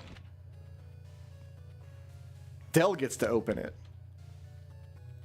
So like all of the junk stuff from Shadowgate, like all of the stuff that Jer can't interact with, or if he does interact with, it's dangerous or whatever, becomes a puzzle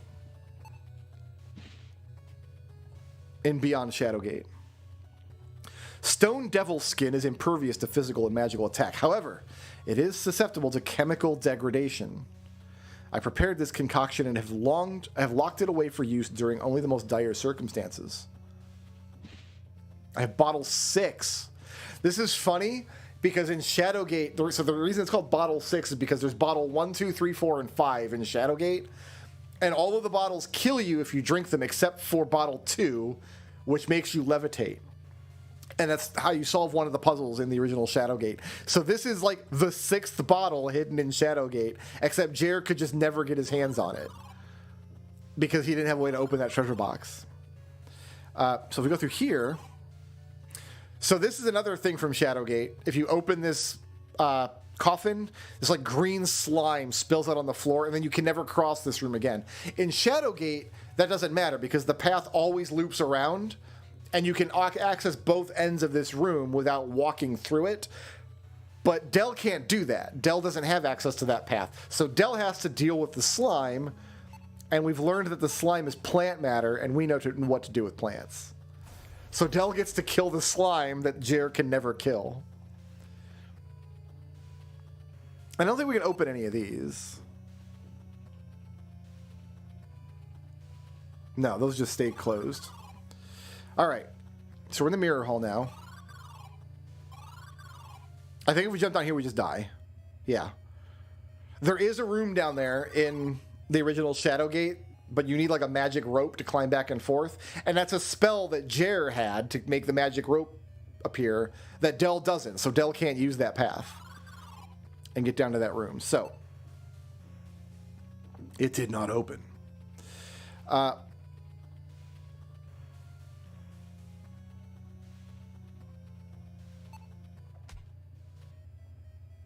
So smashing the mirror reveals a portal that sucks you into unfathomable vastness of space. This happens in Shadowgate too. If you break that mirror, you get sucked out into space and die. Love that. But we know what to do with mirrors.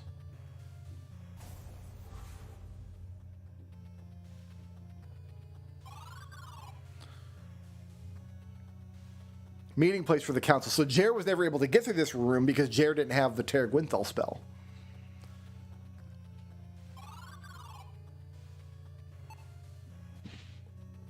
The Truth of 12. You read the ominous scroll. The truth of the 12 can only be revealed to the one that finds the pieces of memory left behind by the 12. One with the power to summon a phantom can make the memories visible. They will then be yours for the taking. So we have that spell too. We have the spell that can summon a phantom. With the spell cast, the memory condenses and materializes, ready for collection. Beware, should you perform summoning in the wrong place, a wraith will surely appear and steal your soul.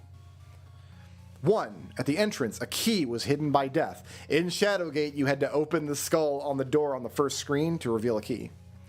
2. A valiant sword was stored in a modest closet. The second room has a closet off to the side. When you open it, there's a sword inside. 3. A frozen orb once sat on a pedestal. In the room where we found the white gem, you put the white gem in the slot and it makes a frozen orb appear, and then eventually you throw that orb away to solve a puzzle. A servant's broom once swept the shards of broken mirror glass, always stored to the left. There was a broom inside the mirror room. A weapon of modest means shelved in storage. There was a sling in the same closet as the sword. The arrow of the hall no longer sits in its cradle, so there was a hall that had an arrow on display that Jer needed to take. A perilous bridge was one of the ways across the chasm. There was a rickety bridge that you couldn't cross without drinking bottle 2. Its owner long gone, only the scepter remained in the coffin. You had to burn a mummy to reveal a scepter in the crypt. 9, a means of protection lay at the foot of a chest and surrounded by treasure. In the dragon room, when the dragon was alive, there's a shield on the ground. If you don't pick up the shield first, you can't block the dragon fire and you get killed. A book of ill fate was once read by candlelight in the alcove. If you tried to read the book, or there was a book with a key in it, and if you opened it, you could take the key. But if you tried to read the book, if you tried to take the book, you would fall to your death. We drank to the honor of Timon at the stairs. This one's new. This one's not from Shadowgate. Evil eyes once oversaw the antechamber, the eyes of the warlock. So we have to solve this riddle. We must find the memories of the 12. So we got to just go on like a train spotting tour of Castle Shadowgate using Edux Spiritus.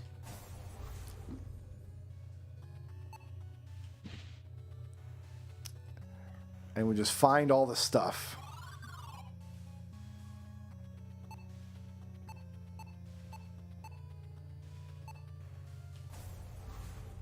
There's the scepter.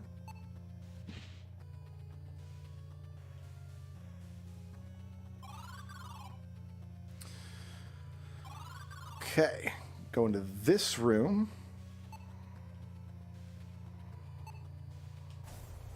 There's the orb.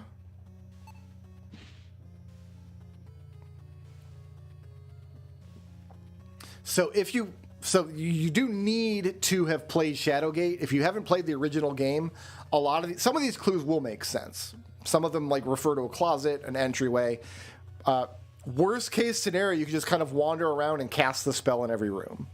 That's the worst case scenario. So this is like a little treat for people who have played Shadowgate that get all the references. But if you haven't, it's not like a puzzle that you need to worry about trying to solve properly.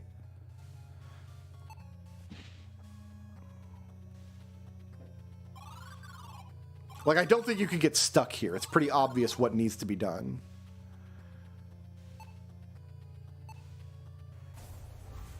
Oh, no, there's not one in this room. There's the ghostly wraith.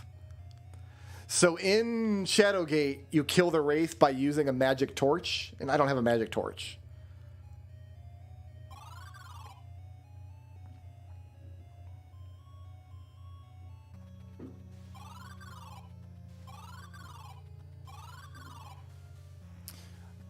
So this thing on this is writing on the wall here, Timon. So you just know to cast the spell here.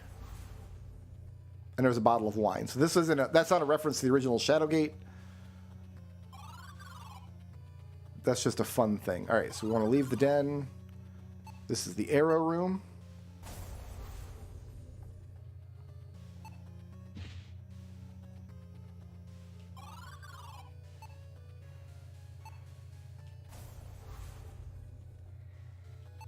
There's the rickety bridge.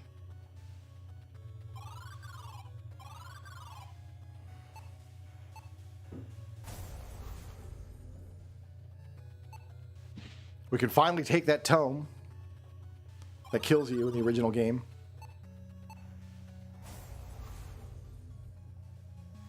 There's the eyes of the warlock.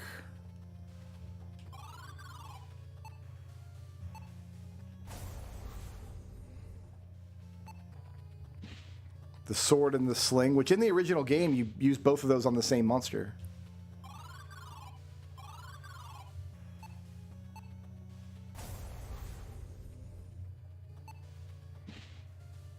All right. And that's it. I have all 12 items.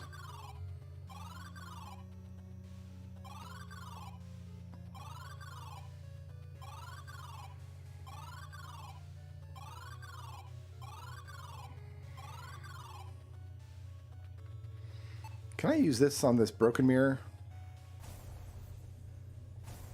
No.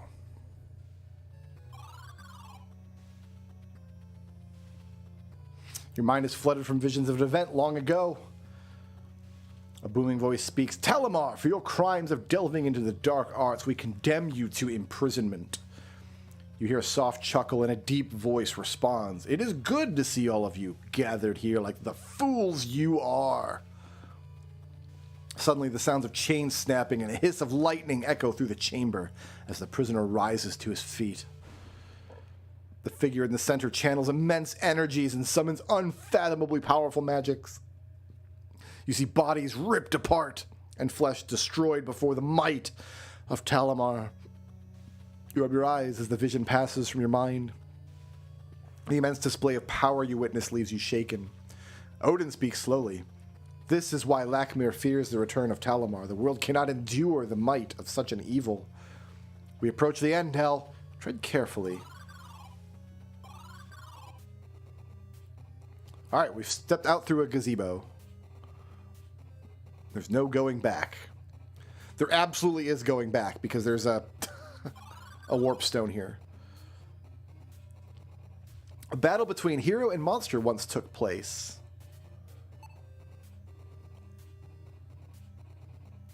Wonder how Jer managed to slay such a foe. So this is the Cyclops. Jer uses a sling to shoot a rock at him.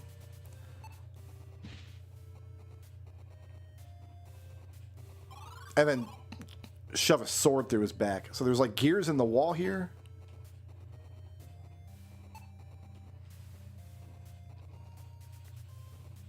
Under the torch holder. So we have this torch that we can use.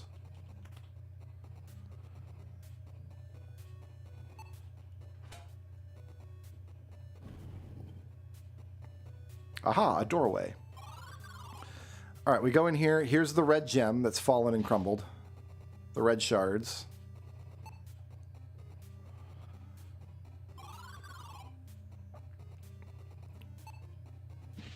We have a poker. I don't think we can do anything with this stuff, actually.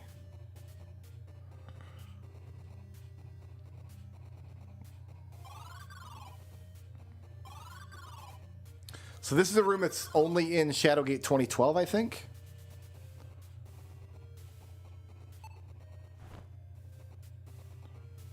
Use this lever. Opens that door. And it looks like the chapel that we used much early in the game to put a blessing down. So we have to do a blessing here, apparently. It's the same as the one we saw in Gwynenthel.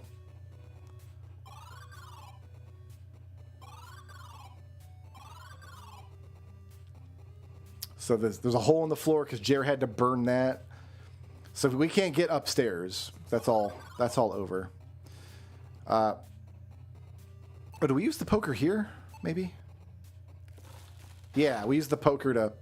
So the poker is a junk object in Shadowgate, and we use it to... So it's a good thing Jer didn't take the poker. A lone person stands across the balcony. You recognize him as Lord Jer. Hello, Fenling, he says with a smile. We know that Jer is back in...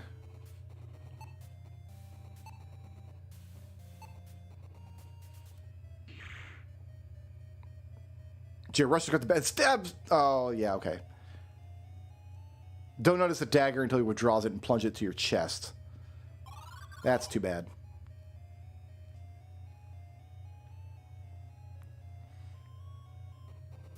Can we ignore Jer for now? So, this was a trap in Shadowgate. There's this, like, giant chunk of gold here. The pot of gold. And if you try to take it as Jer, that whole side of the balcony crumbles and you die. You just can never have it. But Del's a Fenling. He's so much smaller than Jer, so we can just run out and get it. And we need it. It's a puzzle element now. All right, so we can't take this yet.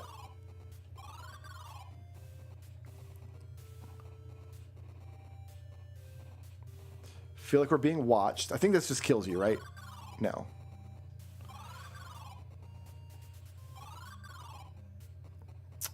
Ah, we can open this door now. This door that, like... I think they actually talk about it. I'm not the only one to be giddy knowing you finally get to see what's behind the door near the wishing well. The next room is pretty epic, worth the wait. For fans of Shadowgate, this door has been a mystery since the game was released. I asked Dave what was supposed to be behind the door, and his response was nothing.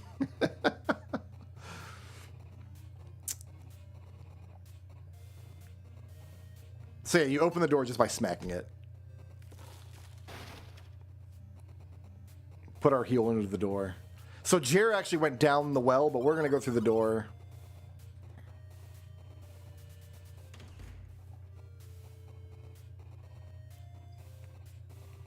And this gargoyle is fun because this gargoyle is on the cover of the NES game. If you look at, like Google it. Google the NES cartridge for Shadowgate. There's this, like, gargoyle on it that doesn't appear in the game. And so now we get to actually see the gargoyle.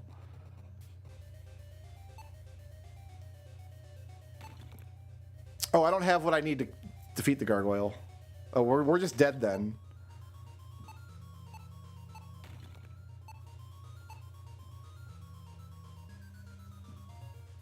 Yeah, we need, like, that acidic stuff, and we don't have it.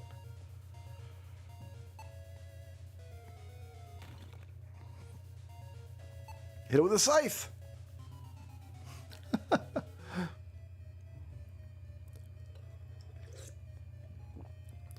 Eager for your flesh as if it's been waiting for decades, which it has been because that gargoyle... Oh, you're right. I do have bottle 6. What am I thinking? You're right. Yeah, we'll throw bottle 6 at it.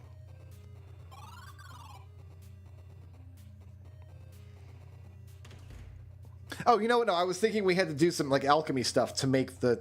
So we're going to do some alchemy stuff later. But that's for a different puzzle. I got my puzzle solutions mixed up. Yeah, we'll just throw bottle 6 at it.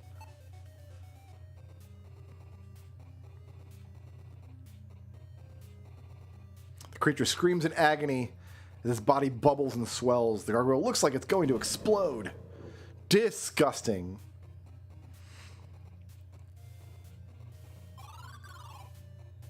All right, we don't have what we need to do here.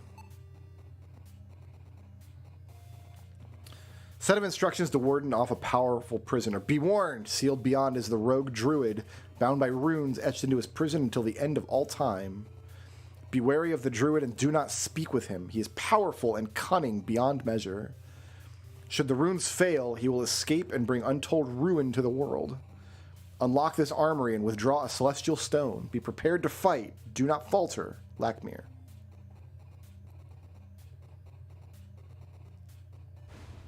And we get zapped. We're fried instantly.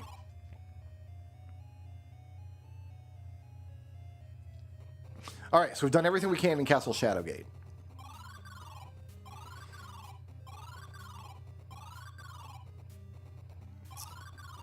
Have we?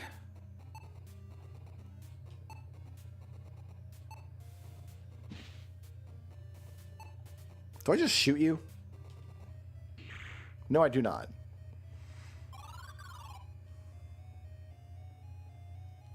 You might have to go back and speak with Jer.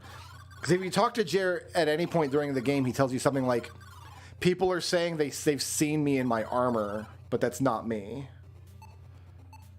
So you're on the lookout for the whole game for like the fake Jer.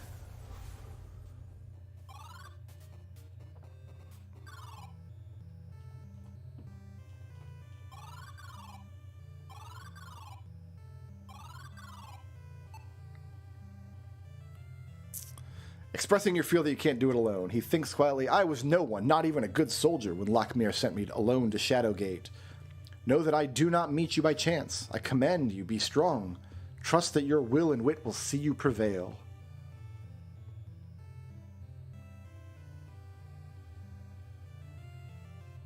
Okay, but if I show him the blue gem, he looks over it with a faint smile and speaks. Lakmir said there were 4 gems, yet for safety only 3 existed, as the 4th was a key to a long-buried cell. I never found a cell deep in Castle Shadowgate. I ran into a lockless door and had to float down a well instead. Only 3 existed. Del, I permit you to ask the blacksmith to shatter this gem. It is time for you to build something new. I trust you'll find a way. Godspeed. Oh. Let's break it.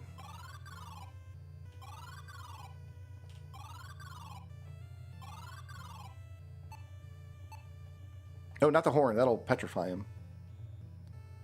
Can you crush this? I think I have just the thing. Hammer! Hammer! Hammer! There you are, free of charge. Shame to destroy a beauty of a gem like that. But now I got blue shards, red shards, and white shards.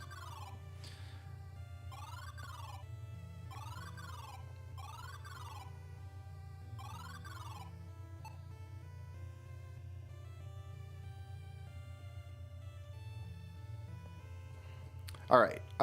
So now I think that we've talked to Jer. I think we can kill the fake Jer.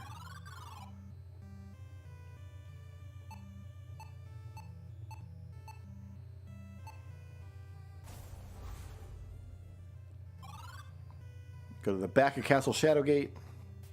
There's 2 stones in Castle Shadowgate, which is handy.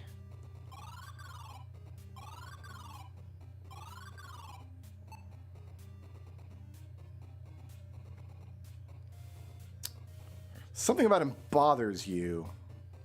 Now that we're close to him, that's when we use the horn. Begone, foul devil!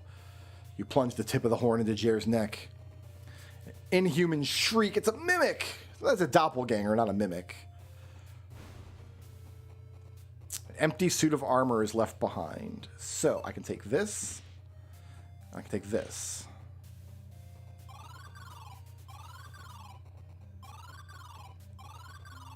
So I guess you don't have to talk to Jer in the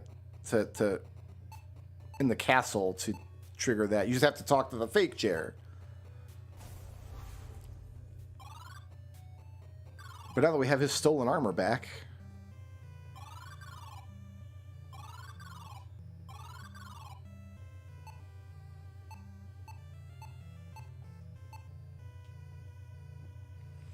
that is the armor I wore to Shadowgate. I thought it lost. You do not cease to amaze. Please, take it to my chamber in the castle tower. Finally have the key to the castle tower.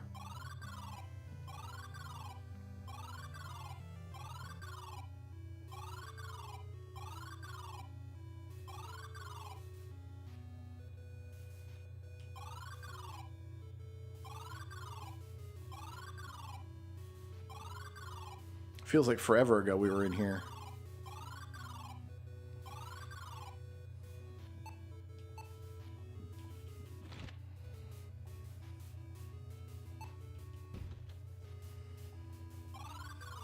All right, we're in Jer's room. So everything in this room,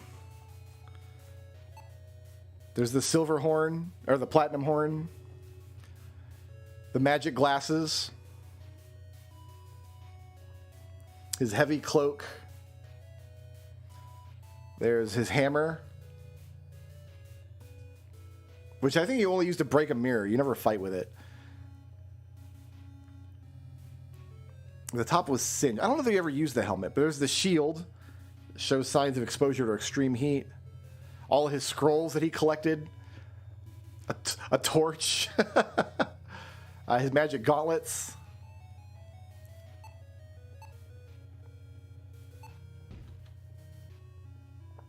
Let's open his armor case.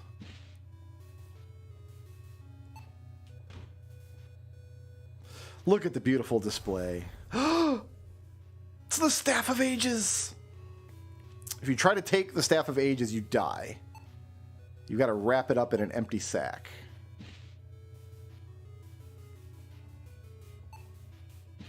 Now we have the Staff of Ages. Fantastic.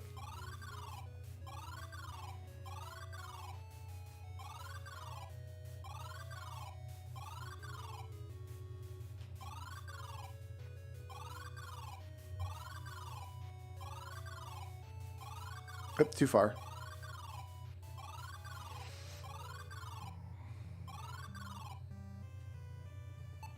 All right.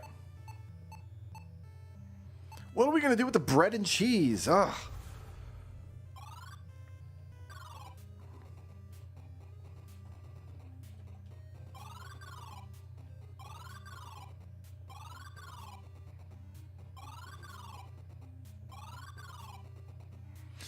If you do anything in this room, you just get killed.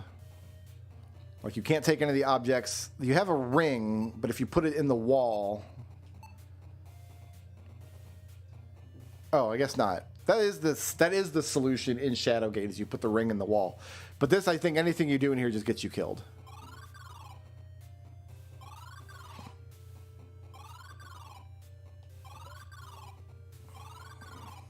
Oh, wait, no, we're not done yet.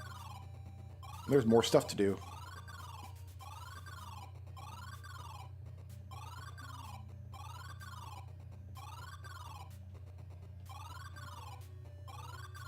All right, so we can reset this same ritual by we put the gold thing in the hand, repurpose Jer's lightning rod,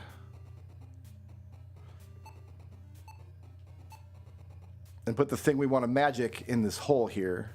So we're going to create the fourth gem out of the shards of the other three. So red plus white plus blue. And then speak to the thing. Prayer of the one. We now have a lavender gem.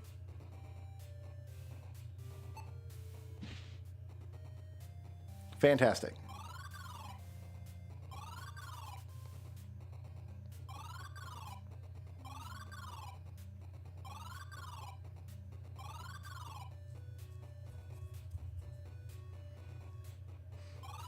Can you eat the... I didn't try eating the bread and cheese, I guess.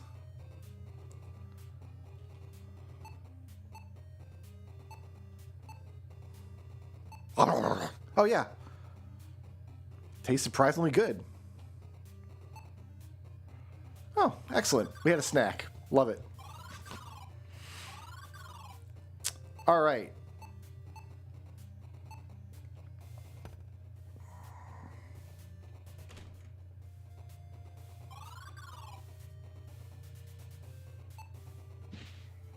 We have the Sunstone. Now, this would not be here if we hadn't saved the imp. If we had killed the imp, it would be a moonstone, and we'd have to do something different with it.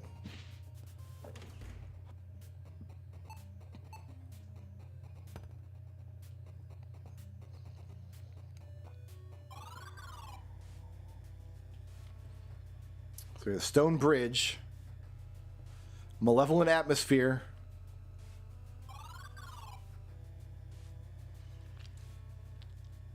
So it's a pillar of warding, but all the chains are broken. Obelisk is destroyed. This prison failed to hold its prisoner.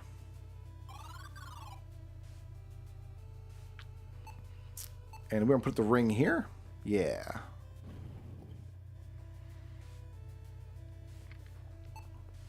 Can I use Targ? Went to all these mirrors?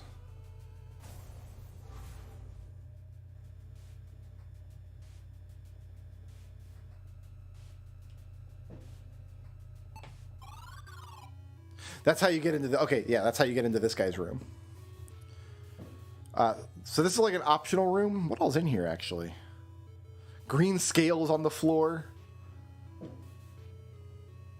Can I open the door now? So this is how he was getting back and forth between Shadowgate.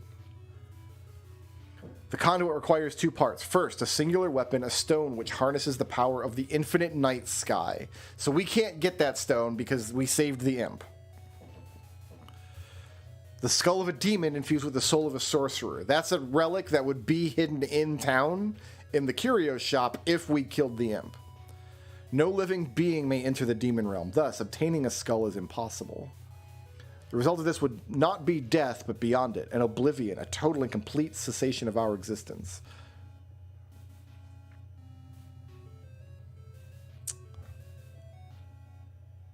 Yeah, and it's just... Artifact opposing all we hold dear, an anti-life conduit. The assembled artifact, when activated, destroys the barrier separating realms and melds them together. Strange, the next page was torn out of the book. Okay, so we're in a great cavern. The chanting's much louder now, and coupled with the sounds of howling winds and crackling thunder, your stomach knots as you realize your journey is nearing its end. It's time for you to confront the evil plaguing this land. I'm going to save.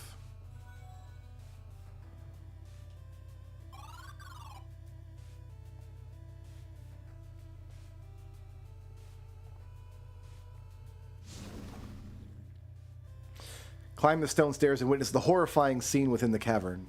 Hellfire crawls across every surface and flames leap through the air. A lone figure hovers before a magic portal. Lord Talamar, follow the voice of your servant. Return from purgatory and retake this world as your own. Your staff is ready, master. Come forth. His request made, Belazar returns his focus to completing the spell. So he's put this staff here. And we can take the staff. We have the warlock staff. And so there's a couple different endings depending on what you do. If you just put the Staff of Ages in here, Belazar turns to face me. He curiously grabs the staff. So it was not lost to time. This is it, indeed, the Staff of Ages, the only rival to my Lord Talismar's weapon. This will do. The great Lord Talamar thanks you for your service, Fenling. Now be gone. And he gets zapped.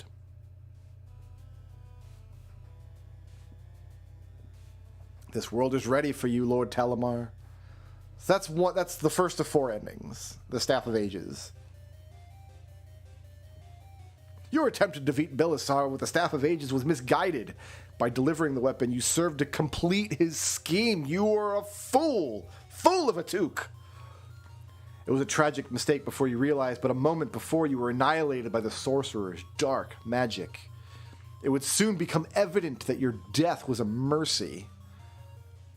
I like his, like, weird, like, ghost face. He's so happy. When Belisar's plan complete, the Warlock Lord Talamar is freed from his prison. Oh no!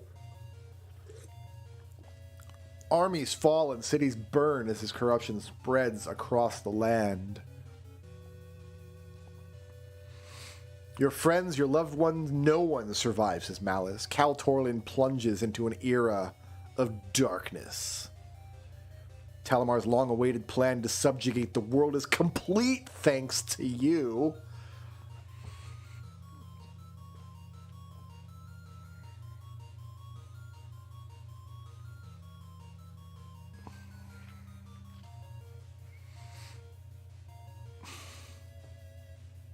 Oh, I explored 100% of the map, so we went in every single room.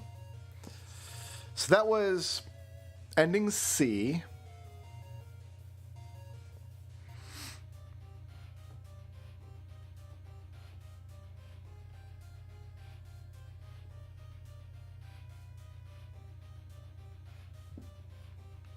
That was a bad ending. Okay. So, ending number 2. This is the first one that I got because it's the first thing that I tried.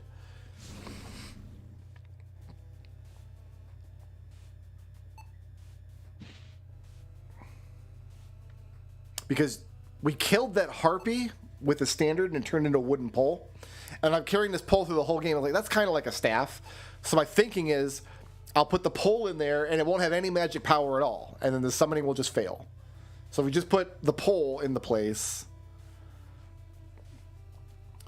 Belisar grabs the pole and holds it aloft. With this staff I shall summon thee, master. The demonic sorcerer realizes only too late that he no longer wields Talamar's staff. No, this cannot be. The magics cannot be contained with this. The dark energies Belisar was attempting to tame begin to overcome him. The magic tears his body asunder and bolts of dark energy strike throughout the cavernous chamber. A stray bolt strikes you directly in the chest, knocking you to the ground as the entire castle shakes. Belisar explodes in a blinding flash. The creature is no more. With the spell broken, the portal vanishes and Talamar is imprisoned once more.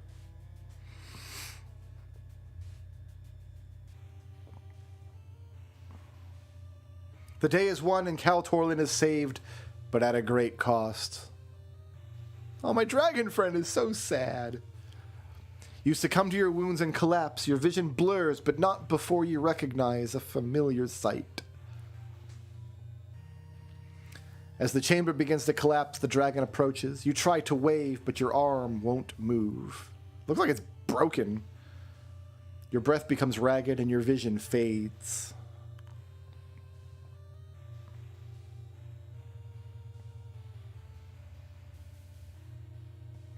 Your body is returned to Gwenenthel by the loyal dragon. The people of Gwenenthel mourn and celebrate their champion. Here lies Del. You are forever recognized as a hero, and tales of your sacrifice echo through the ages. So kind of a good ending, right? That's a good ending for Del. That's a good way to go out. Thus begins the legend of the bravest fenling, Del Thornborough.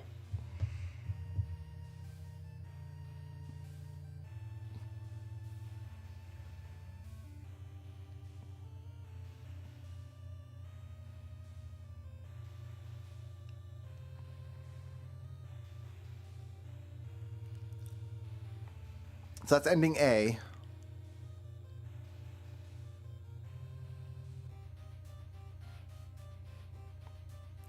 Now let's...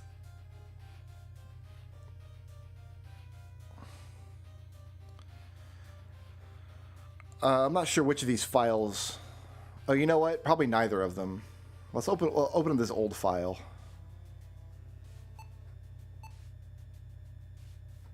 Okay, so in this file, I killed the imp, right? And got the warlock staff and the moonstone instead of a sunstone.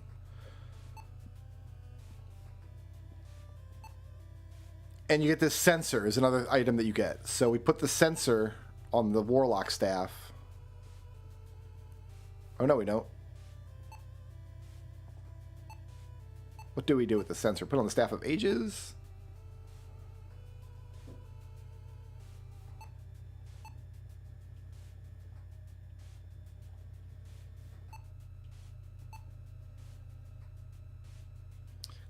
Glimmers of light move towards the depression on the top.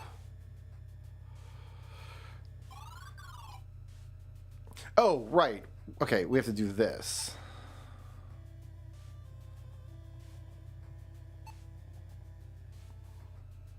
More fiendish illusions, you think, staring at the visage of the great Lakmir the Timeless.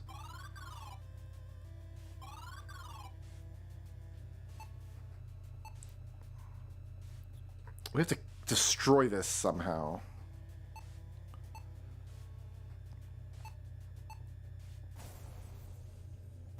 Okay, so the spell fails in this version.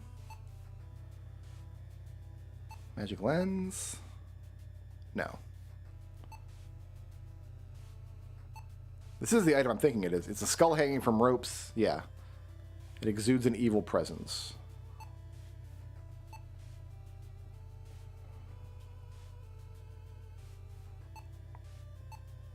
Edict Spiritus? Right. You okay, that's right. No, you're absolutely right. You summon his spirit first. Because in this version, like, Del is, like, succumbing to the evil presence and he's starting to see, like, hallucinations and things. An acrid smell fills the room as Lakmir materializes in front of you. His eyes widen, betraying his surprise. A gentle, comforting voice whispers a single word within your mind. Strike. So we've killed Lakmir. The intensely sharp blade slices through Lakmir's neck, lopping his head clean off and toppling his body to the floor. It is finished. You felled the imposter, but you do not feel right. Not right at all. The sounds of chanting echo softly through your mind. They're getting louder. You feel a weight on your shoulders. Suddenly the chanting stops and all is silent save the sounds of your pounding heart. You notice something moving. The sensor floats above the body of the imposter, who's the real Lakmir, by the way. We're going crazy. Purple flames spread across the carcass and flow into the eerie skull's jaw. Now we've got Lakmir's soul imprisoned. What have you done? You've killed Lakmir, so Odin is going to betray us. An imposter, you reply coldly. That was no imposter. He was the last guardian, our final hope. Swing your scythe once more, dispatching the bird. There's nothing left. No one. And no more tricks to stand in my way. All right, so now I think I can use this. There we go. The journey exacted a heavy toll on you. Lightheadedness overwhelms your senses. Your eyes open, but you feel as though you're dreaming. The moonstone is in your left hand. You look in your right hand and see a familiar skull. You watch with mild confusion as you combine the two. You blink again and shake your head, finding relief from your daze, but the skull in your hand quickly fills you with unease. And then I think we combine that with the Warlock staff. Your eyelids become heavy and you feel as if you are sinking into the depths of sleep, but you are too close to falter. You lift the grinning skull and seat it firmly atop the Warlock Lord's staff. It fits perfectly. You open your eyes and stare at the weapon you created. It's beautiful, and you are doomed. And now I can put this staff in the summoning hole. Belisar turns to face you. You are the Fenling from the castle. Wait, no, I sense another. It cannot be. How have you returned? And that staff, how has it come to be? I will not stand for this.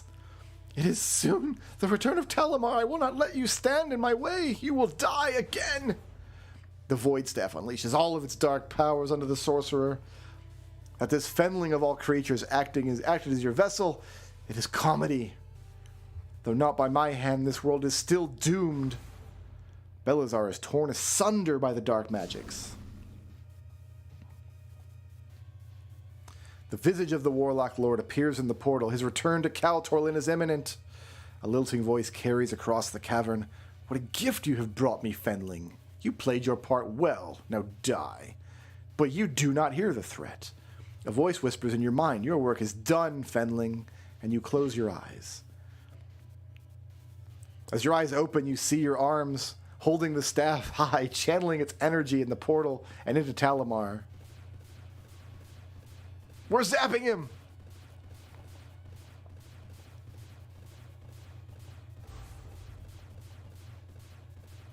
I'm clicking as fast as I can.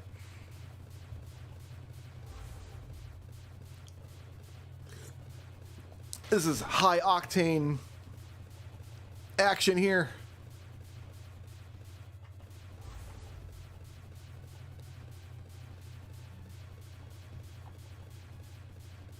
Little Warlock Lord, I will show you how. I didn't read that. It went away too quickly. I wonder how many times you gotta click him to actually kill him.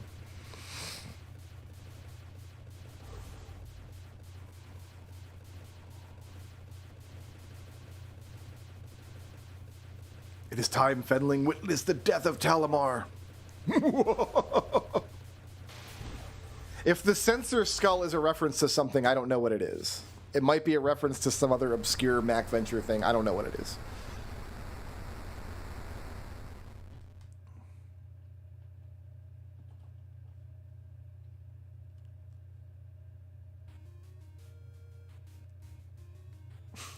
You watch as a prisoner in your own body while the Void Staff destroys Talamar.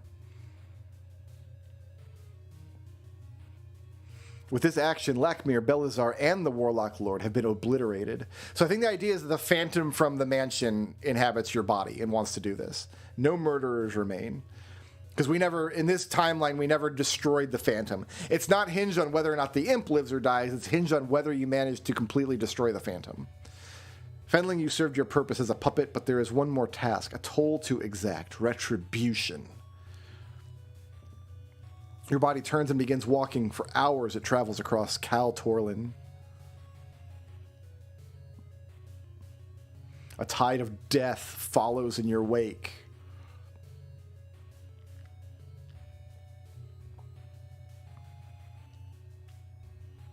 You return to the ever-peaceful Fens, domain of Fenling kind. Oh no! We're going to scour the Shire!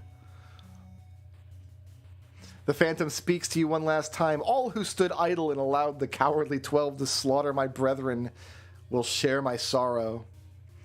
Your arm lifts the Void Staff once more, heralding oblivion for all the world. Look at the happy halflings. They're all, hey, Del, what's up, man? Welcome home.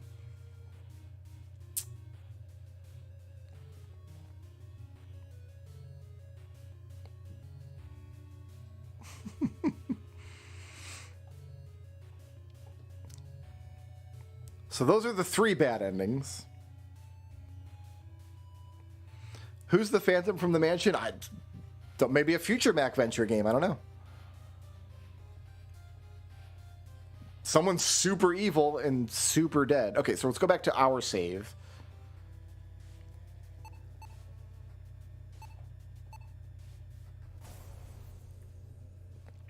The silver disperses throughout the stone, emitting glimmers of light. It's magnificent, like a beautiful sunrise. I have the Divine Staff.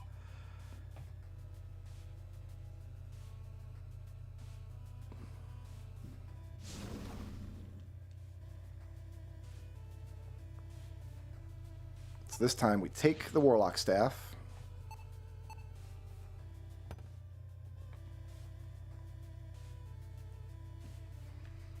Oh yeah, it's 1 a.m. Happy New Year if you're in Central Time Zone. What trickery is this?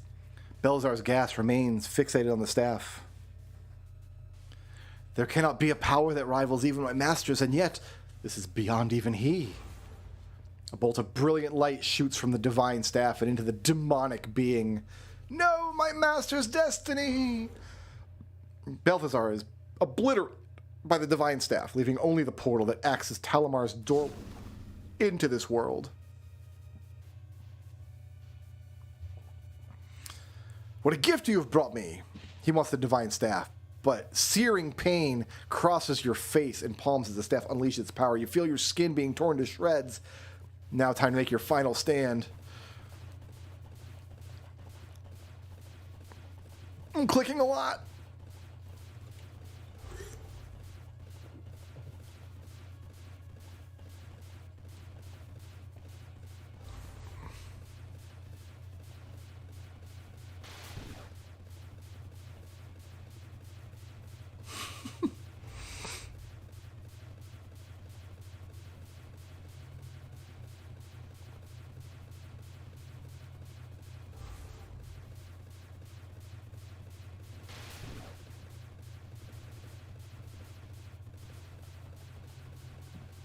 Do defeat this fiend already. I grew tired of him.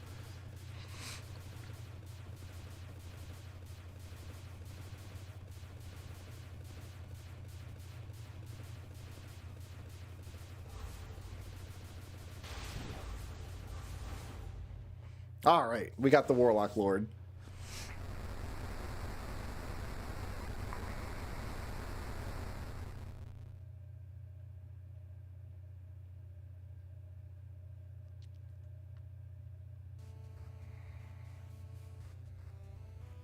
Ultimately, you proved yourself a worthy wielder of the divine staff.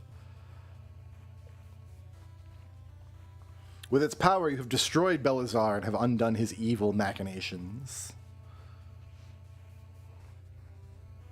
The battle's taken its toll on the ancient castle. The foundation shudders and begins to collapse.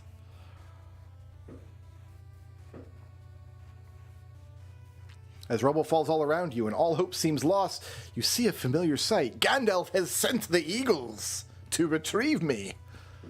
The loyal dragon has found you. You mount up and ride into the night sky. Now Del is a halfling that Samwise would be proud of. Yeah.